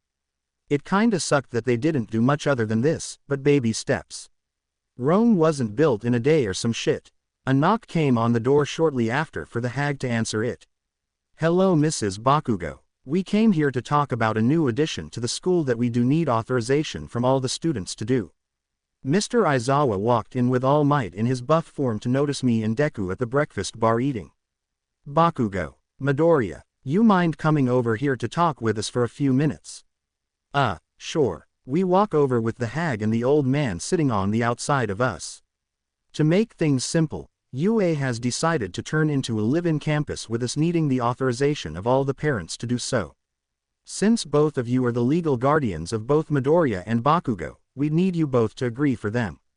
Fuck yeah, put the brat in a dorm. The hag started to smack my head for me to start getting pissed. What the fuck was that for ya hag? You wanna go brat? Bring it. We began our normal acts for both our teachers to be panicking a bit if this is how we normally act. Deku started to make a banjo to play while we did this to add a little music to our endeavors with Boris clapping along and tapping his foot. Is this a normal thing among you all? Deku finished his playing before looking at Mr. Aizawa. Enough. After we had our little quarrel, we paid attention to our teachers. To be honest, I'm surprised you're so calm about this. Midoriya wasn't in a good state and your daughter was actually attacked. To be entirely honest, I'm more scared for Izuku. But since going to UA, it's somewhat helped him gain friends and open up again. I understand I'm putting a huge risk into letting him stay somewhere, but I know that Katsumi and the rest of UA will make sure Izuku won't get into any trouble. The hag moved over me to rub Deku's head to make him smile. Very well. The two teachers got up and started heading to the door. Thank you for your time and cooperation in this. Starting this afternoon, we'd like the two of them to start heading over to the school with their belongings. They're done that quick, all of us shouted with amazement before the door opens. To be frank, this dorm system was in thought for a while by Nezu and right now was a perfectly good reason to take the final steps. The two left with me and Deku hopping up to head to our rooms and pack. Talk about a last-minute decision. Later that afternoon, Izuku paused. After packing with me and Kacchan being lucky enough to get everything before we had to head out, we were met in front of the campus by Mr. Aizawa who led us to the dorms we were going to be living in. Starting today, this will be your new home until the end of your time in UA. To make some rules simple, the first floor is shared space between both boys and girls. On the second to fifth floor, the dorms are cut with the girls being on the left side and the boys being on the right. We walked in to see a massive area with Bendy jumping out of me to see the area. Holy cow, this place is awesome. I live in a mansion. Uraraka started to fall over with Boris helping her from hitting the floor. You okay? Everyone looked at the two a bit surprised as they stood there calmly. What? Hard, my face is dented or something. What the hell are these things? Relax, dumbass. These two are harmless, mostly. Kacchan points this out to Kaminari to have that, mostly, part questioned. As they did this, I noticed Mineta looking towards the bathrooms and baths with some creepy purple aura around him. The restrooms and the baths are on the ground floor. He swallowed a bit of drool, probably thinking something dumb, before Alice came over and hit him in the head with a giant mallet. That'll teach you to see girls as nothing more than tools. The girls and boys have their own restroom and baths, Mineta. I expect you to be on your best behavior. Aizawa glared him down with anger for us all to feel it. Don't worry, doll. Alice started to rest on the mallet while calmly answering. So long as I'm around, this little gremlin isn't doing anything dirty on my watch. OWW. What the hell are these things? The second part of my quirk. Meet Bendy the dancing demon, Boris the sly wolf, and Alice Angel. Hello. Charmed. How ya doin' everybody? Bendy gave a bit more to his answer for everyone to somewhat look amazed. Aizawa cleared his throat to get us back on track. Counting the matters of your responsibility of having your rooms clean and organized, you also need to make sure you all clean the common area when needed. During school days, you have free meals, but unfortunately have to fend for yourselves during the weekends. Those that can't afford one, the school is offering jobs that you can do weekly in exchange for meals for that day. You'll also have a curfew for 9 p.m. with nobody able to leave the dorms without authorization by a teacher, and 10 p.m. being when the common space is no longer available. Seems fair enough. And one final thing, we all paid attention for him to point out something we'd probably need to know. If you are in a relationship with someone, take responsible measures. I don't care what you do, but remember you're on school grounds still and you're under our watch. In simple terms, don't fuck unless you're safe. Kacchan questioned for Aizawa to nod. Not the way I'd put it, but that's basically what I mean. He walked out with us going to the upper floors to start setting up. When I walked in, I started putting my clothes away and making my bed before anything. I then set up my books, electronics, and put up some posters of cartoons I liked. Ya need any help, Izuku? Bendy asked with me smiling. I think I've got it, but do you and Alice wanna go and help Kacchan and Uraraka set up? I'm sure they'd like the help. Count on me. I think this could be good for me as well. When they left, Boris began playing some music for me to continue working. When I was done, I sat down beside him to notice I was about his height. Funny how time flies. When I was younger, I had to look up to you just to see your face. Now I don't have to bend down to greet ya. Both of us smiled before I laid back on the bed. Hey Boris, do you think maybe we can use that power when I get emotionally upset as a form of fighting? Boris looked down at his instrument before sighing. I dunno. When you were younger, things seemed straightforward.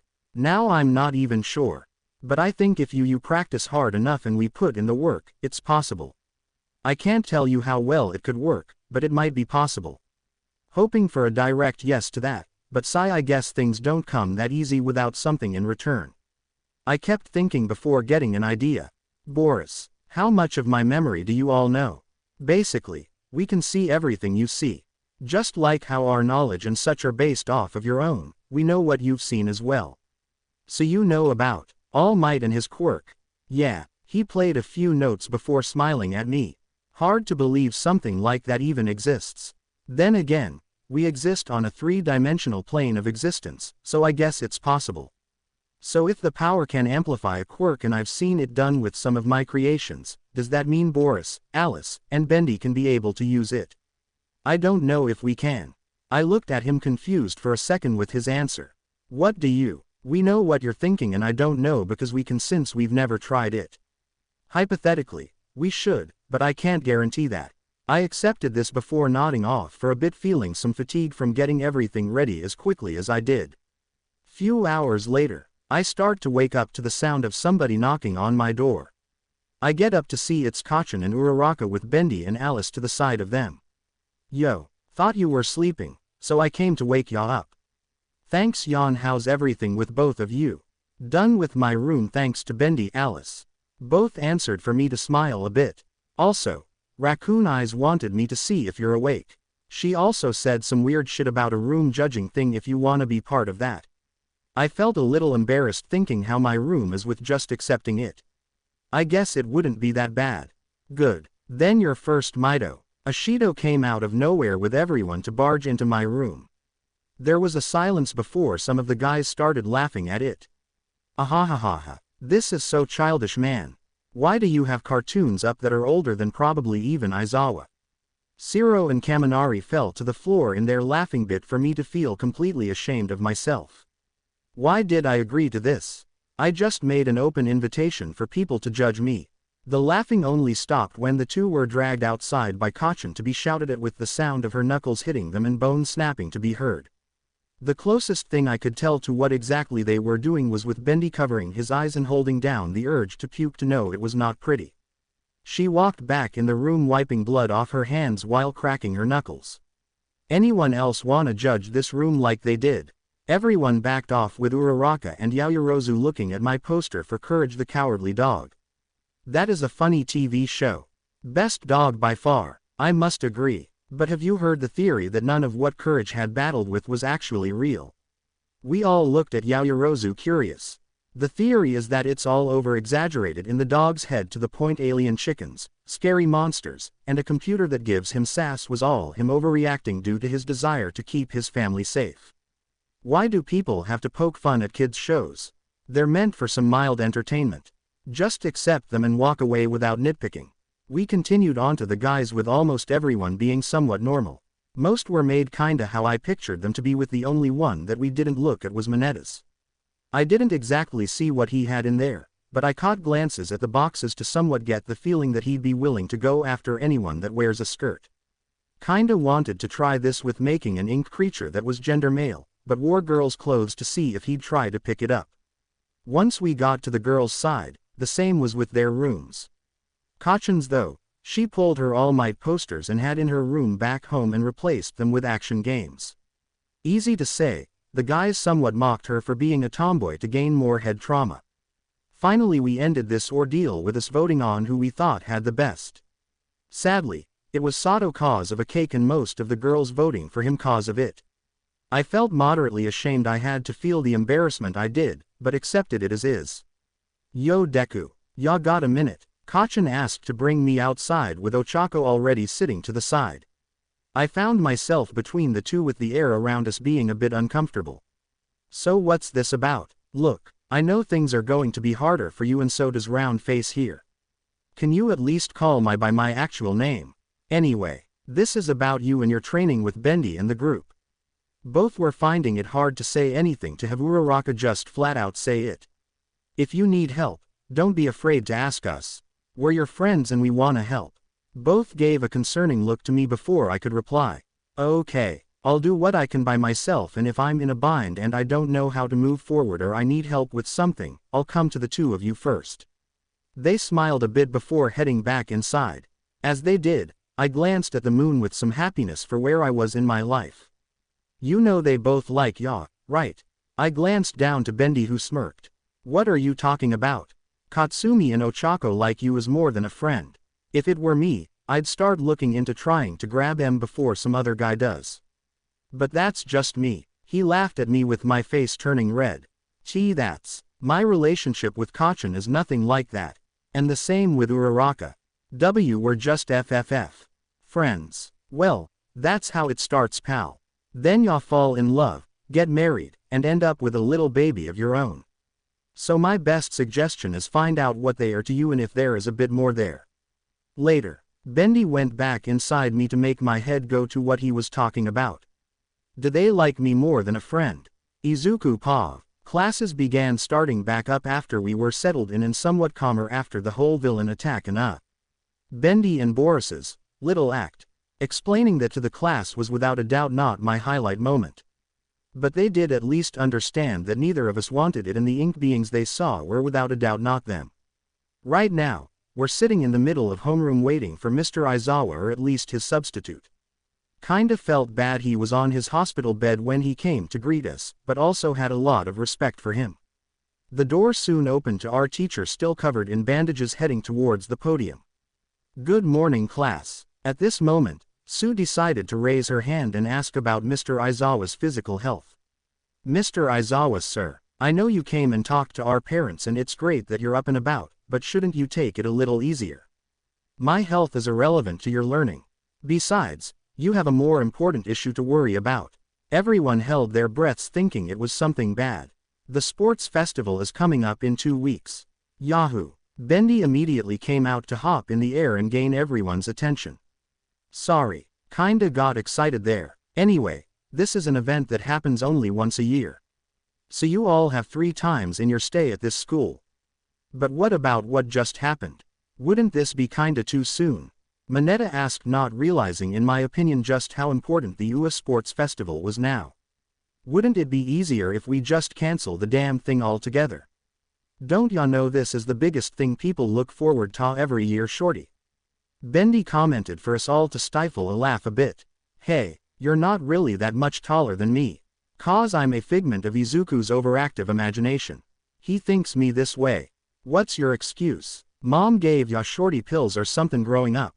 "Ahahahaha." Katsumi immediately started laughing at the shorty pills pun for all of us to kinda give in and laugh a bit. Enough. Mr. Aizawa had his hair rise up for all of us to stay quiet and Bendy to sit on my lap pretending like he wasn't the cause of this. "Midoriya, can't you do something about your quirk making comments like that?" "Sorry, sir. All I can do is make a groundwork for them. If they interact like that, it's beyond my control for the most part since they're kinda sentient beings. I can ask them to avoid doing stuff like this, but I can't entirely do anything else. This is why I hate dealing with tangents like this. To answer your question, Mineta, this is an event that is looked forward to like the Olympics before quirks became a commodity. Canceling it because of a villain attack won't work. Also, keeping the event going is our way of saying that the situation is being handled. We're not gonna be uprooted by a bunch of rogue villains that just happen to get lucky and find a way around our security with that backdoor being shut now. However, we will be upping security this year as a precautionary. Now only pros and selected individuals from the media will be able to enter inside with a rather large security check before entering. This will help us avoid a second mistake if someone does try to do something funny during this." So they're upping security as their way of saying, "We can handle this so the parents can have a little more faith." The moving of the students to the dorms was also used as a way to keep parents at ease because of the invasion scare. To be honest, this is kinda a good idea if you look at how the world's looking at the attack right now on the country's most infamous school for heroes. This is a big event for you all. If you do well enough, you could catch the eye of a pro-hero agency and have an offer given to you. This is an offer that you can't afford to waste if you can avoid it as much as possible. For this reason specifically, the next 2 weeks of heroics classes will be postponed for you to prepare. Use that time wisely. Mr. Aizawa left after this for Present Mike to come in first to start the day. "How should I start my training?" I looked down at Bendy, who went back inside me for a question that's been spitballing inside my head to come to light. "First and foremost, I wanna see if OFA has any affect on Bendy and the gang. I'll work out the training angles from there." Time skipped to lunch. As we were released from class for lunch, Kirishima opened the door to a large amount of people standing outside. What the heck? From what it looked like, they were all the people from the other courses coming to check us out. Just who are these people? Best guess, the extras that wanna take a look at the competition.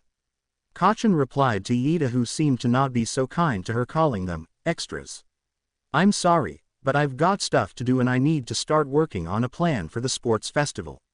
I made myself plungers on my feet before going up the wall and out through the ceiling. Holding on to me, Uraraka and Katsumi joined me to gain some confusion from some of the people and also guys trying to look up the skirts of them. "If one of you even try to look at my underwear, I'm gonna fucking kill you." Very subtle, Katsumi. I should have thought this out more. Uraraka held her skirt between her legs for me to make a small path above everyone so they wouldn't be in full view of the guys. As we came back to the floor, Some guy with purple hair came up to us looking like he was most likely Mr. Aizawa's long-lost son with the same sleep-deprived look to him. I guess that quirk of yours is kinda special. It's obvious that someone like you would be in the hero course. He seemed somewhat annoyed while speaking to me. I bet you lived a comfy life with that power of yours. Alright, let me at him. Bendy immediately came out for me to hold him back. Just one sock. That's all I'm asking for. Don't get into fights with the people from other classes, Bendy. That's not a good thing. The purple-haired guy looked at us annoyed before commenting. Seems you can't control your quirk as easily as you'd expect. Must suck to be you. Hey, at least he's trying to be strong enough to control it. And you know what? Let go of Bendy. Katsumi seemed really mad with my hands not letting go. Sorry if we're making problems, but we need to leave. We immediately left with Bendy holding out his middle finger along with Katsumi, who was being dragged by Uraraka. Is this a normal thing with Bendy and Katsumi? To be honest, I think Bendy got this from Katsumi. You're lucky that I'm not out for blood today. Katsumi shouted while holding her middle finger up, wanting to cause a fight. As a way to try and change the topic, I started to ask Uraraka about how she was going to train. So how do you plan to get ready for the sports festival? Like, how are you going to train? Not sure yet, but I kinda wanna win it. If I do, I can be one step closer to achieving my dream. Dream? Speaking of that, why are you trying to be a hero? Katsumi spoke up to get me kinda curious as well. It's really dumb. You don't wanna hear it. She started scratching her head nervously for Alice to start popping out of me. Oh please dear, we're all friends here. There's no need to be embarrassed. Well, I wanna earn a lot of money. She said this kinda uneasy before explaining. My parents struggled raising me and handling their job at a construction company they run.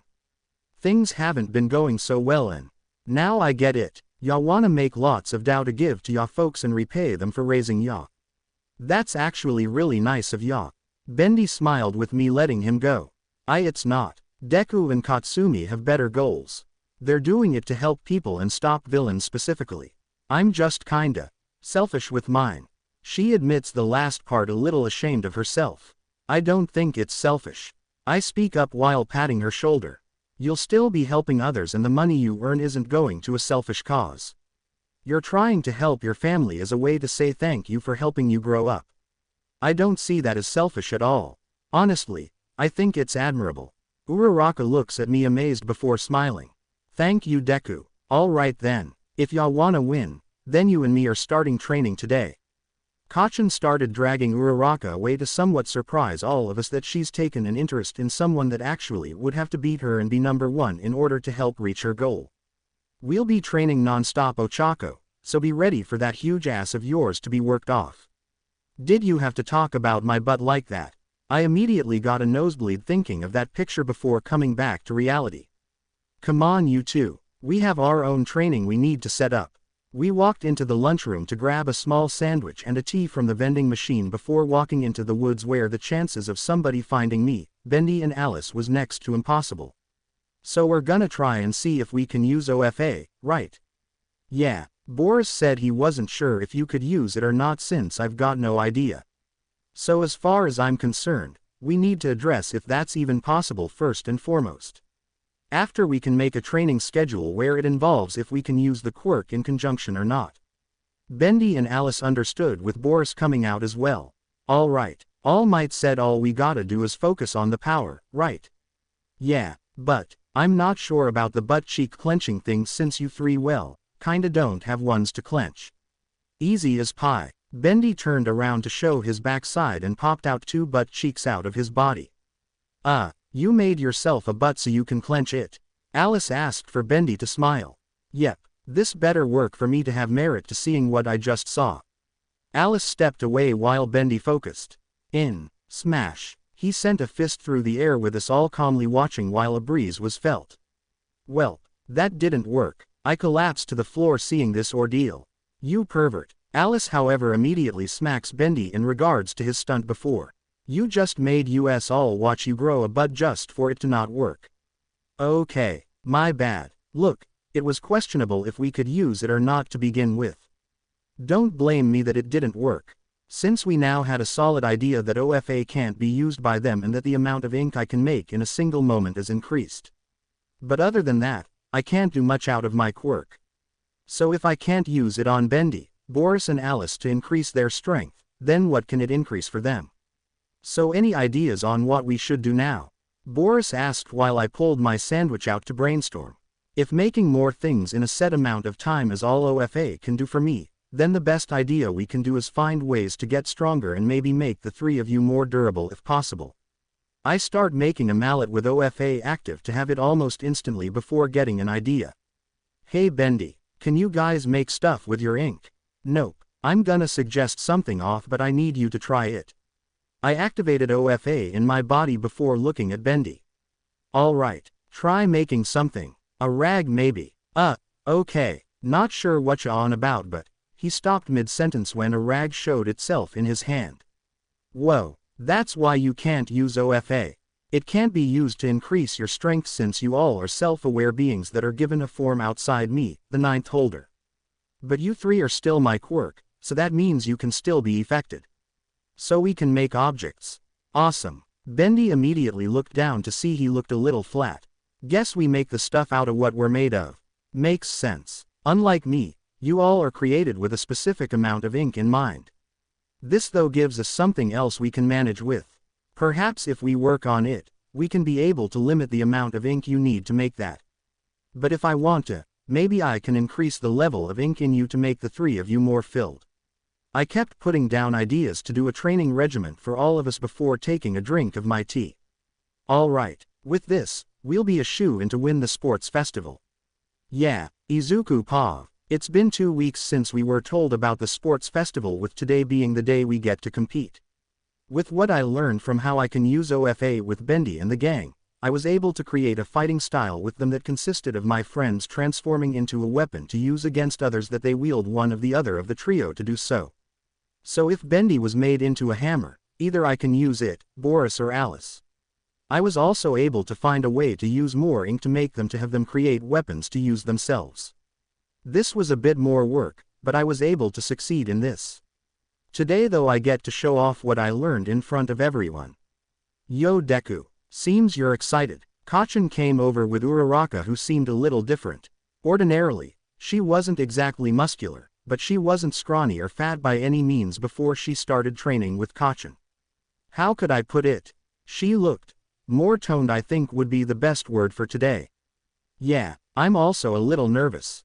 Just relax Izuku, ya gotta be cool as a cucumber, like me. Bendy smirked while holding his arm out to try and push against a chair. Unfortunately, that chair slid to make him fall flat on his face.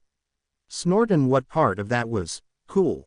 Katsumi held the urge to laugh before Todoroki walked over towards us. Midoriya, he seemed focused on me without giving everyone else so much as a glance. I will beat you today. Consider this my declaration of war. Wait, why do you wanna say this to me? Aren't we classmates? I felt a little attacked with my classmate explaining why. We're all here to be the best. If we want to be the best, we'll have to defeat one another eventually. Split hairs got a point. Bendy somewhat agreed before getting between us. But going and saying that at the beginning is kinda useless, don't ya think? I mean, we're not even startin' yet and you're tellin' us you're aimin' for our heads. That's a little over the top. Todoroki walked away not caring for what Bendy said. I said what I meant. I hope we get the chance to face off since I want to prove I'm better than you personally. This worried me before one of the teachers came to say we were ready to start. I wonder what's up with him. Third person Pav. What's up folks? I'm your host Present Mike and my co-host Eraser is here to help give you a rundown for today's first year UA Sports Festival.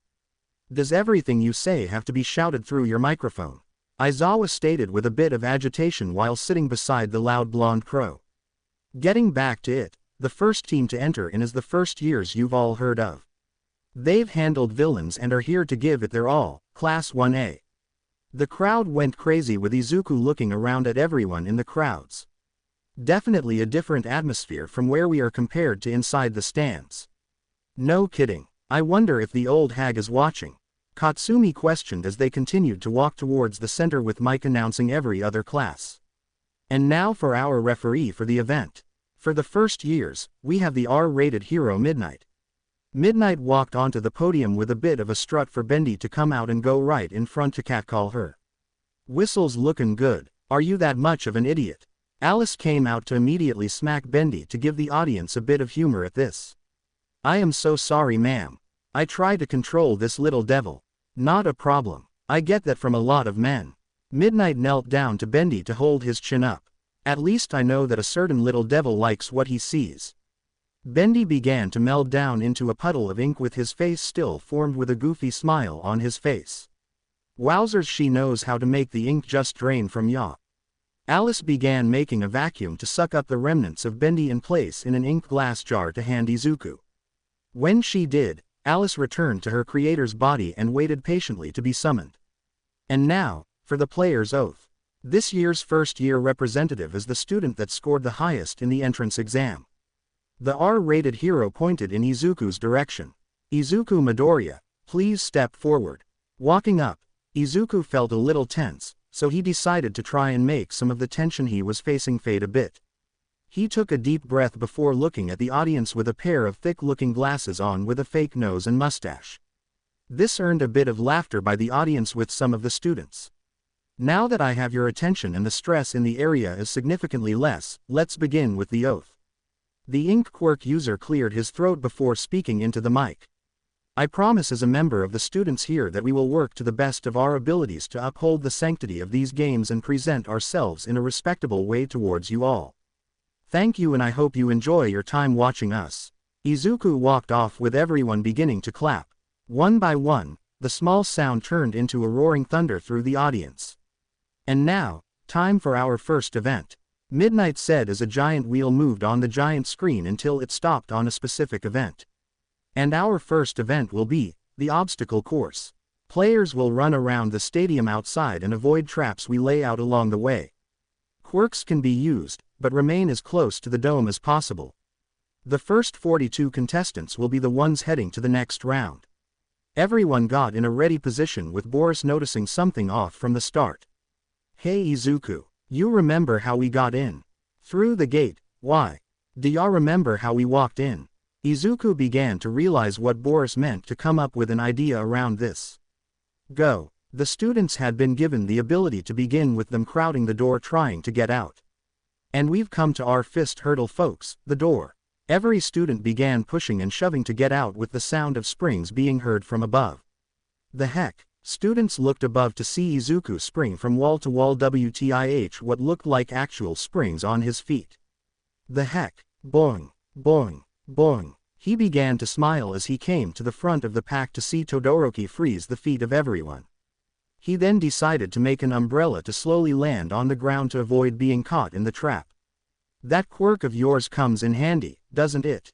Here and there. I go through a mountain of lotion for my skin though.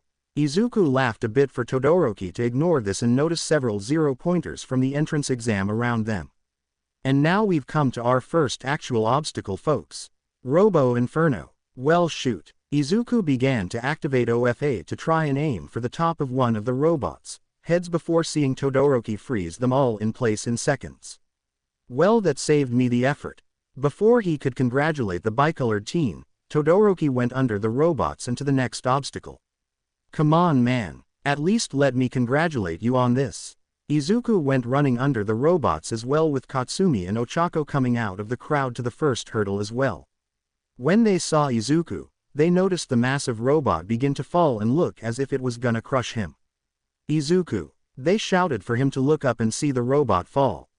Smash. Izuku punched through the robot with more output than the amount Katsumi knew he could handle and come out of the robot unharmed. Thanks for the warning. The ash blonde looked at the remnants of the robot somewhat impressed by what she discovered. Deku got stronger with OFA. I wonder how much that was. Izuku continued running to the next obstacle with Todoroki leading him a bit. From what it looked like, it was several pieces of land with a pit underneath. The only thing connecting the platforms were ropes making it look like a tight walk. The next obstacle is a little thing we call the pitfall. If you fall, you're out. With little to no effort, Todoroki used his ice to slide over the ropes and made the obstacle look like child's play. Let's see what I can do. Izuku began to ponder what he can do. Maybe I can slide on it like him. He began making a parasail and a skimboard for wind to bring him up and slide over the ropes. Woo-hoo, now that's a way to get across, folks. Mike was rather impressed by this way of travel for Katsumi to catch up and pass Izuku. Gotta admit, that way of getting over does look kinda fun. Definitely the highlight of my day so far. Fair enough. Now eat my dudt. Katsumi blasted her way away for Izuku to smell the smoke. Still better than your way by a long shot. I wouldn't be surprised if those fumes start making you dizzy. Maybe we should focus on getting to the front. Bendy popped his head out of Izuku's shoulder for the green-haired boy to shrug. Todoroki and Katsumi made their way towards the last obstacle to begin fighting with one another in the center of a minefield. There's no way I'm going to get to the front the normal way. Even if I do, there's no way I'm going to get in front of those two without blasting me with ice or explosions. Maybe I can get ahead of them in another way. So how y'all gonna get through this one? Bendy and Alice came out for Izuku to continue to ponder. Suddenly, Alice got an idea. Bendy, make a rope to tie you and Izuku together. Okay. The small ink demon did as he was asked to tie a few feet long rope to tie one of the ends to him and the other to Izuku. Now what? Alice looked around before seeing something on the ground. Bendy, come look over here. She pointed at a stag beetle on the ground that was walking around. Whoa, so cool. Bendy knelt down showing his backside with Alice going behind and making a paddle. I wonder what made him come into a place like this. Maybe he smelt some food or something. Alice spat on her hands and rubbed them together before gripping the paddle rather firmly. He looks like he needs a friend. How about you play with him a little? She planted her feet into the ground and made sure she had a secure footing. Hey there, little fella, I wanna be your friend. Alice took a few practice swings before pulling her arms back ready to strike. She stopped, however, understanding this wasn't the best route to motion Izuku to come in front of her. She pointed to his foot and his rear for him to nod. Oh, and by the way, this is payback for the butt thing. What are ya talking? Izuku used OFA in his kick to send Bendy flying across the field. The rope was following him with Alice and the ink quirk user looking at one another. So he's kinda a paperweight, so to speak. Yep, I get to pay him back for showing me something grotesque and you get to the front of the field. Win-win for both of us. Alice returned into Izuku with the rope almost out of slack. Well, this is definitely a way to win. Izuku was pulled into the air along with Bendy towards the front. As they flew, Izuku and Bendy went directly over Katsumi and Todoroki, who noticed them. The fuck? Unbelievable, folks. Midoriya has passed both Bakugo and Todoroki. Mike shouted with excitement as the camera did a close-up to Izuku flying through the air. The ash blonde saw her friend fly past them to turn her attention towards Izuku. Like hell you're passing me. As the two neared the ground, the threat of landing in the mines loomed over them with both front runners going past him. Bendy, we got a problem. Katsumi and cold shoulder, right. Bendy started making a parachute behind him to slow himself down before going directly under Izuku. I got an idea, ya can thank me later. What are you? Izuku looked below him to see Bendy dropping towards the ground. When he did, the ink demon turned himself into a giant lid for a dumpster. His body hit the ground along with several mines to create a massive explosion to send both Katsumi and Todoroki back while simultaneously sending Izuku forward out of the last obstacle and to the straightaway. Bendy, I will honor your sacrifice today. I'm not dead, you jerk. Don't write me off to falling to some cheap mines that don't even do the job. Bendy shouted in Izuku's head with him running as fast as he could to the finish line. And the winner of the first event is... Quote. Mike saw Izuku run into the stadium to announce his name. Izuku Midoriya. The crowd roared with excitement as he stood in the center of the field moving his hand up and making a fist. In unison, Bendy and Alice came out with the ink demon looking like he just came out of a grill with smoke still coming off of him. They held their fists up as well in a similar fashion to prove this was a team effort.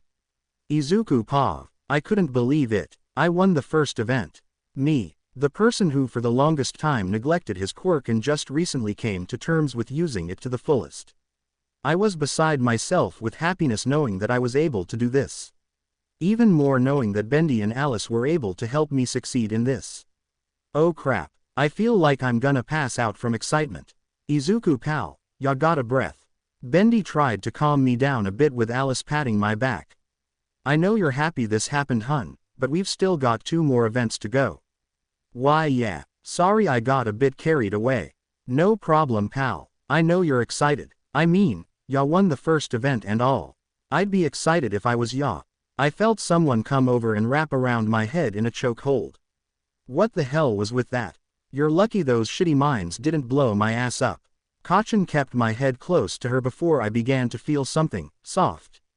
What's soft on her? I went red realizing what I was against for her to see my face and go red as well. What the hell are you getting embarrassed about you little perv? She pushed me away and held her chest in a bit of anger. Do not dive deeper into that, ya got me. Why yes ma'am. Why are you calling me ma'am? Sorry. I felt a bit of unease hearing Katsumi shout before seeing Uraraka come over with a large fish in her hands to smack her over the head with. Ow, what did I do? You know what you did. Glancing over, I saw Alice with a bit of herself pulled away to somewhat know where the fish came from. So they can give the ink to someone else to use as well. That's something good to know. That was really amazing Deku. I couldn't believe you won that when you were behind both Katsumi and Todoroki. To be fair, I think Bendy deserves most of the credit for why we won. We looked at Bendy still holding his butt from where I kicked him. I'm tellin' ya Izuku, next time you gotta warn me when you kick me like that. If we're pointing blame, I guess I deserve some as well since I gave him the all clear to kick you.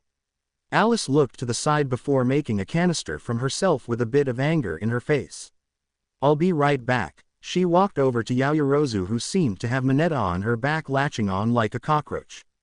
She sprayed him with the canister for him to fall with his arms and legs up like a bug that just died with our classmate looking as if he went completely brainless. What did you spray him with? Rapist be gone, which is, pepper spray, onion juice, spicy chili oil, bleach and a little bit of condensed lemon juice. Ah, Mineta shouted with a delayed reaction for most to ignore him. Thank you Alice. The disgusting little pervert had latched onto me and wouldn't let go no matter how hard I hit him. Did you hit him below the belt? Yaoyorozu shivered hearing this for Alice to look somewhat understanding. That makes sense if anything. Soon after, the final person began crossing the finish line for midnight to ask the 42 contestants going forward to come towards the center ring. Not counting the hero course students, the notable people that passed were the general studies guy from 2 weeks ago and a girl with pink dreadlocks with a lot of gadgets. Now that we have our 42 contestants, we will be continuing on to our next event. She had the roulette move again for us to wait patiently for what it would be. And the second event will be Cavalry Battle. Players will make teams of 2 to 4 people and wear a headband adjacent to the total number of points they are worth. The point value will be determined with what place you were in the last match. Up on a board, Ms. Midnight showed us a set of names with our places on them as well as a point value. Basically, each place would be a total number of 5 more than the place that was after them and 5 less than the one before them. As an example, if you were 42nd in the first round, you'd be worth 5 points. 10 if you were 41st and so on. So this is a way for people who didn't show enough skill in the first match to get towards the top. Seems simple enough when you think about it. Let me speak, Ms. Midnight shouted before continuing. Anyway, for the first place contestant however, he shall be worth 10 million. With that comment, I felt everyone in the area target me. The bloodlust felt was almost as if I walked right into a hungry lion's den with a bunch of bloodied meat soaking my body. You have 10 minutes to make teams. I ran frantically trying to get someone to join me before seeing Iida, Katsumi and Uraraka. Maybe, hey, any chance you 3 wanna pair up with me? Uraraka immediately smiled while nodding. Sure, sorry Deku, but I got my own plans to win. Katsumi denied this while explaining her reason. You're at the top right now, which means I gotta catch up with you in order to prove I'm not second place to ya. With that in mind, I'll be making my own group to aim for your head. Later, she walked away with Iida denying after her. I'm sorry Midoriya, but I need to refuse the same as Bakugo. We all are trying to be the best, which means we cannot just simply join teams because we are friends. I wish you the best of luck however. He left with both me and Uraraka trying to think what to do now. So do you have any other ideas for who to bring into our group? Uraraka asked before a girl from the support course came over towards us. So you're the guy that has the 10 million, huh? Why don't you pair up with me? My babies are sure to get the spotlight if I'm paired with you. Geez, this lady's nuts. Bendy came out before remembering what she said. Wait, she brought babies here. The girl opened a case. She had to reveal several inventions to us. I am Mei Hatsume, inventor extraordinaire. I plan to make amazing babies that everyone will want. She began going over everything she brought today, with Boris and Alice coming out to see some of the things, with Bendy grabbing a big red button with a skull and crossbones on it. Oh, what's this do? Yoink. Hatsume grabbed the button before putting it into her pocket. Probably best not to play with that. Why? I asked. Because that's to a doomsday weapon. You made a doomsday weapon. We all shouted for the inventor to laugh it off. Is she insane? Well, we need more people, so it's probably not the smartest move to turn you away. Okay, welcome aboard. I looked around before finding Tokiyami to ask him to join. Tokiyami, are you with a group yet? Not yet. Katsumi Pav. I watched Deku recruit that support course extra that got to the next round and bird head before being surrounded by some people. Let me be on your team. Come on, let me be on your team. Don't make me beg. Not remembering much about them, I asked who they were. What were your names and quirks again? Are you serious? We're your classmates. Do I look like I give a fuck about that? Yo, Bakugo. I looked over to see the redheaded weirdo walk towards me. Oh, it's just you shitty hair. My name is Kirishima, and my hair isn't that much different than yours. He pointed this out while making me focus on his head. So what do you want? You wanna go after Midoriya, bro, don't you? But in order to do that, you gotta have some power behind your blasts. So you want me to be the head of your horse? I thought about it for a second before smirking. I know you're playing on my desires to kick Deku's ass, but you're right. Sweet. While we're on that topic though, you dating Midoriya or something? I mean, I see you hang out with him a lot and it's kinda obvious that you're more than friends. Is there? I socked him in the gut before he could activate his hardening quirk for shitty hair to fall to his knees. Point across. If there's anything between me and Deku, that's our business. Now shut the fuck up and help me find an extra that'll help with Icy Hot and Deku. He gave a thumbs up for us to start our hunt for 2 more people. Third person Pav. Everyone ready? Izuku asked, with Tokiyami being the front of the horse with Dark Shadow out, Ochako and Hatsume on the side with the brunette wearing special boots, and Bendy, Boris and Alice out in the shape of bats for Izuku to use in case something went south with their plan. Begin. Izuku's group immediately began running with some Class B students coming in their direction. Ready for strategy 1 everyone. Everyone nodded for their faces to be determined. The students expected a fight before seeing the group turn away. Strategic withdrawal. What the? It seems Team Midoriya is running from the fight. I wonder how long they can manage that. Katsumi immediately began charging for Izuku with her team with a smirk on her face. Yo Deku, shouldn't you call a bugle horn or something for this? You know that thought hadn't occurred to me. Izuku made a small horn before blowing into it to make a classic cartoon army call. Charge. Sometimes I wonder if you and Bakugo just fuel the other's fires. Tokiyami points out, with Bendy turning his upper half back into what he normally looks like. Hey, don't stiffen his creatin' juices, pal. That's how we're formed. Yeah, Fumikage. Lighten up. These guys are alright. Yeah, listen to the creepy talkin' shadow whatever he is. Both Bendy and Dark Shadow began laughing before Ochako stopped. What's wrong? Izuku looked over to see her stuck on one of Minetta's quirk balls. Alright, who couldn't hold it in? I mean, this is a public. Can you not do toilet humor at a time like this? Alice turned her top half back to normal to punch Bendy over the head for making toilet jokes. Now where is the little pervert? Over here. The group looked over to see Minetta and Sue hiding on top of Shoji thanks to his arms. Try hitting me now, Ink Woman. Alice raised an eyebrow before turning back to normal and walking towards Minetta and his group. Izuku. Can you make me a giant fly swatter? The green-haired boy did as his ink companion asked to make a large fly swatter before passing it over. Thank you, dear. She cracked her non-existent neck bones before lifting the swatter that was about 3 times the size of Shoji up into the air. You wanna talk back to me now, you disgusting little gremlin? The three stared up at the fly swatter coming down with both Shoji and Sue speaking in unison. You had to tick off the angel woman, didn't you? The group tried to run as fast as they could away before getting hit to unfortunately not be fast enough and have Alice flatten them like a pancake. And let that be a lesson to you in the future, you disgusting, vile, obnoxious little. Hey Alice, we're trying to run, so wrap it up. Bendy shouted for the ink woman to roll her eyes. Quote. Pervert. She ran off towards Izuku's group before noticing they were all trapped in an area of ice. Kinda figured we'd face off at one point, Todoroki. The group of Todoroki, Yaoyorozu, Iida and Kaminari faced off against the four with a bit of unease. With Katsumi, you fucking asshole, Katsumi began shouting at a blonde boy from Class B with a rather arrogant look towards him. I'm gonna rip that fucking hand of yours off for copping a feel at me. Did you honestly have to add insult to injury to grope her, Monoma? Now she's coming after us. The blonde only smirked before looking back.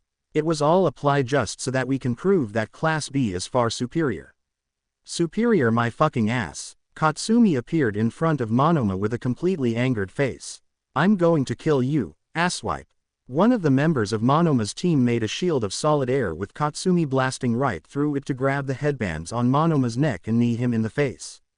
He fell back a bit with his nose broken from the act. Did you really have to break his nose? Zero questions while pulling the ash blonde back towards him. He wanted to cop a feel, so he got what he deserved. Now we're going after the 10 million. Either way, we're still advancing. Hiroshima led their group towards a giant wall of ice with there seeming to be no entrance or exit. So how do we get through this? I blast my way in. Katsumi makes a few explosions for all three to shout at her. Is that your answer for everything? Your point? None of the group wanted to fight back in hopes to avoid any more arguments. I wonder if Deku's kicking Icy Hot's ass in there. Izuku Pav. Thanks to Todoroki's ice, we found ourselves unable to go anywhere. Bendy, Boris, Alice, either one of you think you can chop away at the ice? I gotcha. Boris came out of me to start picking away at the ice. This'll take some time though. Sorry Midoriya, but I'm not letting you have time to do that. Todoroki launched more ice with us dodging. Everyone, go to the right. My teammates agreed to start moving towards the side. He refuses to use his left side, so that means for some reason, Todoroki doesn't want to use his fire half. We'll try to use that to our advantage and limit his hopes to hit us without hitting Iida. As this happened, Yaoyorozu created what looked like an insulated tarp to cover everyone but Kaminari. What are they doing? Uraraka asked before I realized what was happening. Everyone, get under this. I began making a giant insulated tarp as well just in time for the electricity Kaminari let out to just miss us. That was a close one. Yeah, thanks for the save man. No worries. Boris, you okay? I glanced over to see Boris on the ground with spirals for his eyes smoking from the attack. Well, that could have ended better. Todoroki and his group began to charge at us. He tried to grab for the headband with me avoiding him. In response, I went for his headbands to try and put him in a bind. Hey Izuku, why ya going for the headbands? You don't need 'em. If he grabs my headband, we'll at least pass if we have all his. Worst case, we lose first but still advance. Best case, we hold the headbands and they don't make it. So it's to prevent the worst outcome of us losing. Smart. Bendy smiled before I was able to grab all 4 of Todoroki's headbands, dropping him down to 0. Ah, crap, Kaminari shouted while I made a giant whoopee cushion and placed it in his face. Please tell me this thing just has air in it. Chili cheese fart smell. Extra bacon. I slammed the whoopee cushion down for the air inside it to come out as a fart that also held a bit of stink to it. Aw man, I smell that from up here. Mike shouted this while I noticed Mr. Aizawa having a gas mask on. Dude, did you expect to have this problem? With Midoriya, gags are his forte, so this is somewhat realistic to avoid no matter how ridiculous you think it is. Third person Pav. Ew, what's that smell? Ashido began holding her nose, smelling the contents of Izuku's whoopee cushion gag from outside the ice cage. Smells like Deku made his gas gag. His what? To make a long story short, he made a giant whoopee cushion filled with scent-based ink smelling like this. The entire group looked at Katsumi a bit uneasy. That's disgusting. It works. Now start melting the ice raccoon eyes. I told you before, it's Mina Ashido. In the ice cage. Ah, my eyes are burning from this. Yaoyorozu tried to see through tears caused by the stench to notice Izuku's group holding gas masks and grabbing the final headband off Todoroki. I'd like to give a bit more humor for you all, but we've got what we need. Izuku's group started to head towards the ice with Todoroki and his group now panicking. What are we gonna do? If we don't get some points, we're not gonna advance. Calm down, Kaminari. Todoroki, I have something that I may be able to succeed in gaining our points back and perhaps the 10 million. It's a small boost in speed for me. Unfortunately, I'll be utterly useless after it. Iida took a charging stance with Mike calling a 1-minute mark for the end of the event. It's a gamble, but we don't have the time to grab more points or handle Midoriya and the others the way we were before. It's your call. Do it. Understood. Iida's engines began to rev up loudly with Yaoyorozu and Kaminari holding onto him and Todoroki tightly. No matter what happens, just get that headband. His engines gave a strong heat as his feet began to jet off like a rocket. Recipro burst. The four charged forth and grabbed Izuku's headband from his forehead and went right into the ice for it to shatter and send them out in the open. Just what was that? Ochako looked around before seeing Todoroki and his group holding the 10 million in their hands. Deku. They have the 10 million. 30 seconds. Katsumi started charging at the two groups in midair at Todoroki. I got you now, half and half. Now give me that headband. I'll try and get it back. Izuku had some ink form in his hands to come down almost as if it was goo before pulling his arm back and sending the ink at the dual hair-colored boy. In that moment, both his left and his right were being attacked for his mind to become sporadic. If I use my ice on Midoriya, Bakugo will land a blow on me. But if I defend against Bakugo, the same's going to happen with Midoriya. He began to panic and unintentionally start his flames on his left side. The three were about to collide with everyone prepared for the worst-case scenario. Time's up, Mike shouted with Katsumi falling flat on her face, Izuku's ink coming back to smack him in the face and Todoroki calming down while realizing his left side was being used.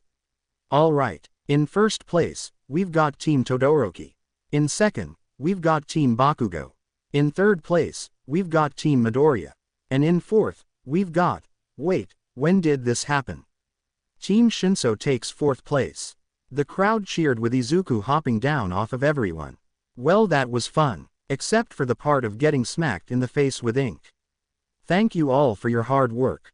He bowed at his teammates with Ochako immediately blushing. It was no big deal.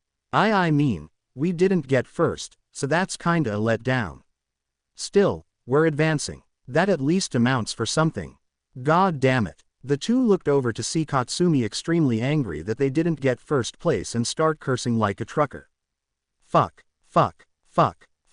Iida walked over to watch the scene before asking about it. Does she not know that she was able to advance regardless of being second? She's pushed herself always to be the best. Second is kinda like shoving the fact she couldn't get first in her face. Bendy hopped out of Izuku with a jar in his hands to give Katsumi. She shouted in the jar at the top of her lungs before shutting the jar back up. This seemed to help her as she looked much calmer before handing the jar to Bendy again. He opened it for a loud scream to come before shutting it back up. The ink devil gave the jar to Izuku for him to look at it for a second before opening it up once more and hearing the scream again to shut it tightly. I hope you felt better after this. Let's go get lunch, Ochako. Katsumi started to drag Ochako away with Todoroki walking over to Izuku. Midoriya, can I have a word with you? Okay. The two walked away towards an empty area to talk. Izuku paused. Todoroki and I stood in an empty walkway with nobody around for a solid minute with him not saying anything. So why did you wanna bring me here? He remained silent for this to get somewhat irritating. I'm sorry, Todoroki, but do you mind if we hurry this up so I can grab something to eat? Those things. The ones that you made during the USJ.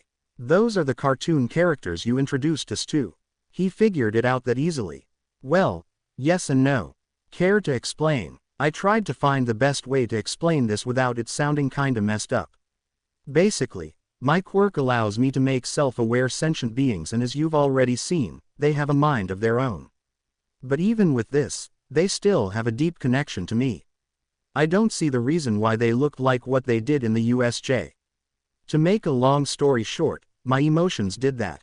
I can alter the beings I make with what my emotions feel. Depending on what they are, it can have very negative side effects. Ones I'm not proud of or are willing to dive deep into detail with. So those things were without a doubt the two of the three that you normally have jumping around like kids. Hey, who ya callin' a kid? Bendy popped out for Todoroki to stare blankly at my friend. Sheesh, did this kid not get enough hugs from his mommy growing up or something? He hopped back inside me with Todoroki continuing. So how can you use a quirk like that even though it has terrible side effects like that? I was about to answer before remembering the fact Todoroki doesn't fight with his left side at all. Todoroki, are you suppressing your fire half? He looked down at his hand before answering. Long before I was born, my father married my mother in a quirk marriage. This was part of his sick desire to surpass All Might. He knew he had limits, but he was still unable to do anything. As such, he decided to have a quirk marriage with my mother. During this, me and my siblings were born. Unlike them, however, I was lucky enough to have a perfect combination of both my parents' quirks. This forced me and my mother to be secluded from the rest of my family. During this, my mother began to go insane. One night, she was pushed off the deep end and poured scalding hot water on my face. She may have done this, but it would have never happened if she wasn't pushed into this by my father. So that's why you refuse to use your fire half. Todoroki looked at me with determination before answering. I refuse to use that man's power in order to become the #1 pro hero. I'll do that with only my ice half. Looking at Todoroki, I started to see a resemblance with his stubbornness and myself when I was younger. Todoroki, that's a very bad idea. Why? Denying your quirk is like denying yourself part of who you are. Take it from someone that denied his for so long. I stopped using it because my quirk actually killed someone. Yes, what happened to your mom was a tragedy, but is she still alive? He nodded for me to give a sigh. Have you gone to see her recently? What do you want me to say? I want to know if you're able to see your mom. I know it's hard, but I need you to bear with me. He grunted before answering. Fine, I haven't. I was the cause of her breakdown, so going to see her might cause her to have another. Is this you're saying, or the doctor's? He continued to look at me confused with it annoying me now. Look, if you keep neglecting to go, then that means that one day you may find yourself unable to say the words you want to say. When I was younger, I had to see my mother die as a child from a robbery. I didn't want to see this and I never got the chance to apologize for not coming earlier back home. Because of that, I spent about 10 years avoiding using this quirk. I felt it scared of what I can do and knew I could without a doubt kill someone. What hurt me the most though, was that I couldn't do anything to save my mother. Todoroki kept looking at me with a deep stare before I explained about my point. The point I'm trying to make here is this: neglecting your power is no different than hurting yourself. I've done nothing but hurt myself during childhood because of one small mistake I've done. But you can't let these control your life. One day you're going to regret holding back, and when that happens, you or someone else will probably pay the consequences. Todoroki seemed to have enough of my lecture to walk away. I don't see you as wrong, but I still refuse to use my fire. No matter what you say, that's still where we stand. He walked out of the distance for me to hold my head down. It's okay, Izuku. That guy's just got problems. Bendy tried to reassure me before Boris came over with a brown bag. I went and got you something to eat before they closed down for lunch. It's just a plain burger and fries. Picking was a bit low. Thank you. I grabbed the burger out and started eating it while thinking. I don't know why you thought suppressing your quirk was a good idea, but I'll make you accept it, Todoroki. Few minutes later, I walked back into the stadium to see the girls of my class wearing something a little off. Whoa, where's the fucking midget? I noticed Katsumi coming out wearing the same thing for us to make eye contact. I started to blush a bit seeing her in something kinda girly for her to scowl. What the hell are you looking at, perv? Nothing. I looked away before seeing Alice come out with a giant mallet. I've got you, disgusting cockroach. She charged at Mineta with hopes to squash him as he ran as fast as he could out of the area. Can all contestants participating in the next round please come towards the podium? Midnight called us over for her to explain the final match. The last match will be a one-on-one battle with the matches being. Excuse me, I'd like to withdraw. Ojiro raised his hand with all of us somewhat surprised. I'm sorry, but I don't think I deserve to be in this event. During the cavalry battle, I couldn't tell what I was doing. Thanks to this, I don't think I deserve this position. If I do, I feel like I'd be stepping on everyone who fought hard in the last event. My pride wouldn't allow it. Following suit, a kid from Class B asked to do the same thing for a similar reason. Midnight looked at them and asked if this was without a doubt their decision for them to agree. It was accepted, but our teacher did say that this turned her on, for some reason, with Bendy hopping out and starting to drool over Midnight before Alice pulled him back in line. Ojiro and Shota have withdrawn. In exchange, Shiozaki and Tetsu will take their spots. Now, it's time to draw the lots of who will be facing who. We began grabbing our lots for the matches to be shown up on the screen after everyone grabbed a lot. Izuku Midoriya vs Hitoshi Shinso. Honta Siro vs Shoto Todoroki. Denki Kaminari vs Abara Shiozaki. Tenya Iida vs Mei Hatsume. Mina Ashido vs Yuga Aoyama. Momo Yaoyorozu vs Fumikage Tokiyami. Eijiro Kirishima vs Tetsu. Katsumi Bakugo vs Ochako Uraraka. Damn it all. Kacchan and Uraraka looked at each other uneasy with me looking at the next match after this Shinso person. If I win the first round, then that means I could face Todoroki in the next round. I glanced at Todoroki while remembering what he's been doing. I'll make you use your left half. It's the only way I can help you.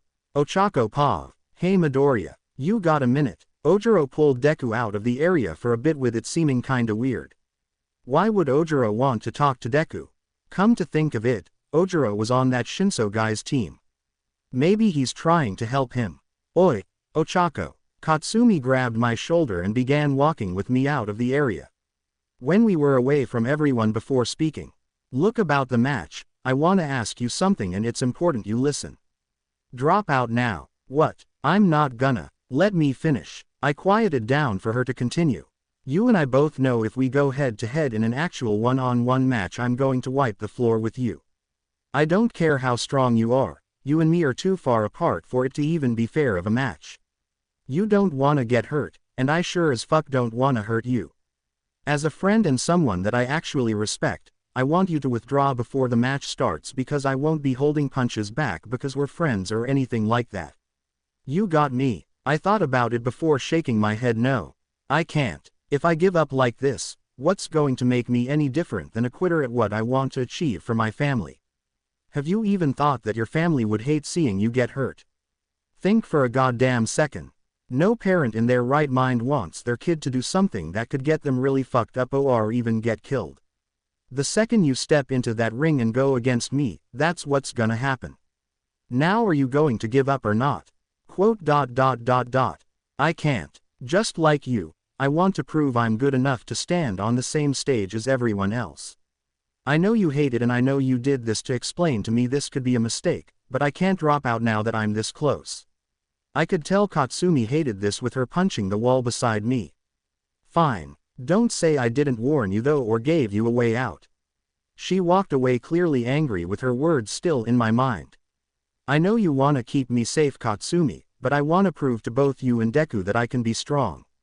Katsumi Pav. Son of a bitch. I kicked a nearby garbage can with Ponytail walking near to hear it. Why are you destroying UA property? Don't start shit. I was ticked off before kicking it again in rage. Does this have anything to do with you and Uraraka heading away to speak? I was about to kick it again before stopping. You saw us. I thought it was a bit abnormal, but I didn't cry until I came through and overheard you kicking a defenseless trash can. Deku likes Ochako. He doesn't wanna admit it, but he likes her with the same able to be said about Ochako. Okay, But why does this matter unless, gasp, you like Midoriya too? Do not overthink that. Me and him have been friends for years and I like him as a friend. Nothing more, nothing less. She raised an eyebrow at me with it looking like she believed I was spouting bullshit. It's the truth. I don't think so. It is. Okay, let's say it is. Do you want me to blast of those fat jugs of yours to prove a point? She held her chest away from me while continuing. So you talked to her, I'm guessing, to get her to drop out so you don't hurt her, with Uraraka not agreeing, I'm guessing.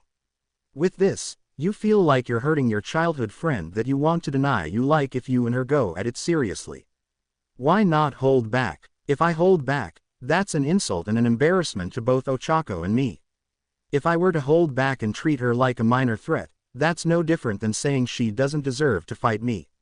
I know she wants to be strong and prove she can face both me and Deku on equal playing fields, but she can't, and her not backing down is making it all the more fucking hard to. Ponytail looked at me somewhat unsure. Who do you feel more guilt for if you were to face her? You, Uraraka, or Midoriya? Why does that matter? Just humor me. I thought about it before shaking my head trying to think who. I don't know. Ochako. Maybe both her and Deku, maybe all three. So you see Ochako as a friend and feel guilty for her if you face knowing you'll win. You also feel guilty for yourself knowing this would be something you'd feel hollow if you win by taking her seriously or lose by holding back. You also feel guilty for Midoriya because of your friendship and that you like. I made a few explosions in my hand to stop her from finishing. Sorry. Because he likes Uraraka. Sigh, I don't know what to tell you. My best guess is take her seriously and give her one final chance on the field. Other than that, I don't know. Ponytail walked away with Ochako's denial still playing in my mind. Damn it, Ochako. Why can't you not be stubborn for one time and avoid fighting me? Izuku Pav. After a talk with Ojiro about Shinso's quirk, I was given a bit of a rough understanding of how it works and how to avoid it. From what he said, I won't fall under his mind control as long as I don't answer his questions. At least, that's as far as we both can tell. Okay, just breathe. I stood in front of the entrance to the field with Present Mike shouting for us. Alright folks, time for the first match of the third round. On my left, we've got the boy with comedy as a weapon, Class A's Izuku Midoriya. And on my right, a guy who looks like he hasn't slept in weeks, Class C's Hitoshi Shinso. We both walked on the field with Shinso speaking up. That tail guy was pretty stupid if you ask me. He gave up going forward for pride. Something like that is beyond stupid. Begin. If you ask me, he was nothing but a dumb monkey giving up the chance he had. Hearing this, I felt nothing but rage seep into my being as I heard this. Don't you dare insult him.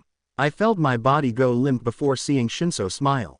Now, walk out of bounds. I felt my body move on its own and walk towards the line. What's happening? Why can't I control my body? I began to remember what Ojiro said about needing to have an outside force stop me. Bendy, Boris, Alice, I need one of you. I shouted in my head for none of them to answer me. As this part of his quirk, I kept walking with the edge of the arena. Come on, Izuku. Think of something. As my body began to get near the line, ink came out of my body and coated the ground in front of me. In it, I began to see the reflection of 8 different figures in it. As I saw it, OFA activated in my hand to flick and break my pointer and middle finger. This sent me out of my trance and was able to stop before getting out of bounds. Unbelievable, folks. Midoriya stopped. Bendy, Boris, Alice, can you guys hear me? Loud and clear. What happened back there? We couldn't get out of ya and you were moving on your own. I thought about it before replying back to Bendy. I don't even know completely. How did you get out of my mind control? I was about to reply to Shinso before shutting my mouth. I'm not gonna fall for the same trick again. I charged at him to begin pushing him out of the area. As I did this, he tried everything under the sun to get me to respond. You don't understand it, being born with a quirk as heroic as yours. You're truly blessed. Yes, I know. He began punching me in the face to get a response with nothing stopping me. No matter how much he tried, I refused to give in and let him take a step forward. When I was on the edge, I flipped Shinso over my shoulder and brought him to the ground outside the line of bounds. Shinso is out of bounds, Midoriya wins. Midnight called it for present mic to shout out towards the crowd. There you have it folks. The first victory of the third event goes to Midoriya. The crowd cheered before I walked up to Shinso. Shinso, you're right, I am blessed. If it wasn't for a lot of great people in my life, I probably would have never made it this far. Quote. Nice words, but they're honestly pointless to me. I wouldn't think so quickly about that. Bendy came out and pointed towards the crowd that was talking about him. They seemed really happy about finding someone with his quirk. Some even talking about taking him on as part of their agency. Try not to let those around you who do want to help get pushed away. You can still be a great hero with that amazing quirk of yours. Shinso stood still for a moment before talking. You know something Midoriya, you're alright. Thank. My body went stiff again to realize Shinso put me in his mind control again. You really should be more careful who you talk to though. Pinch yourself on the cheek. My body did what he asked for me to get pinched rather hard and get taken out of the trance. I still haven't given up on my dream, so you better be ready to face me again. Right. I fell into his mind control again for him to say to walk the other way until I hit something. This had me go right into a wall for it to break my trance. Well, at least I helped him find his way forward. Now I wonder what'll happen with Todoroki. Time skip to the final match, third person POV. As the matches went underway, they for the most part played out as Izuku thought they would. Todoroki completely overwhelmed Shiro, Ashido winning against Aoyama with using his weakness against him, even Yaoyorozu losing to Tokiyami due to having a bit of tunnel vision and not think about what's happening around her. The match that was going to happen next however was one that he regretted to watch. Alright, time for the 8th match of the first round. On my left we've got the girl WHO has an explosive temper, Class A's Katsumi Bakugo. And on my right we've got the girl that can make everything float, also from Class A Ochako Urarak. This is not going to be an easy fight. Izuku looked over his notes with Yaoyorozu coming towards him. How do you see this match going? To be honest, not well for Uraraka. Kacchan is without a doubt stronger than her. If she's able to get a hand on her though, there's a good chance Uraraka could win. The problem is, Kacchan most likely already knows this from training with her over the past 2 weeks. I guess it all comes down to who will want it more. Alice came out of Izuku to sit in the open seat to watch. I'm gonna say this one last time Ochako. Drop out. I'm not a fan of hurting people I give a damn for, so take the loss and walk away without any injuries. Katsumi was in her mind begging Ochako to see the gap and walk away. I can't. I told you before I'm not backing away. TCH. Suborn bitch. Begin. Immediately, Ochako came charging low to the ground with Katsumi giving a right hook. Seeing it coming, Ochako tried to avoid it with it just being too fast to get her arm. She slid to the side with massive amounts of smoke coming from the area. You see what's happening, so drop out. You know damn well that you and me are nowhere near on the same level, so why fucking keep going with what you already know? Ochako didn't listen and kept going into attack keeping low towards the ground. Die. The ash blonde set off another explosion to send Ochako back again. A dust cloud started to form with there being little to no visibility. Come on Ochako, you know as well as I do how fucking pointless this is right now. Just give up so I don't have to hurt you so badly or at least stop hiding so I can take you down and end this faster. Why does she keep pushing for Uraraka to stop? Izuku started questioning before seeing Katsumi blast Ochako's shirt that she had floating around. Behind though, Ochako posed a counter-attack that was quickly stopped. This is painful to watch. Jiro seemed to hid her face from the image with even Mineta of all people feeling bad what's happening. Izuku kept watching blast after blast as Uraraka and Kacchan kept going and fighting one another. Eventually, one pro couldn't take it anymore and stood up. Just get it over with. If you're that much stronger than her, then just end it and stop this now instead of prolonging it and getting her more hurt. Don't you have any sympathy? This began to anger Katsumi as the crowd began booing her. Who started this? Was it a pro? Aizawa spoke up for everyone to hold absolute fear. If this is the best that it looks to you, then go home and find a new profession. Right now, Bakugo is treating her as a serious threat and keeping Uraraka away from her. If all you see is her belittling her, then you truly are no pro. Izuku realized what he said to glance up. Now I get it. What do you get? Iida asked for him to point up. As he did, Ochako stood up with her hands in a similar way when she is using her quirk. Mr. Aizawa said that if this is what it looks like to the pro, it got me wondering. There's a lack of debris on the field with all those explosions happening. Unknown to Kacchan, she was giving Uraraka ammunition and unable to see the truth to it, keeping her eyes low to the ground while also using the dist clouds to hide it. In short, Uraraka was letting Kacchan do as she pleased to get what she needed to win. Above the field, there was a massive amount of broken pieces of the field ready to fall. Thanks to you, Katsumi, I was able to get everything I needed to win. Ochako's fingertips began to tap together, releasing the rubble from its weightless state and barreling down at Katsumi. With this, I'll win and be just like Deku. Before she could do anything, Katsumi placed a hand up and sent out a massive blast to destroy the rubble and send her back. The force was strong enough for everyone in the crowd to have the feel of the wind send them into their seats. The ash blonde looked at Ochako, clearly angry beyond belief. You knew this was going to end with you losing. So why did you do this? Ochako started struggling to stand with Katsumi going towards her. I can't lose. I'm so close. One more time. Feeling anger at this, the ash blonde watched as Ochako faded out of consciousness, reaching towards her to try and make her float with her quirk. Mom, Dad. Midnight soon came over to see how she was to call the match then and there. Uraraka is unable to battle. Bakugo wins. There was no clapping during this, with Katsumi quietly watching as Ochako was brought off the field by the robots and brought towards Recover Girl. She won, but the victory felt more like a loss in the ash blonde's eyes. Katsumi Pav. After the fight was over, I began walking towards the infirmary. Personally speaking, I felt like shit winning, and I didn't even have any satisfaction doing what I did to Uraraka.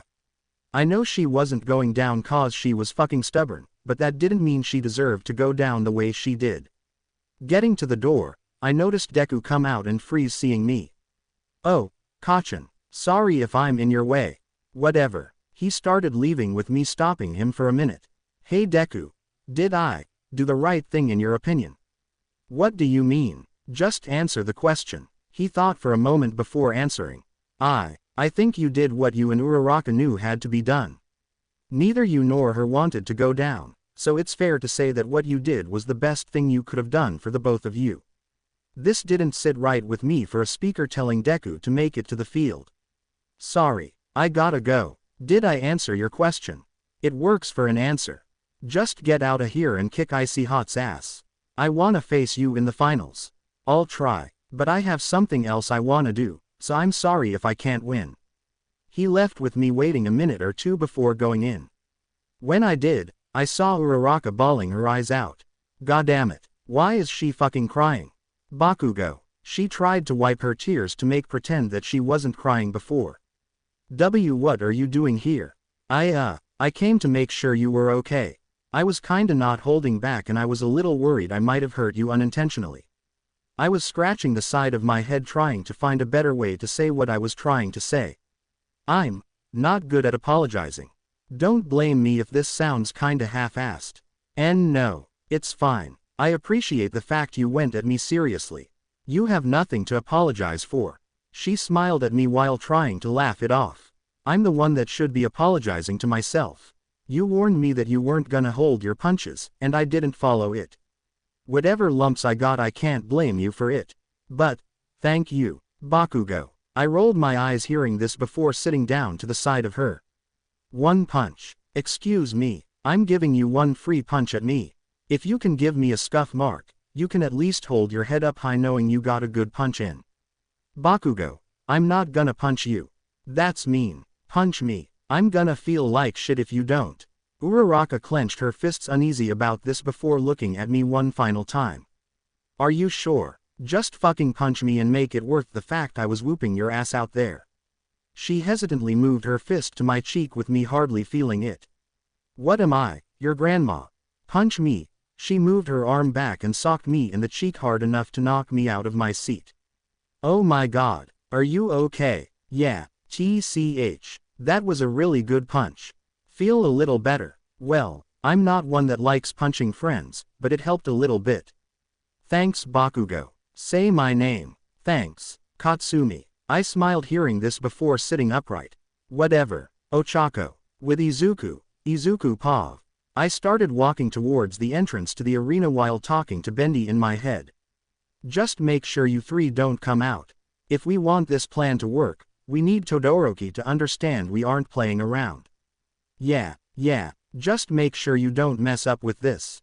I won't. I kept walking before an all too familiar face was bumped into. Endeavor. He glanced down at me with eyes that were cold and emotionless. You're that kid who's won the sports festival so far. However, you're going to reach your end facing my masterpiece.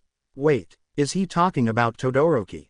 Hey buddy, y'all wanna talk about your son in a little better of a way? Bendy came out for the flame hero to glare down at him. I see he gets the hateful glare from you, ya overgrown Fermies. What was that? I tried to push Bendy right back where he was before Endeavor began speaking again. Listen here boy, you're going to help me. Shoto was made to surpass All Might, but in order for that to happen he must overcome his rebellious phase. I'll be needing you too. Okay, let's pull this back a second. Rebellious phase. You think Todoroki is doing this because of some moody teenager act? Has it ever occurred to you that maybe because of what happened to his mother that he feels somewhat responsible and should withhold himself because of this? This seemed to get under the flame hero's skin for him to scowl at me.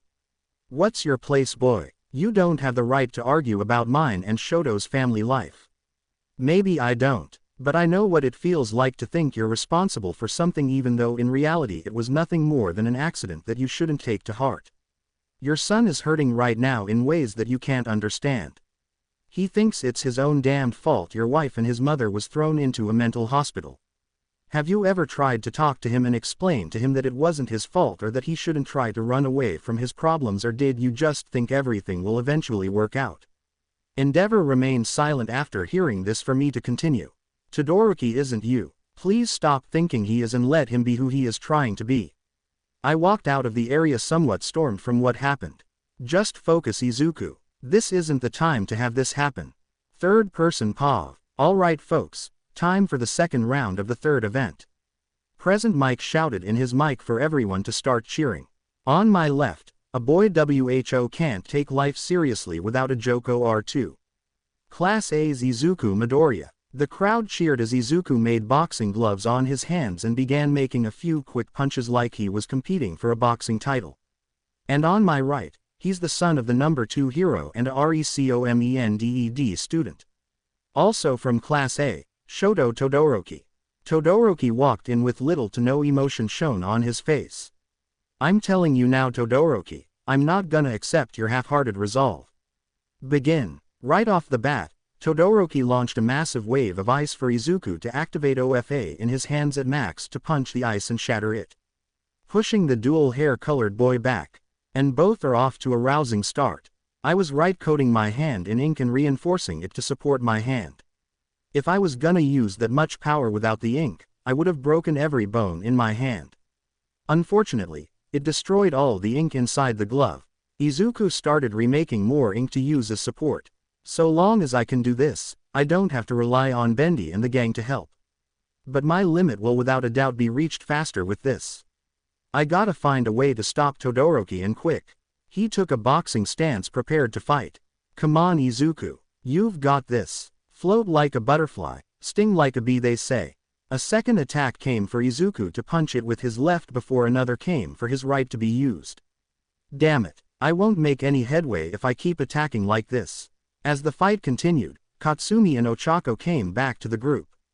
Immediately seeing the scuff mark, Ashido questioned the ash blonde about it. What happened to you? Round face here got me during the fight. Not a bad punch, I'll give her that. I didn't see her punch you. It was in the smokescreen you stupid demonic looking Kirby. Anyway, what we miss? I took down Tetsu in our tiebreaker, so I take you on next, Bakugo. Katsumi didn't even look towards Kirishima before responding. I'll kill you. The attack by Todoroki that was blocked by a straight punch by Izuku caught the explosive teen's attention. He's using max power, but he's not hurting himself. Looking closer to the ground, Katsumi noticed ink dripping off Izuku. He must be using ink maker to cushion his hands when he uses it. Smart, but that can only work for so long before you wear out your reserves, Deku. Just what are you doing? Todoroki kept up his onslaught with Izuku continuing his repetition of punching with max power and replenishing the ink that was unable to be used. Damn it, that one actually hurt. Izuku, ya gotta let us help. You're running out of ink fast and it's not keeping up with this. I told you that I was gonna handle this on my own, Bendy. Please understand. But, no buts. I gotta do this by myself. It's the only way I'm going to help Todoroki. Another much larger wave of ice than the last few had came at Izuku for him to panic a bit. This isn't good. He pulled his fist back preparing to punch with the ink in it, not nearly ready yet for him to shatter the ice and send back a shockwave strong enough to send the dual hair-colored teen back a distance. However, Izuku was left with an extreme pain in his hand. He glanced down to see the ink no longer there, with the entire hand having burns on it as well as not being able to move it because of the bones being shattered in Izuku's right hand. Now I get it. You're using your ink powers so you don't hurt yourself. Todoroki got up while breathing out frigid air. It held back a majority of your power, but was able to avoid personal damage. This was a problem for you since your limit to ink isn't long. You're most likely going to run out in a fight before you can do something special. Todoroki sent one final blast of ice at Izuku, with him unable to make nearly enough ink for his gloved fist to avoid significant damage. Oh no folks, this might be the end of the road for Midoriya. As it came barreling towards him, Katsumi and Ochako shut their eyes expecting this to be the end before a massive shockwave was heard for them to look down at the field and see Izuku still standing tall, with his second fist broken as well as his skin starting to crack from overusing ink maker. So what if I'm overusing my power? Even if I do, I won't back down. I'm not the type to go down so easily to something so minor as half your power. Izuku glared at Todoroki in anger before shouting, "So come at me with all you've got." The two continued to fight, with Todoroki moving slightly slower. This was caught on by both Izuku and Katsumi. His body, it's moving slower. The ash blonde looked closer, trying to understand why. Is it because his body's covered in frost? Todoroki sent an attack that Izuku could avoid. But as he did, the skin over his right thigh cracked open to start having blood seep out and soak his pant leg. He came close to give a solid punch to Todoroki's stomach, forcing his hand to bleed and give unbearable pain. Midnight. Do you see Midoriya's leg right now? The R-rated hero looked close to see the blood-stained thigh. If this progresses any farther, we'll need to stop the match. Keep an eye on them and be ready at a moment's notice. Cementos adjusted his position in his chair to prepare himself for the events to unfold in the next few minutes. As Izuku continued to fight, he shouted in rage at the dual hair-colored boy. Everyone here is fighting to make their dreams a reality. They're doing everything in their power, whether big or small, just to make them come true. You have both the tools and the ability to make any dream of yours a reality, but you don't use it. Why do you refuse to use half of your power? Izuku came close to Todoroki and headbutted him in the forehead to send him for a shock. It's yours. Your quirk, not his. I'm going to make you see that, by winning and proving that you need more than just half your quirk to be the best. In that single moment, Todoroki began remembering a time before with his mother. He was afraid of becoming just like his father, for his mother to smile softly at him and explain why that won't happen. Shoto, you are not a slave to your lineage. You can be whatever you wish to be in this world. In that moment, Todoroki's left half began to be set ablaze with a raging inferno. Oh man folks, Todoroki just went from cool as ice to hot as fire. Everyone in the audience was amazed by this sudden act, but none more shocked than Endeavor himself. The boy found a way to help Shoto use his flame half. Just what were you able to do in order to succeed in this, Izuku Midoriya?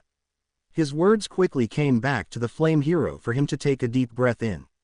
I suppose I should have said something to you. Maybe if I did, things would be better for you, Shoto. Unbelievable. These were the only words Izuku could say. As he did, he noticed the frost on Todoroki's right side start to melt away. You truly must be insane. You're faced with what you are and all you can do is smile. Izuku prepared for a fight with using whatever ink he could muster to make a pair of knuckle bracers. Don't blame me for what happens next. The two prepared to attack one another with Todoroki making a wave of ice to send at Izuku while the green-haired boy used Full Cowl to jump over and storm at the dual-haired boy. Stop them now, Midnight. One of them could get very hurt if things keep going. Cementos and Midnight attempted to stop the fight in front of them, with it being next to impossible for them. Izuku let loose a 100% Ofa punch while Todoroki let loose a massive heat wave that caused more destruction due to the area being already frigid to begin with thanks to his ice. As such, the two created a massive shockwave that sent everyone in the stands back into their seats as well as send both teachers in the stadium flying.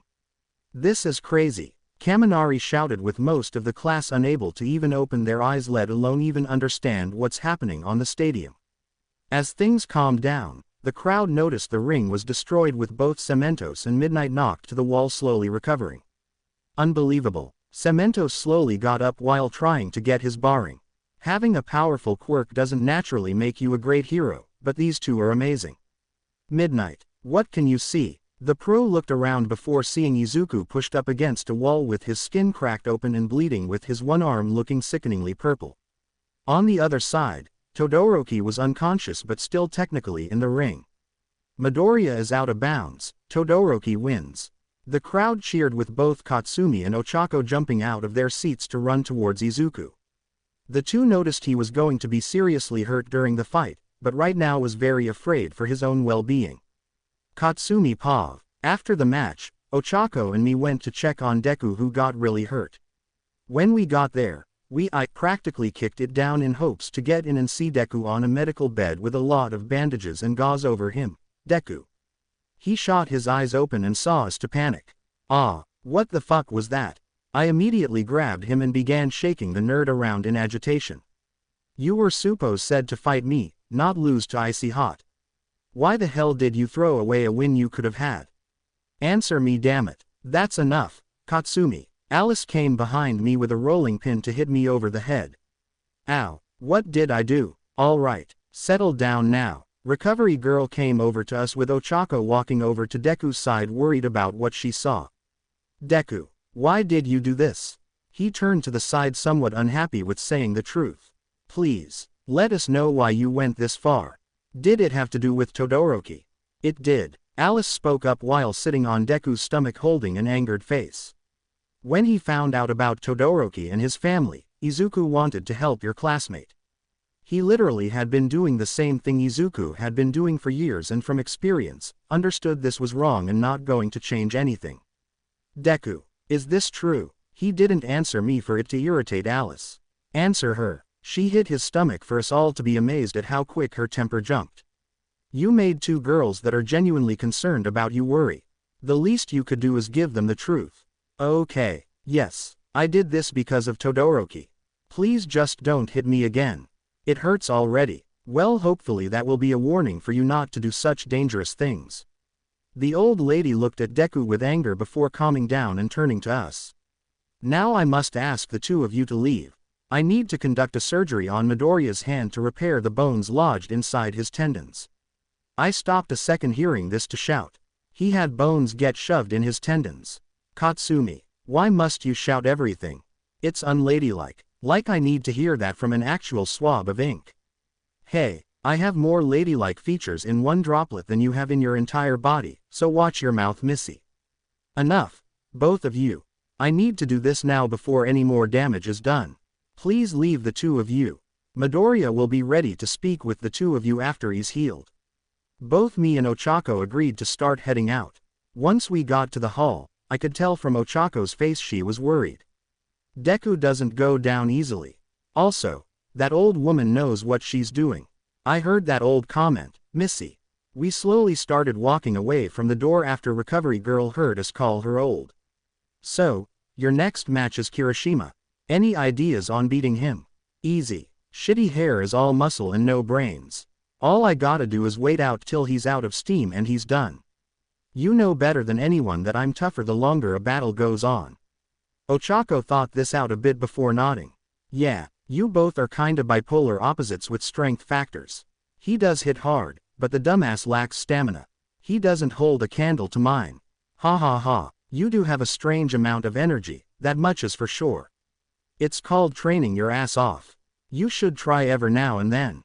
Why do you keep saying things about my butt? I laughed a bit while seeing Ochako hold her ass in shame. At least I could make some jokes while avoiding what is happening right now. It seemed to also slightly help Ochako, who was on ends with Deku. An hour later, Izuku Pav. After recovery girl's surgery on my hand, I found myself waking up to several injuries still on me.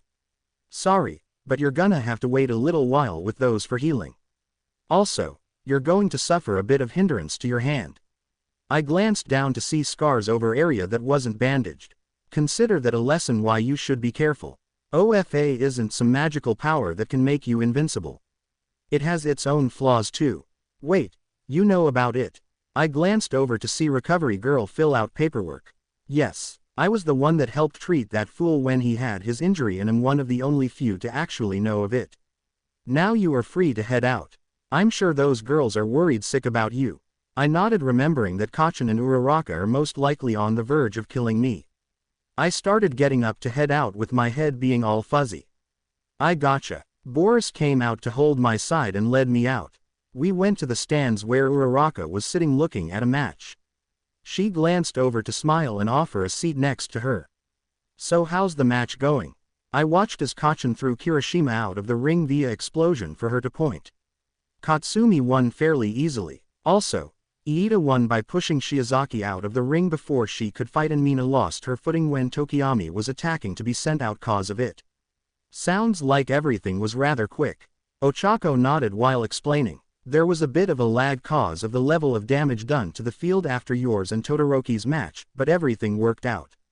You didn't miss much. Seeing the match end, I started to think how everything went down in this match. So Kacchan was able to win by outlasting Kirishima. His hardening quirk is unique, but it drains his stamina. It's not much of a doubt that he lost to Kacchan, who progressively gets more and more powerful after each explosion.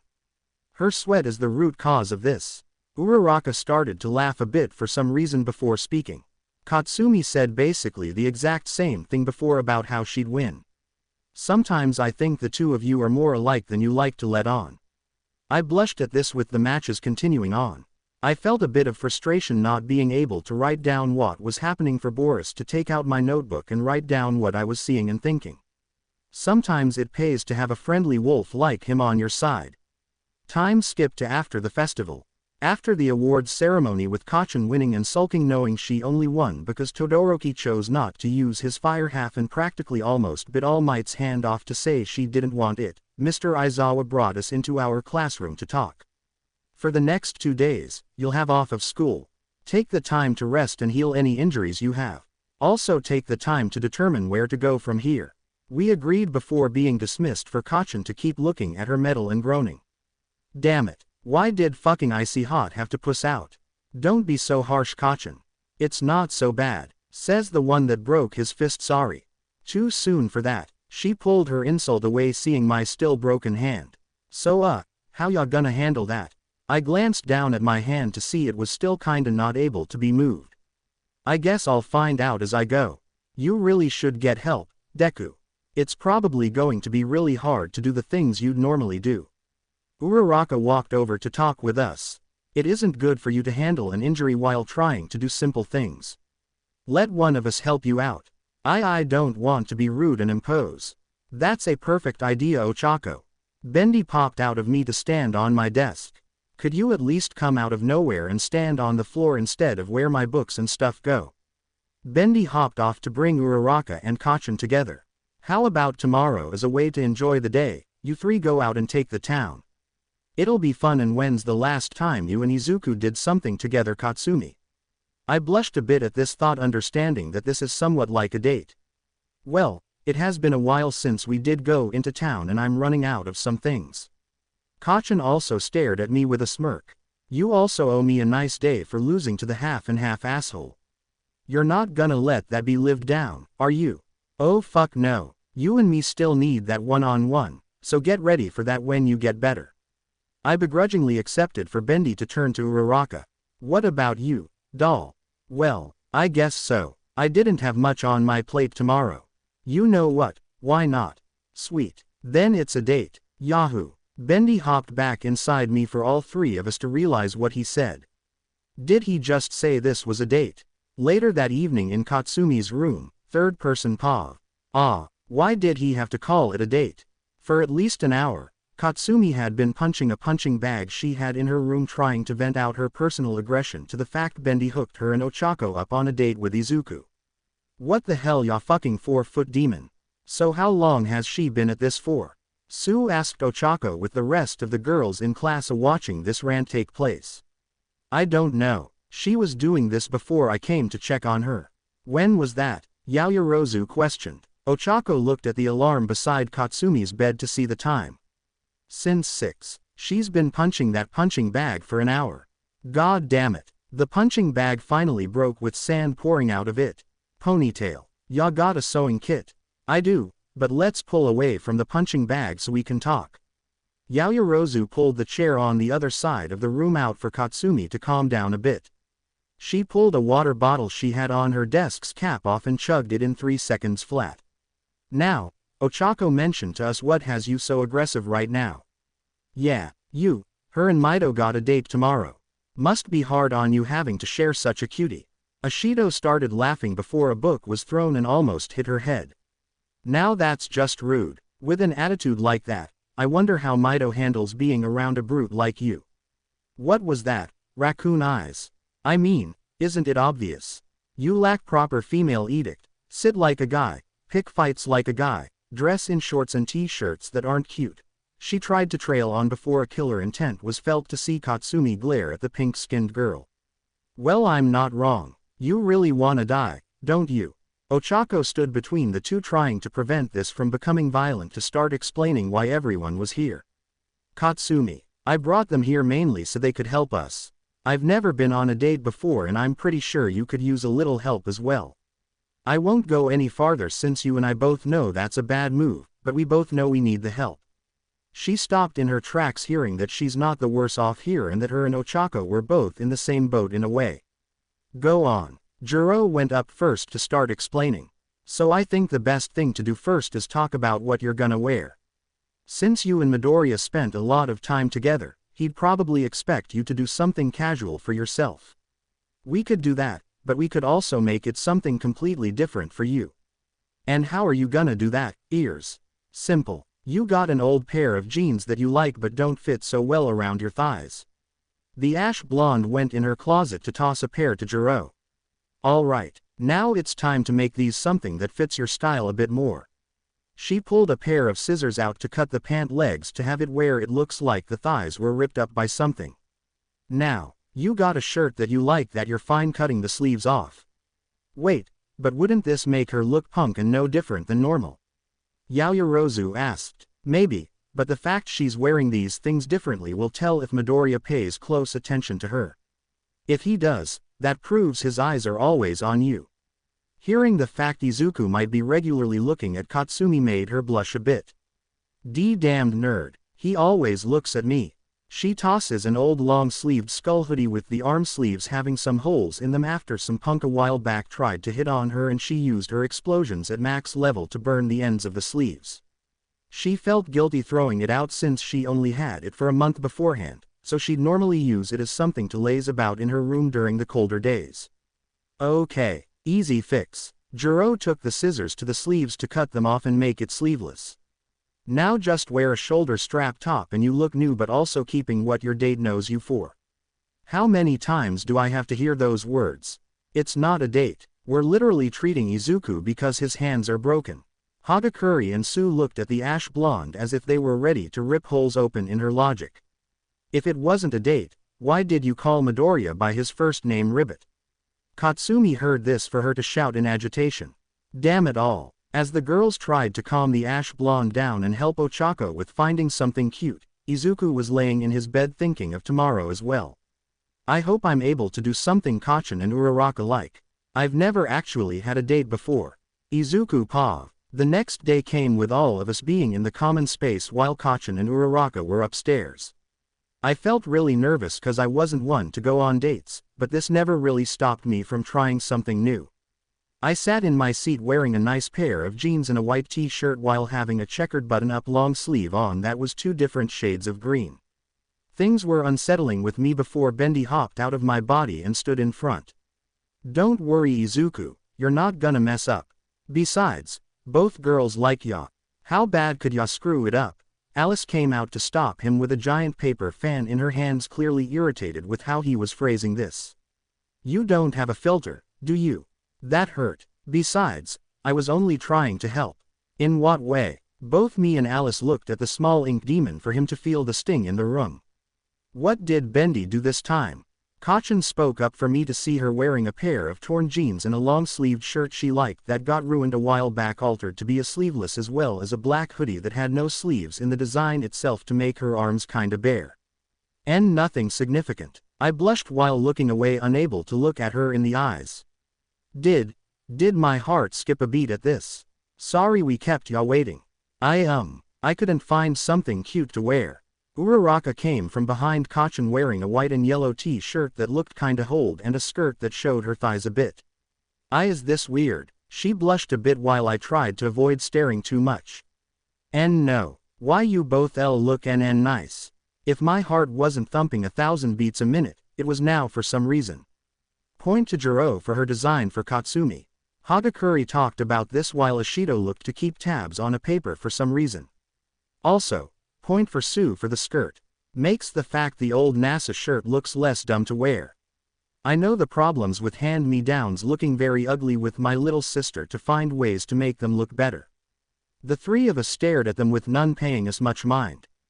Let's just get this over with before one of them starts making a mental picture of what our brats would look like if we had kids. Katsumi spoke up for Ashido to start getting an idea in her head. "If I come back to a picture of a rugrat that looks like me and Deku, I'm going for your head raccoon eyes." Not wanting to start any more fights, I went to the door and started to open it. This was harder for me. "Deku, you okay?" Uraraka asked for my hand to give some problems gripping the door. "Why yeah, just give me a second." I was immediately picked up by Katsumi as she opened the door. "Let's go." We walked out with the fact I was being pulled up and carried like a ragdoll somewhat embarrassing me. When we got to the gate, I glanced down at Katsumi to try and get her to drop me. "Katsumi, can you put me down? My hands are a problem today, not my legs." "Whatever." She placed me back on the ground for us to start walking as a group into town. "So what did you need to get in town?" Katsumi pulled out a small list and went down it. "I gotta get that migraine medicine I take, some salsa and jalapenos I like, chips, fish, sausage. Mostly just stuff to make food. You too. I'm starting to run out of lotion for my skin, so I should probably get another bottle." I thought about it before remembering the difficulties on my hand. I should probably also get a hand brace since it's going to be a problem doing things for now. I glanced at Uraraka, who seemed to be a bit uneasy. "You okay?" "Why yeah, stomach growls." Uraraka blushed a bit while answering. "Sorry, I've been really uneasy with today that I haven't eaten yet." I didn't exactly eat either. Maybe some grub would help. Katsumi agreed for us to start heading towards an old cafe that me and Katsumi liked. Unfortunately, I felt someone watching us, for it to most likely be our classmates. Later in the city, Katsumi Pav. Deku brought us to a cafe where I like to go occasionally for the nice brunch stuff. We sat in a booth with Deku between me and Ochako for us to start putting in orders. During this, I actually remembered just how much Deku ate to see him go for one of the larger portions on the menu. "You really do have a big appetite, don't you?"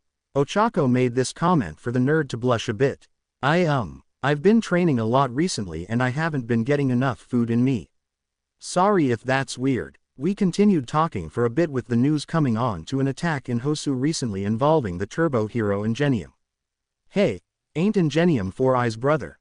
Deku stared at the screen somewhat sad from this. This must have been what happened to make him leave near the end. I remembered that he left after his final match for none of us to get much intel. Now that this is coming to light, it kinda makes sense now. "Here you all are." A waitress came with our food to pass around the table and give us our utensils. "If you need anything else, please ask." "Thank you." We spoke in unison before going into our food. As we did, Both me and Ochako noticed Deku having some problems gripping his fork. Damn it, he's having problems doing even the simplest task. I finished what I was eating on my fork before grabbing his to pick up some of his eggs. Here, I put it in front of his face while trying to avoid eye contact. It's pissing me off how badly you're failing, so I'm helping. But Kacchan, you know that we're in public. Just shut up and eat, damn it.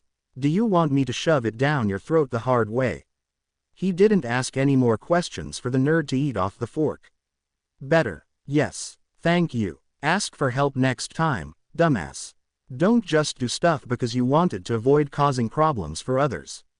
You're causing more just by trying to be a stubborn asshole. Sorry, I feel embarrassed asking for help like this. How do you think I feel?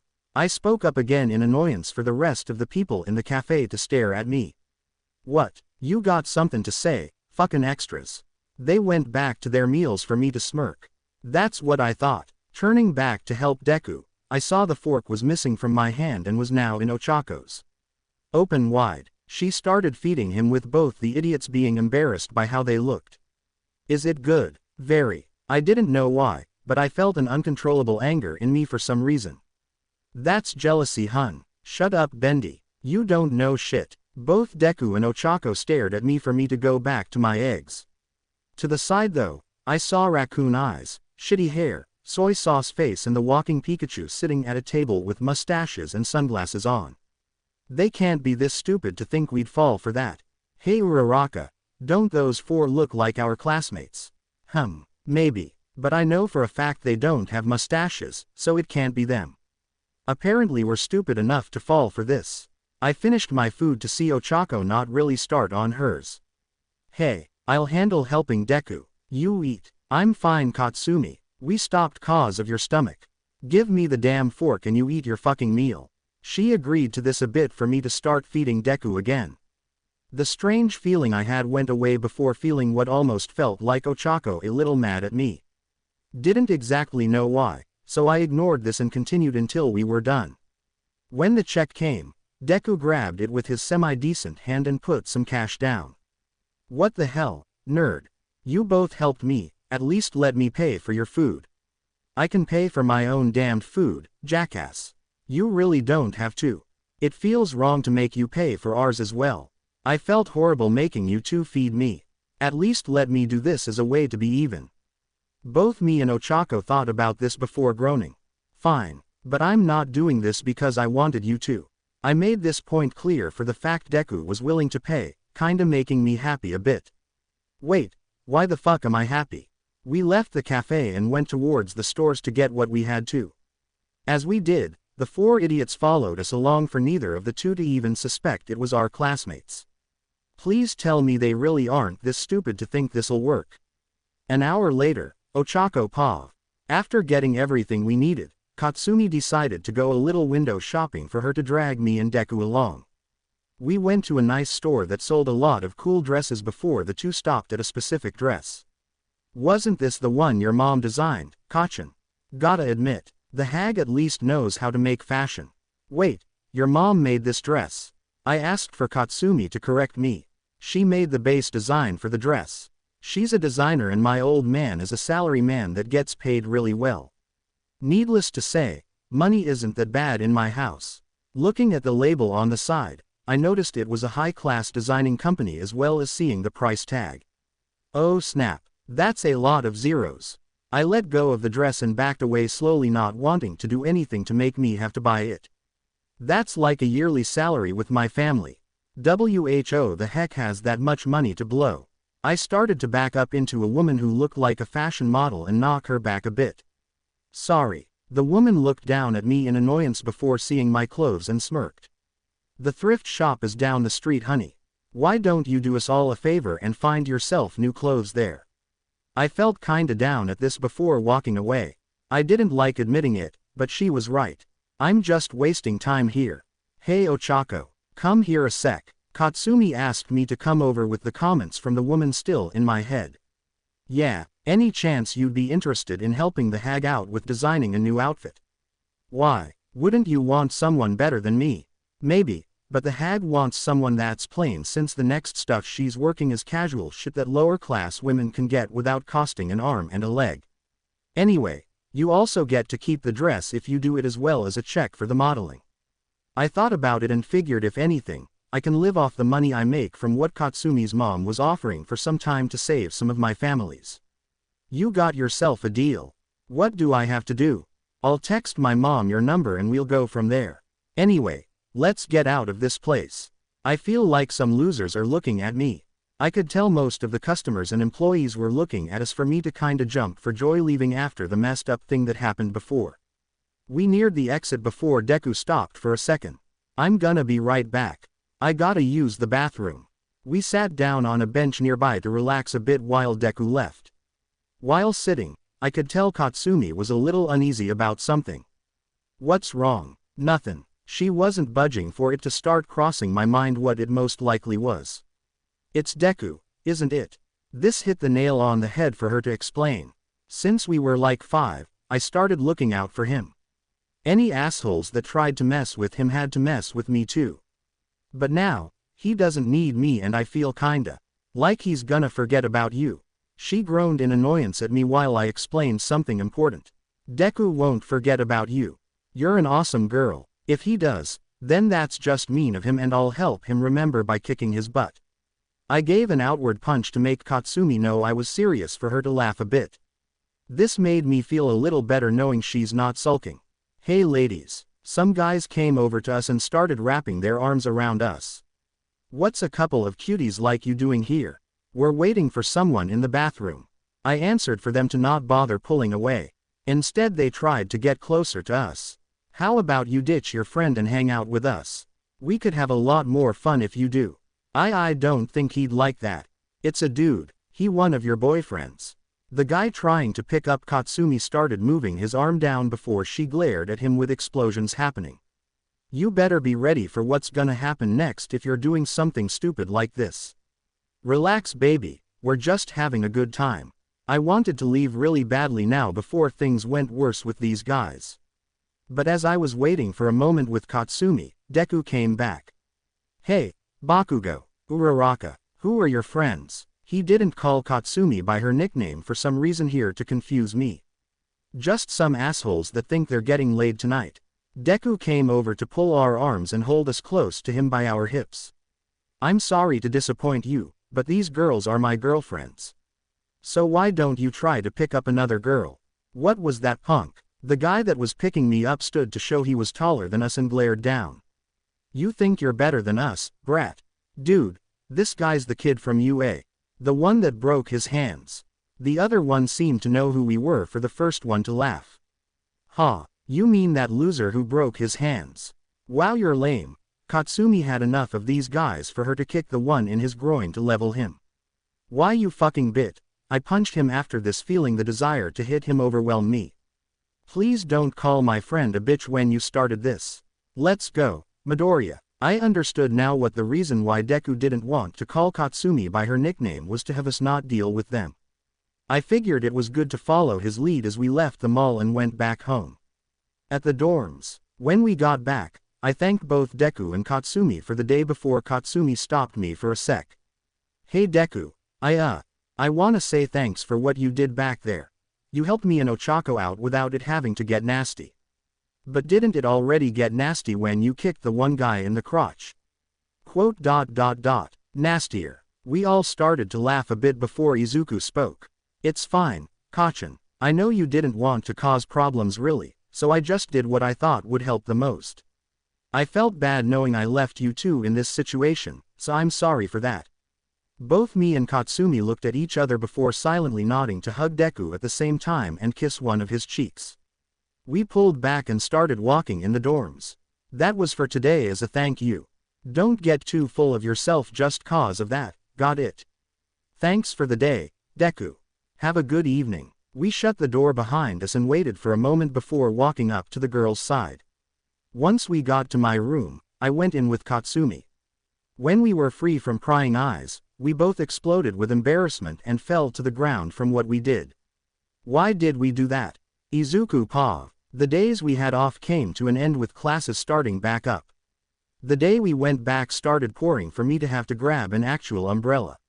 Sometimes I hate the fact rain washes away ink. I scowled a bit mainly cause of not liking the fact my abilities were limited at this point in time. I mean, I could make an umbrella, but it would still technically be ink and wash away like yesterday's dry erase marker writing on a board. Good morning Midoriya, you should quicken your pace or you shall be late to class. Iida came charging past me with a poncho on and unintentionally splashing me with water. Not like I didn't hate the rain already. Not to mention my mouth was kinda open during that *PTEW*. I wiped my face off of the groundwater before continuing to the main building. Once there, I noticed Iida taking off his poncho and grabbing a towel out of his bag. My apologies Midoriya, I did not intend to splash you. It's fine, I should have walked to the side a bit when I heard your engines. I wiped off my face and tried to dry my uniform the best I could. While I did, I remembered what I saw the other day. Hey Iida, how's your brother doing? He stiffened a moment before answering. He is doing fine, I know it's not much, but I'm here if you need someone to talk to. I might not be able to help much, but sometimes an ear can help when you're dealing with things. I appreciate the offer, but I shall be fine Midoriya. You don't have to worry. He shut his locker before beginning to head to class. You can keep the towel and return it later if it helps. Thanks. I could tell he was holding back himself from saying anything, but I didn't think it was right to say something. It feels mean not helping, but what should I do? I felt kinda stuck between a rock and a hard place right now. I knew that Ingenium meant a lot to Iida as both a brother and a source of inspiration, but I felt as if I intervened, it would end badly because I'm not related to him and it would come off as I'm forcing myself to get involved to him and making things worse than they already are. I honestly do not think I could be any more irritated with how to handle things than I was right now. Half hour later, after finishing up at the locker area and putting the towel Iida lent me away, I made it to class with both Uraraka and Katsumi looking like they were trying to avoid eye contact with me. Did I do something to anger them? Relax love, all they're doing is just showing you their bashful side. Alice spoke in my head for me to shut my eyes and see her in my mind tying up Bendy with a mouth gag on him as well. Sorry if this is strange or not, but I'm making sure a certain someone doesn't come out and cause more problems for you three. Oh, good to know that you have my back, Alice. Also, where's Boris? Sleeping to the side. I turned to the side to notice Boris sleeping and relaxing. Lazy wolf. I laughed to myself before seeing Mr. Aizawa walk in looking like he was back to normal with no bandages. Good morning class. Good morning Mr. Aizawa. Sue raised her hand first to the sudden appearance of our teacher's healed body.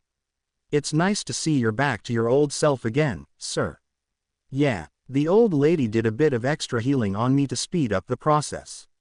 I was out for the last few days because of it though. Word of advice to all of you. You lose a lot of your vitality growing up, so don't make stupid decisions like Gimpy over there. Oh sure, blame the one that literally has hand problems now and had to retrain his ligaments the other day. Not like he has enough problems right now.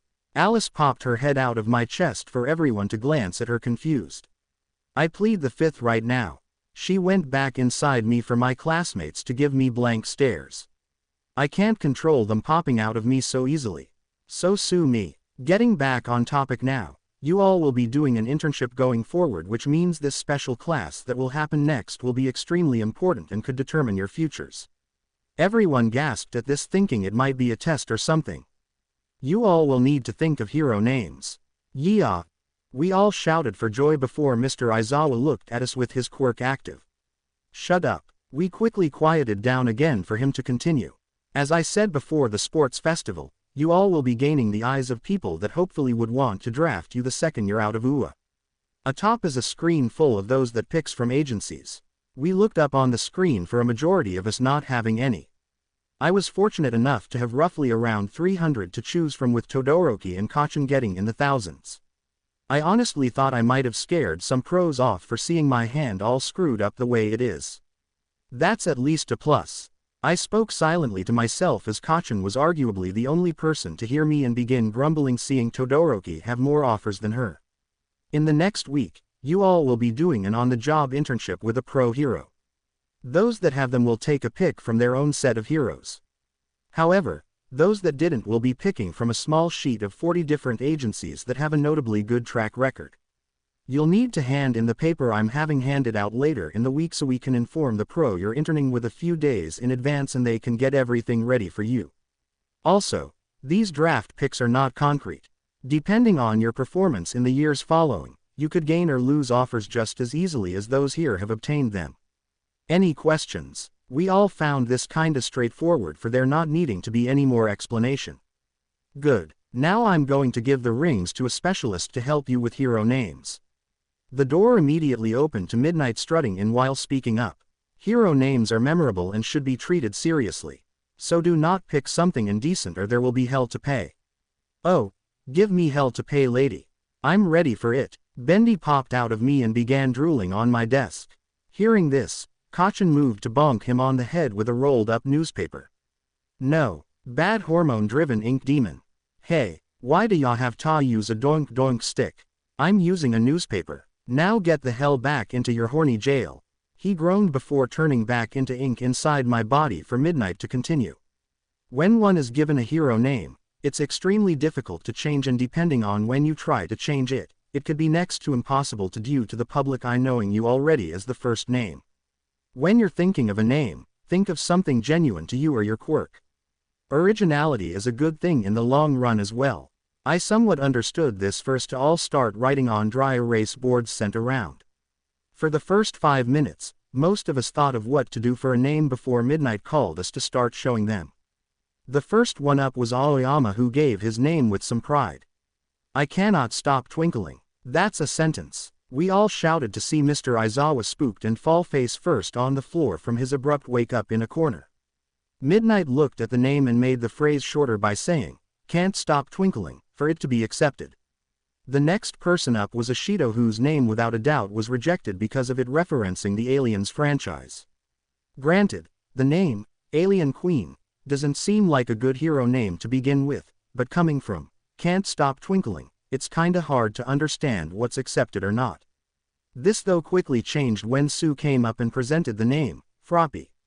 This calmed everyone down for them to start giving their own names and all of them being accepted. Well, except for Katsumi. She kept giving names that involved murder in it for me to tap her shoulder for a sec. You know, you could try Bakuden as your name. It kinda suits you. She went up after this to present the name and say what it was. The explosion hero. Bakuden. Accepted. Midnight stated this for almost everyone to go up. Now I was stuck with the issue of not knowing what to do for mine. I thought of doing something relating to All Might since I technically have his quirk, but the problem with this is I'm nowhere near his skills yet. I then started thinking of cartoon names for the incident with Ashido to come back to me. This made things more and more difficult for me to start making a rag to wipe the top of my head, feeling the pressure. Wait a sec. I looked at how the rag moved in an ink form back inside me before getting an idea. I wrote down the name and went up to the podium to present it. The pen hero.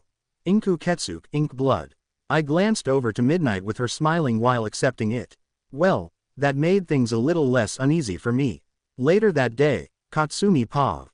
After classes were done and over with, I decided to talk to Deku about the thing I did the other day. I mainly wanted to clear things up since I've been avoiding any conversations with him today, unable to keep my head clear. Yo, Deku, wanna grab lunch with me and Ochako? Sure, I actually wanted to talk to you girls about yesterday. I am here. In an awkward position, Deku opened the door to the class as he was saying this for All Might to cut him off, bending down like some kind of weirdo. This coming from a weirdo that doesn't hold any feminine stuff in her closet. Don't make me pull you out of Deku, you fucking pain in the neck. I shouted in my head at Bendy before focusing back on All Might and Deku's conversation. All Might, what are you going here? I came to offer you another offer. It came in rather late and we just recently wrote down the information. But on a side note, you mind if we talk for a moment? Deku glanced back towards us for me to give him the green light. I don't see a problem in it. Perfect. Off we go then. The two ran off, or more like All Might dragged Deku away with it, somewhat confusing all of us. Hey, Katsumi, did All Might seem a little odd to you? Probably tore a hole in his suit and is hoping nobody sees it. I made a joke about this for it not to push Ochako off the subject. I dunno. It seems like Deku's been hanging around All Might more recently. She started to go wide-eyed with it, worrying me. You don't think that theory Todoroki said about Deku being his secret love child is true, right? Thank God it wasn't fucking serious shit. Trust me, Ochako. If anyone would know if All Might was Deku's father, it would be me, and I can tell you beyond any reasonable doubt that what Izuku is saying is not true. If anything, All Might just wants to help Deku with his quirk as well as teach him where to go. If you remember, Deku isn't one to see the bigger pit cure that easily. I mean, he's smart, so don't get me wrong. But there's a difference between street smart and book smart. Oh, well, at least it's nothing ridiculous, then it's fine. Ochako smiled as we began heading towards lunch. While doing so, my mind kept thinking about the talk Deku was having with All Might to kinda be curious what it was about. Wonder what this message is about. Is it for the internships or something else? I kinda wished we knew, but I'll eventually figure it out. Hey Katsumi, do you mind if I talk to you away from everyone later? It's about what we did the other day. You mean when the two of you gave Mido a big old smooch? Raccoon Eyes came from nowhere first to freak seeing her and a bunch of the girls in the class. Trust me, Ochako, everyone knows about that. Well, not everyone in the class. They glanced to the door first to notice the midget spying on us. I cracked my knuckles for the wuss to run off in fear. You know something, let's save this talk for later with Deku. I wanted to talk to him about that too, so we don't have problems. Sounds like a plan. Ochako nodded first to go to lunch and avoid any more unwanted attention. To be continued. I hope you guys enjoyed this video and make sure to like and please hype this video. Now we will see you in the next video.